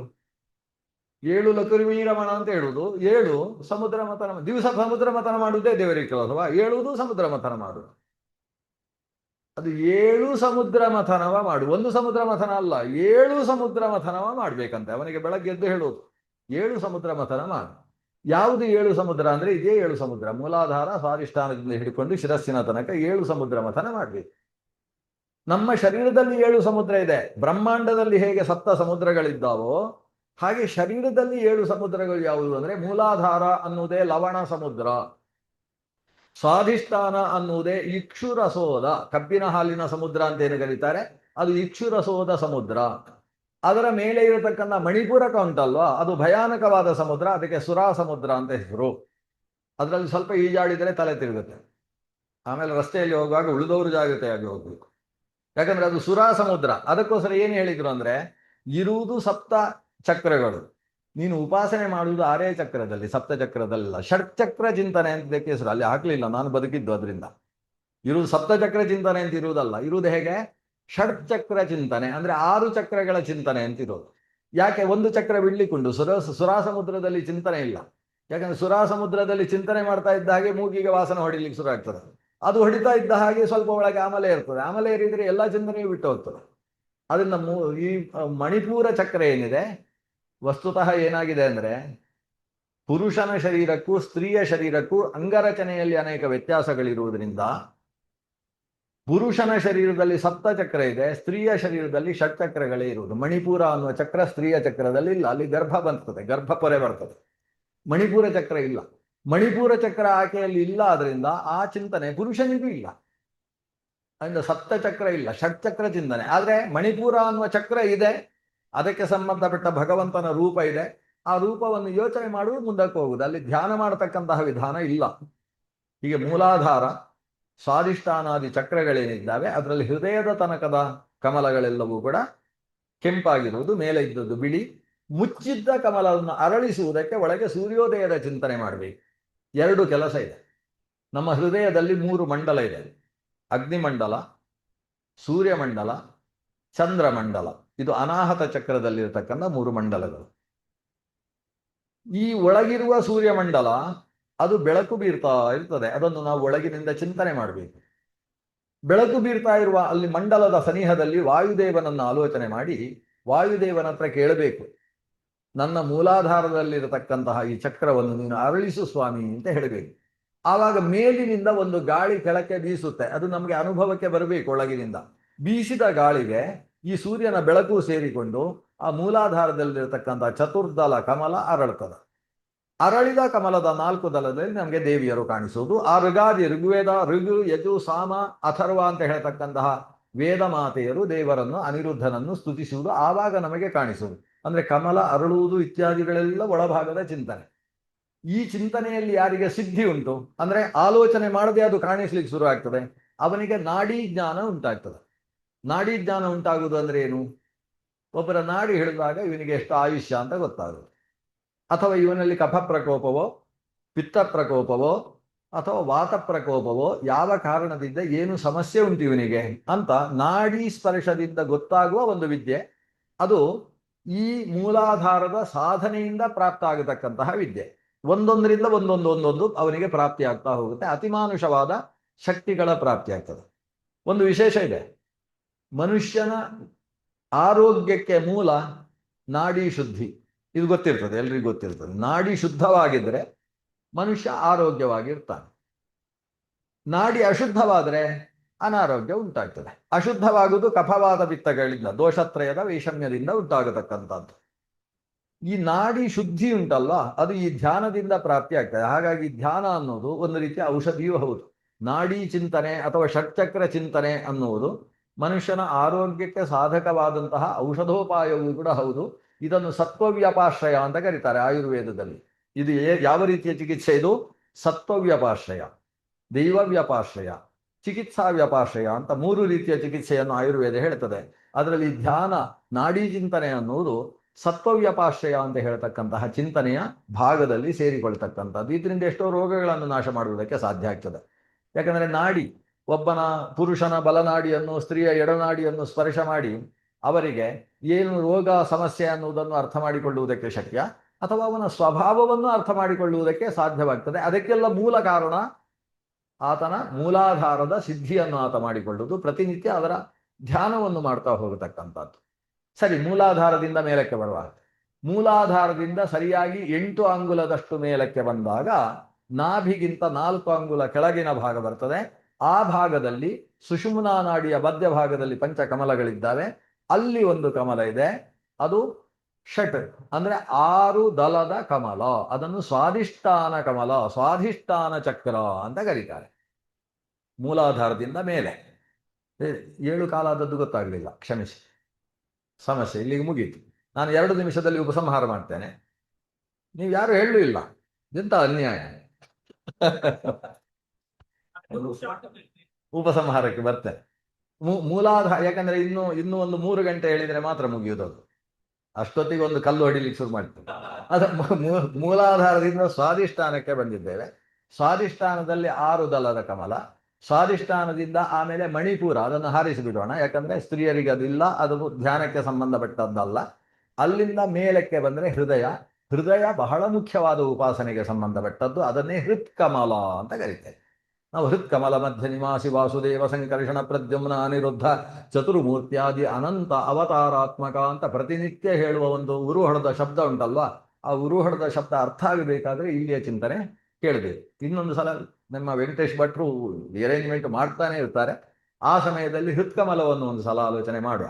ಹೃತ್ಕಮಲದ ಜೊತೆಗೆ ನಾವು ಆಲೋಚಿಸಬೇಕಾದ ಆಜ್ಞಾಚಕ್ರ, ಇದು 2 ಕೂಡ ಬಹಳ ನಿಕಟವಾದ ಸಂಬಂಧವುಳ್ಳದ್ದು. ಹೃತ್ಕಮಲದಿಂದ 12 ಅಂಗುಲ ಮೇಲಕ್ಕೆ ಬಂದರೆ ಕಂಠದಲ್ಲಿ ವಿಶುದ್ಧ ಅಂತ ಒಂದು ಚಕ್ರ ಸಿಗ್ತದೆ. ವಿಶುದ್ಧ ಚಕ್ರಕ್ಕಿಂತ ಮತ್ತೆ 12 ಅಂಗುಲ ಮೇಲಕ್ಕೆ ಹೋದರೆ 2 ಹುಬ್ಬುಗಳ ಮಧ್ಯದ ಆಜ್ಞಾಚಕ್ರ ಸಿಗ್ತದೆ. ಇದು ಕೂಡ ಚಿಂತನೀಯವಾದ ಬಹಳ ಮುಖ್ಯವಾದ ಒಂದು ಪ್ರದೇಶ. ಅಲ್ಲಿ ಭಗವಂತನ ಶ್ರೀಕೃಷ್ಣ ಅನ್ನುವ ರೂಪವನ್ನು ಗರುಡ ಅಂತ ಹೇಳುವ ಒಂದು ದೇವತಾ ಶಕ್ತಿ ಉಪಾಸನೆ ಮಾಡುವ ಜಾಗ ಅದು. ಕೃಷ್ಣಮೂರ್ತಿ ಕಣ್ಣ ಮುಂದೆ ನಿಂತಿದಂತಿದೆ ಅಂತ ದಾಸರು ಹಾಡಿದ್ದು ಇಲ್ಲಿಗೆ ಸಂಬಂಧಪಟ್ಟಂತಹ ವಿಷಯವನ್ನು. ಅಲ್ಲಿಂದ ಮತ್ತೆ 12 ಅಂಗುಲ ಮೇಲಕ್ಕೆ ಹೋದರೆ ಶಿರಸ್ಸಿನ ಕಮಲ ಸಿಗ್ತದೆ, ಅದಕ್ಕೆ ಶಿರಕಮಲ ಅಂತ ಹೆಸರು. ಅಲ್ಲಿಂದ 12 ಅಂಗುಲ ಮೇಲಕ್ಕೆ ಹೋದರೆ ಅಲ್ಲಿ ಸಹಸ್ರಾರ ಅಂತ ಹೇಳ್ತಕ್ಕಂತಹ ಚಕ್ರ ಪ್ರಾಪ್ತಿ ಆಗ್ತದೆ. ಅದು ಶರೀರದ ಆರ ಏನಿದೆ, ಪ್ರಭಾವಲಯ ಏನಿದೆ, ಅಂದ್ರೆ ಶರೀರದಿಂದ 12 ಅಂಗುಲ ಹೊರಗೆ ಇರತಕ್ಕಂತಹ ಶರೀರಕ್ಕೆ ಸಂಬಂಧಪಟ್ಟಂತಹ ಚಕ್ರ. ಅಲ್ಲಿ ಹೆಚ್ಚು ಉಪಾಸನೆ ಇಲ್ಲ. ಅಲ್ಲಿ ವಾಸುದೇವ ಅಂತ ಹೇಳುವ ಭಗವಂತನ ರೂಪ ಇದೆ. ಆ ವಾಸುದೇವ ಭಗವಂತ ತಾನು ಪಾದವನ್ನು ಎತ್ತಿ ಬ್ರಹ್ಮಾಂಡದ ಕಟಾಹವನ್ನು ಒಡೆದ ತ್ರಿವಿಕ್ರಮ ರೂಪ ಅಂತ ಹೇಳಿದರೆ ಅವನೇ. ಅಲ್ಲಿಂದ ಗಂಗೆ ಸುರಿದು ಶಿರಸ್ಸಿನ ಓಂ ಬಂ ಶಿರಸಿ ವರ್ತಲ ಮಂಡಲ ಮಧ್ಯಸ್ಥೆ ಶ್ವೇತವರ್ಣ ಅಂತ ಹೇಳ್ತಕ್ಕಂಥ ನಮ್ಮ ಒಂದು ಉಪಾಸನೆ ಏನಿದೆ, ಅಲ್ಲಿಂದ ಹಾಗೆ ಗಂಗೆ ಒಳಗೆ ಇಳಿದು ನಮ್ಮ ಎಲ್ಲಾ ನಾಡಿ ಇಲ್ಲಿಯ ತನಕ ಸುಷುಮ್ನೆಗೆ ಬಂದು, ಇಲ್ಲಿಂದ ಇಡಾಪಿಂಗಲೆಗೆ ಬಂದು, ಇಡಾಪಿಂಗಲೆ ಮತ್ತೆ 50 ಹೋಗಿ 100 ನಾಡಿಗಳಲ್ಲಿ ಸೇರಿ, ಆ 100 ನಾಡಿಗಳು ಮತ್ತೆ ಬೆಳೆದು 72,000, ಬಲಭಾಗದಲ್ಲಿ 36,000, ಎಡಭಾಗದಲ್ಲಿ 36,000 ನಾಡಿಯಾಗಿ 72,000 ನಾಡಿಗಳಲ್ಲಿ ಹರಿದು ಕೊನೆಗೆ 3.5 ಕೋಟಿ ನಾಡಿಗಳಲ್ಲೂ ಕೂಡ ಗಂಗೆ ಹರಿದು ನಾವು ಶುದ್ಧವಾಗುವ ಒಂದು ಧ್ಯಾನ ಸ್ನಾನ ಅಂತ ಹೇಳುವ ಒಂದು ವಿಧಾನ ಇದೆ. ಆ ರೀತಿ ಇಲ್ಲಿಂದ ಅದೆಲ್ಲ ಸುರಿಯೋದು, ಶರೀರ ಎಲ್ಲ ಶುದ್ಧ ಆಗಿದೆ ಅಂತ ಬೀಜದಿಂದ ಆಲೋಚನೆ ಮಾಡುವ ವಿಧಾನಗಳೆಲ್ಲ ಅದರಲ್ಲಿ ಸೇರಿಕೊಳ್ತಾರೆ. ತುಂಬ ಸೂಕ್ಷ್ಮವಾದ, ಅತ್ಯಂತ ಅಪೇಕ್ಷಿತವಾದ ಅನೇಕ ವಿಷಯಗಳಿಂದ ಕೂಡಿರತಕ್ಕಂತಹ ಚಿಂತನೆ, ಒಟ್ಟು ನಾಡಿ ಚಿಂತನೆ ಅಥವಾ ಷಟ್ಚಕ್ರ ಚಿಂತನೆ ಅಂತ ಅದಕ್ಕೆ ಹೆಸರು. ನಾವಿವತ್ತು ಅವಲೋಕನೆ ಮಾಡಿದ್ದು ಅತ್ಯಂತ ಅಲ್ಪ ವಿಷಯ. ಒಂದು, ಸುಷುಮ್ನ ಅಂದರೆ ಏನು ಅಂತ ತಿಳ್ಕೊಂಡಿದ್ದೇವೆ. ಇಡಾಪಿಂಗಲದ ಬಗ್ಗೆ ಹೆಚ್ಚು ವಿವರಣೆ ಕೊಡಲಿಲ್ಲ, ಆದರೆ ಅದು ಪಕ್ಕದಲ್ಲಿ ಇದೆ ಅನ್ನೋದನ್ನು ನಾವು ತಿಳ್ಕೊಂಡಿದ್ದೇವೆ. ಇಲ್ಲಿ ಎಡದಲ್ಲಿದ್ದ ನಾಡಿ ಇಲ್ಲಿ ಬಲಕ್ಕೆ ಬಂದು ಇಲ್ಲಿ ಸೇರಿಕೊಳ್ತದೆ, ಅಲ್ಲಿ ಬಲದಲ್ಲಿದ್ದ ನಾಡಿ ಎಡಕ್ಕೆ ಬಂದು ಇಲ್ಲಿ ಸೇರಿಕೊಳ್ತದೆ. ಹಾಗಾಗಿ ಮೂಗಿನಲ್ಲಿ ಸೇರಿದಾಗ ಒಂದೇ ನಾಡಿ ಇರುವುದು, ಅಲ್ಲಿಗೆ ಮಾತ್ರ 3 ನಾಡಿಗಳು ಸೇರಿದ್ರಿಂದ ಅದಕ್ಕೆ ತೀರ್ಥರಾಜ ಅಥವಾ ತ್ರಿವೇಣಿ ಸಂಗಮ ಅಂತ ಕರಿತೇವೆ ಅನ್ನೋ ವಿಷಯ ಗಮನಿಸಿದ್ದೇವೆ. ಆ ಸುಷುಮ್ನೆಯಲ್ಲಿ ಪಂಚಪ್ರಭೇದಗಳಿದ್ದು ಭಗವಂತನ ಪ್ರದ್ಯುಮ್ನಾದಿ ಸ್ವರೂಪಗಳ ಚಿಂತನೆಯ ಬಗ್ಗೆ ಯೋಚಿಸಿದ್ದೇವೆ. ಅಷ್ಟೇ ಅಲ್ಲದೆ ಮೂಲಾಧಾರ ಅಲ್ಲಿರುವ ಚತುರ್ದಲದ ಕಮಲ, ಅಲ್ಲಿ ವೇದಾಭಿಮಾನಿ ದೇವತೆಗಳು ಕುಳಿತು ಭಗವಂತನ ಅನಿರುದ್ಧ ರೂಪವನ್ನು ಉಪಾಸನೆ ಮಾಡುವ ಮೂಲಾಧಾರದ ಚಿಂತನೆಯ ಜೊತೆಗೆ ಇವತ್ತಿನ ನಾಡಿ ಚಿಂತನೆಯನ್ನು ಭಗವಂತನಲ್ಲಿ ಪೂಜ್ಯ ಗುರುಗಳಾದ ಶ್ರೀ ವಿಶ್ವೇಶತೀರ್ಥ ಶ್ರೀಪಾದರ ಅಂತರ್ಯಾಮಿಯಾದ ಮಧ್ವಪತಿ ಗೋಪಾಲಕೃಷ್ಣ ಸ್ವಾಮಿಯಲ್ಲಿ ಎಲ್ಲರೂ ಒಟ್ಟು ಸೇರಿ ಸಮರ್ಪಣೆ ಮಾಡೋಣ. ಶ್ರೀಕೃಷ್ಣ ಅರ್ಪಣಮಸ್ತು.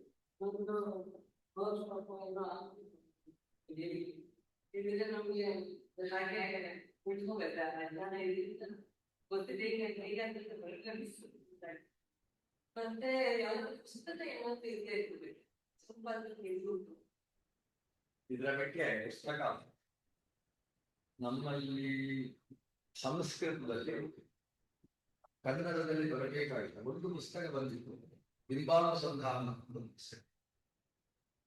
ಅದು ಆನಂದರಾವ್ ಅಂತ ಹೇಳಿ ನಮ್ಮ ದೇವಿ ನಗರದಲ್ಲಿ ಒಬ್ಬ ಹಿರಿಯರು ನನ್ನ ಮಾರ್ಗದರ್ಶನಕ್ಕೆ ಭೇಟಿ ಮಾಡಿದ್ರು. ಒಂದು ಫೋಟೋ ಹಾಕ್ತಾರೆ, ಬಿಂಬಾನುಸಂಧಾನ ರಿಸಲ್ಟ್ ಅವರು ಭೇಟಿ ಮಾಡಿದ್ರು. ಆ ಪುಸ್ತಕ ಈಗ ಸಿಗ್ತದೋ ಇಲ್ಲೋ ಅಂತ ನನಗೆ ಸಂಶಯ, ಬಹುಶಃ ಸಿಗುವುದಿಲ್ಲ ಅನ್ಸುತ್ತೆ ಬಿಂಬಾನುಸಂಧಾನ. ಆದರೆ ನಮ್ಮ ಪೂರ್ಣಪ್ರಜ್ಞಾ ಸಂಶೋಧನಾ ಮಂದಿರದಿಂದ ರೀಪ್ರಿಂಟ್ ಮಾಡಬೇಕು ಅಂತ ಅವರು ಹೊರಟಿದ್ದಾರೆ. ನನಗೆ ನನ್ನ ಟೇಬಲ್ಗೆ ಪುಸ್ತಕ ತಲುಪಿಸಿದ್ದಾರೆ, ನಾನು ಅದನ್ನು ಸ್ವಲ್ಪ ರಿಪೇರಿ ಮಾಡಿ ಕೊಡಬೇಕಾಗಿದೆ. ಬಹುಶಃ ಇನ್ನೊಂದು 1 ತಿಂಗಳು 2 ತಿಂಗಳಲ್ಲಿ ಆ ಪುಸ್ತಕ ಬರ್ಬೋದು. ಬಿಂಬಾನುಸಂಧಾನ ಅಂತ ಒಂದು ಪುಸ್ತಕ ಬರ್ತದೆ, ಕನ್ನಡದಲ್ಲಿ ಪುಸ್ತಕ ಬರ್ತದೆ.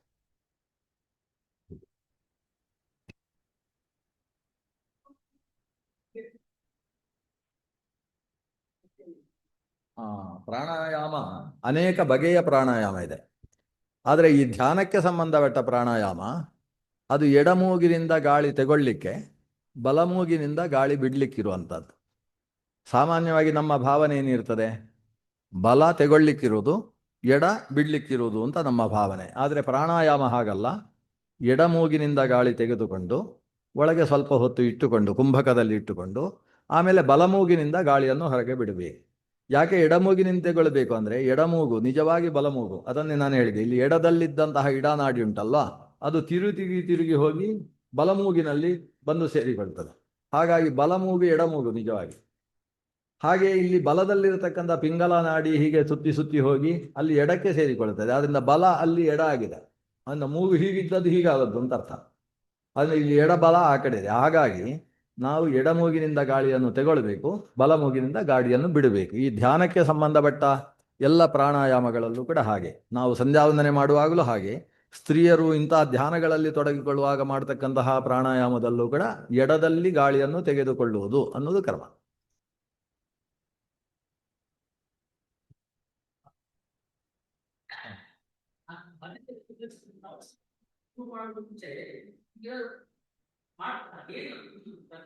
ಅದು ಈ ನಿದ್ದೆ ತೆಗೆಯೋದು, ಚೈತನ್ಯದ ಶಕ್ತಿಯನ್ನು ಗಟ್ಟಿ ಮಾಡಿಕೊಳ್ಳೋದು. ಇದು ಆಜ್ಞಾಚಕ್ರ ಅಲ್ವಾ? ಈ ಆಜ್ಞಾಚಕ್ರದಲ್ಲಿ ನಾಡಿಗಳೆಲ್ಲ ಸಂಗಮ ಆಗ್ತದೆ. ಆ ಆಜ್ಞಾಚಕ್ರದಲ್ಲಿ ಒಂದು ವಿಶೇಷವಾದ ಶಕ್ತಿ ಇದೆ. ಏನಂದರೆ, ಅದಕ್ಕೆ ಆಜ್ಞಾ ಅಂತ ಯಾಕೆ ಹೆಸರು ಬಂತು ಅಂದರೆ, ಒಳಗಿನಿಂದ ನಮ್ಮ ಗುರುಗಳು ಪ್ರೇರಣೆ ಕೊಡುವ ಜಾಗ. ಸ್ವರೂಪೋದ್ಧಾರಕ ಗುರುಗಳು ಅಂತ ಹೇಳ್ತೇವಲ್ವ, ಸ್ವರೂಪೋದ್ಧಾರಕ ಗುರುಗಳು ಅಂತ ಈಗ ಎಲ್ಲರಲ್ಲೂ ಶಬ್ದ. ಪಕ್ಕದಲ್ಲಿದ್ದ ಗೆಳೆಯನ ಕೈ ಮೇಲೆ ಕೈ ಹಾಕಿ, ಏನು ಗುರು, ನನ್ನ ಸ್ವರೂಪೋದ್ಧಾರಕ ಗುರು ನೀನು ಅಂತ ಹೇಳೋದೆಲ್ಲ ಇದೆ. ಸ್ವರೂಪೋದ್ಧಾರಕ ಗುರು ಅಂತ ಹೇಳಿದರೆ ಒಳಗಿನಿಂದ ನಮಗೆ ಜ್ಞಾನದ ಪ್ರೇರಣೆ ಬರುವುದು.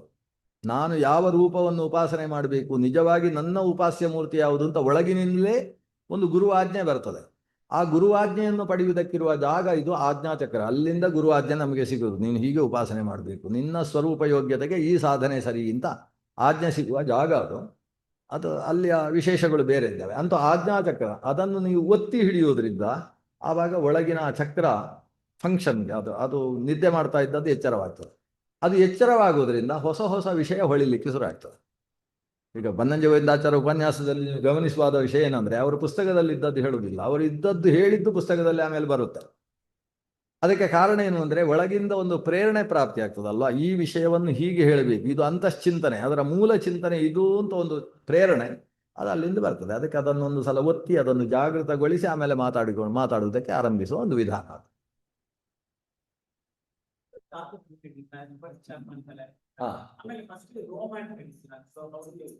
ಇಷ್ಟೇ.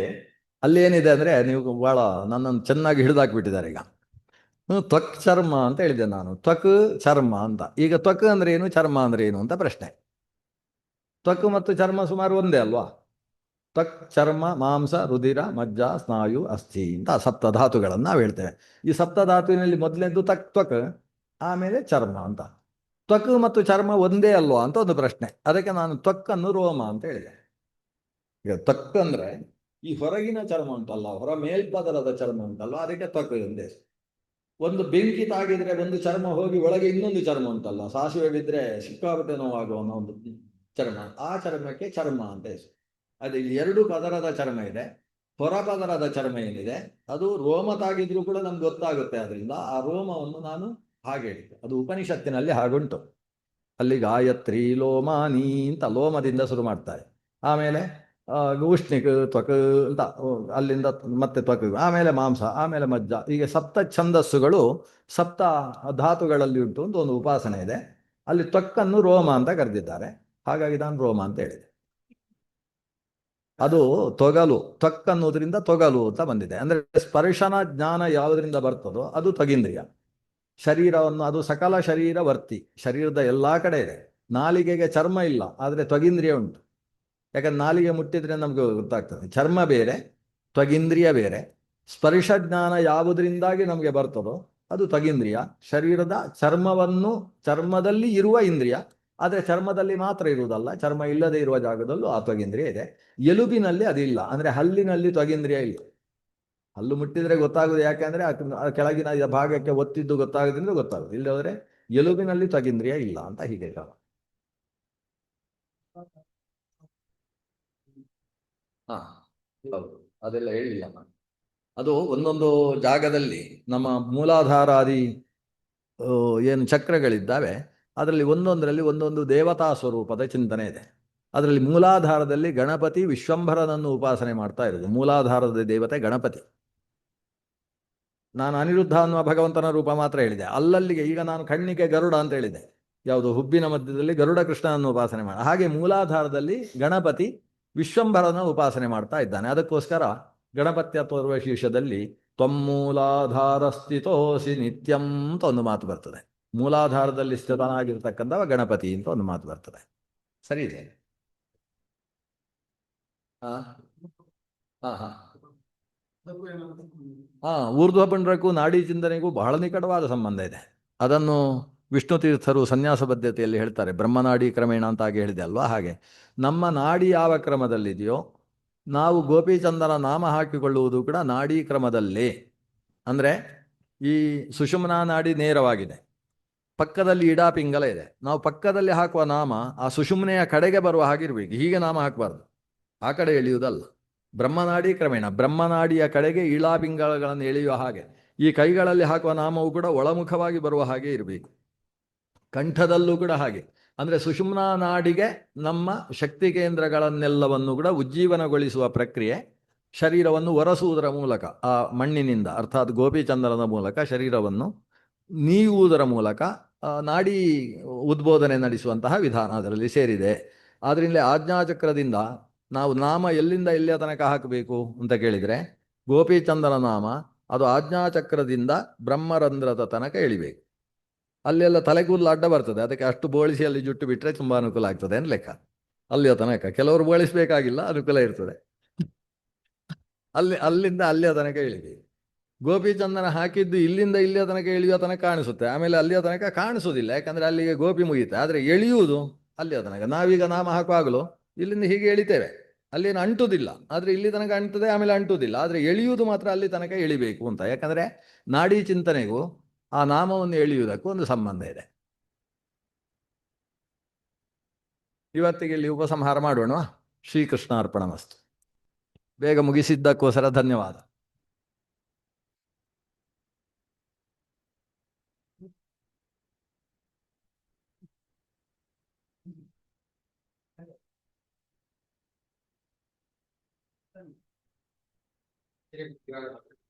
ಇವತ್ತೊಂದು ವಿಷಯವಾಗಿ ನಾವು ಹೇಳಿದ್ದೇವೆ. ಸಾಮಾನ್ಯವಾಗಿ ಚಕ್ರಾರ್ತಿಗಳಿಗೆ ಯಾರು ಅಷ್ಟೊಂದು ನಾಲೆಜ್ ಇಲ್ಲ, ಅಷ್ಟೊಂದು ಅನುಭವದಿಲ್ಲ ಮತ್ತು ಕೇಳಿದ್ರಿಲ್ಲ. ಆದರೆ ಇದೊಂದು ಆಚಾರಗಳಿಗಾಗಿ ಇದೊಂದು ವಾಸ್ತು ಸಬ್ಜೆಕ್ಟ್, ತುಂಬಾ ದೊಡ್ಡ ಸಬ್ಜೆಕ್ಟ್ ಇದು.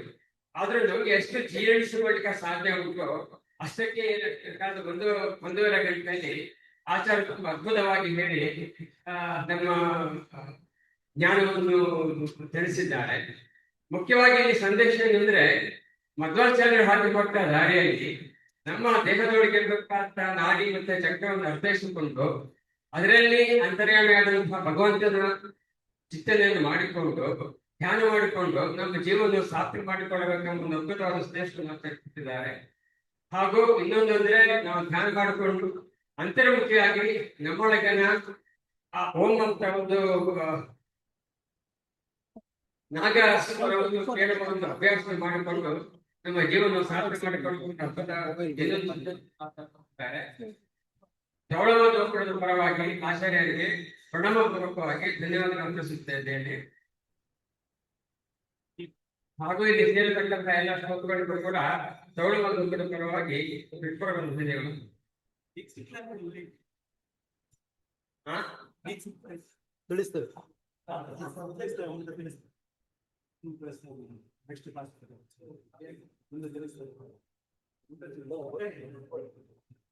ಆಚಾರ್ಯರಿಂದ ಇದೇ ತರ ಇನ್ನೊಂದು ಕಾರ್ಯಕ್ರಮ ನಡೆಯಲಿಕ್ಕಿದೆ. ಅದರದ್ದು ವಿವರವಾದ ದಿನಾಂಕ ಹಾಗೂ ಅದರ ವಿಷಯಗಳ ಬಗ್ಗೆ ನಾನು ನಿಮಗೆ ತಿಳಿಸ್ತೇನೆ.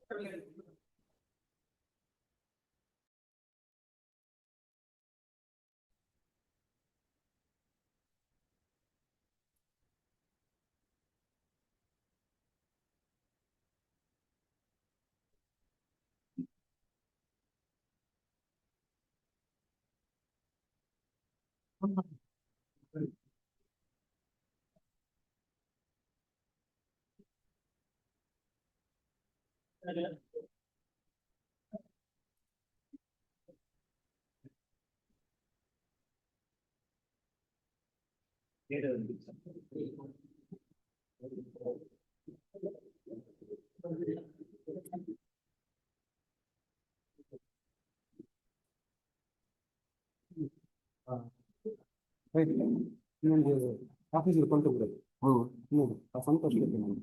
ಹಾಂ, ಎಲ್ಲ ಪರವಾಗಿಲ್ಲ. ಇದರಲ್ಲೂ ಯಾವ ಥರ ಇಲ್ಲ.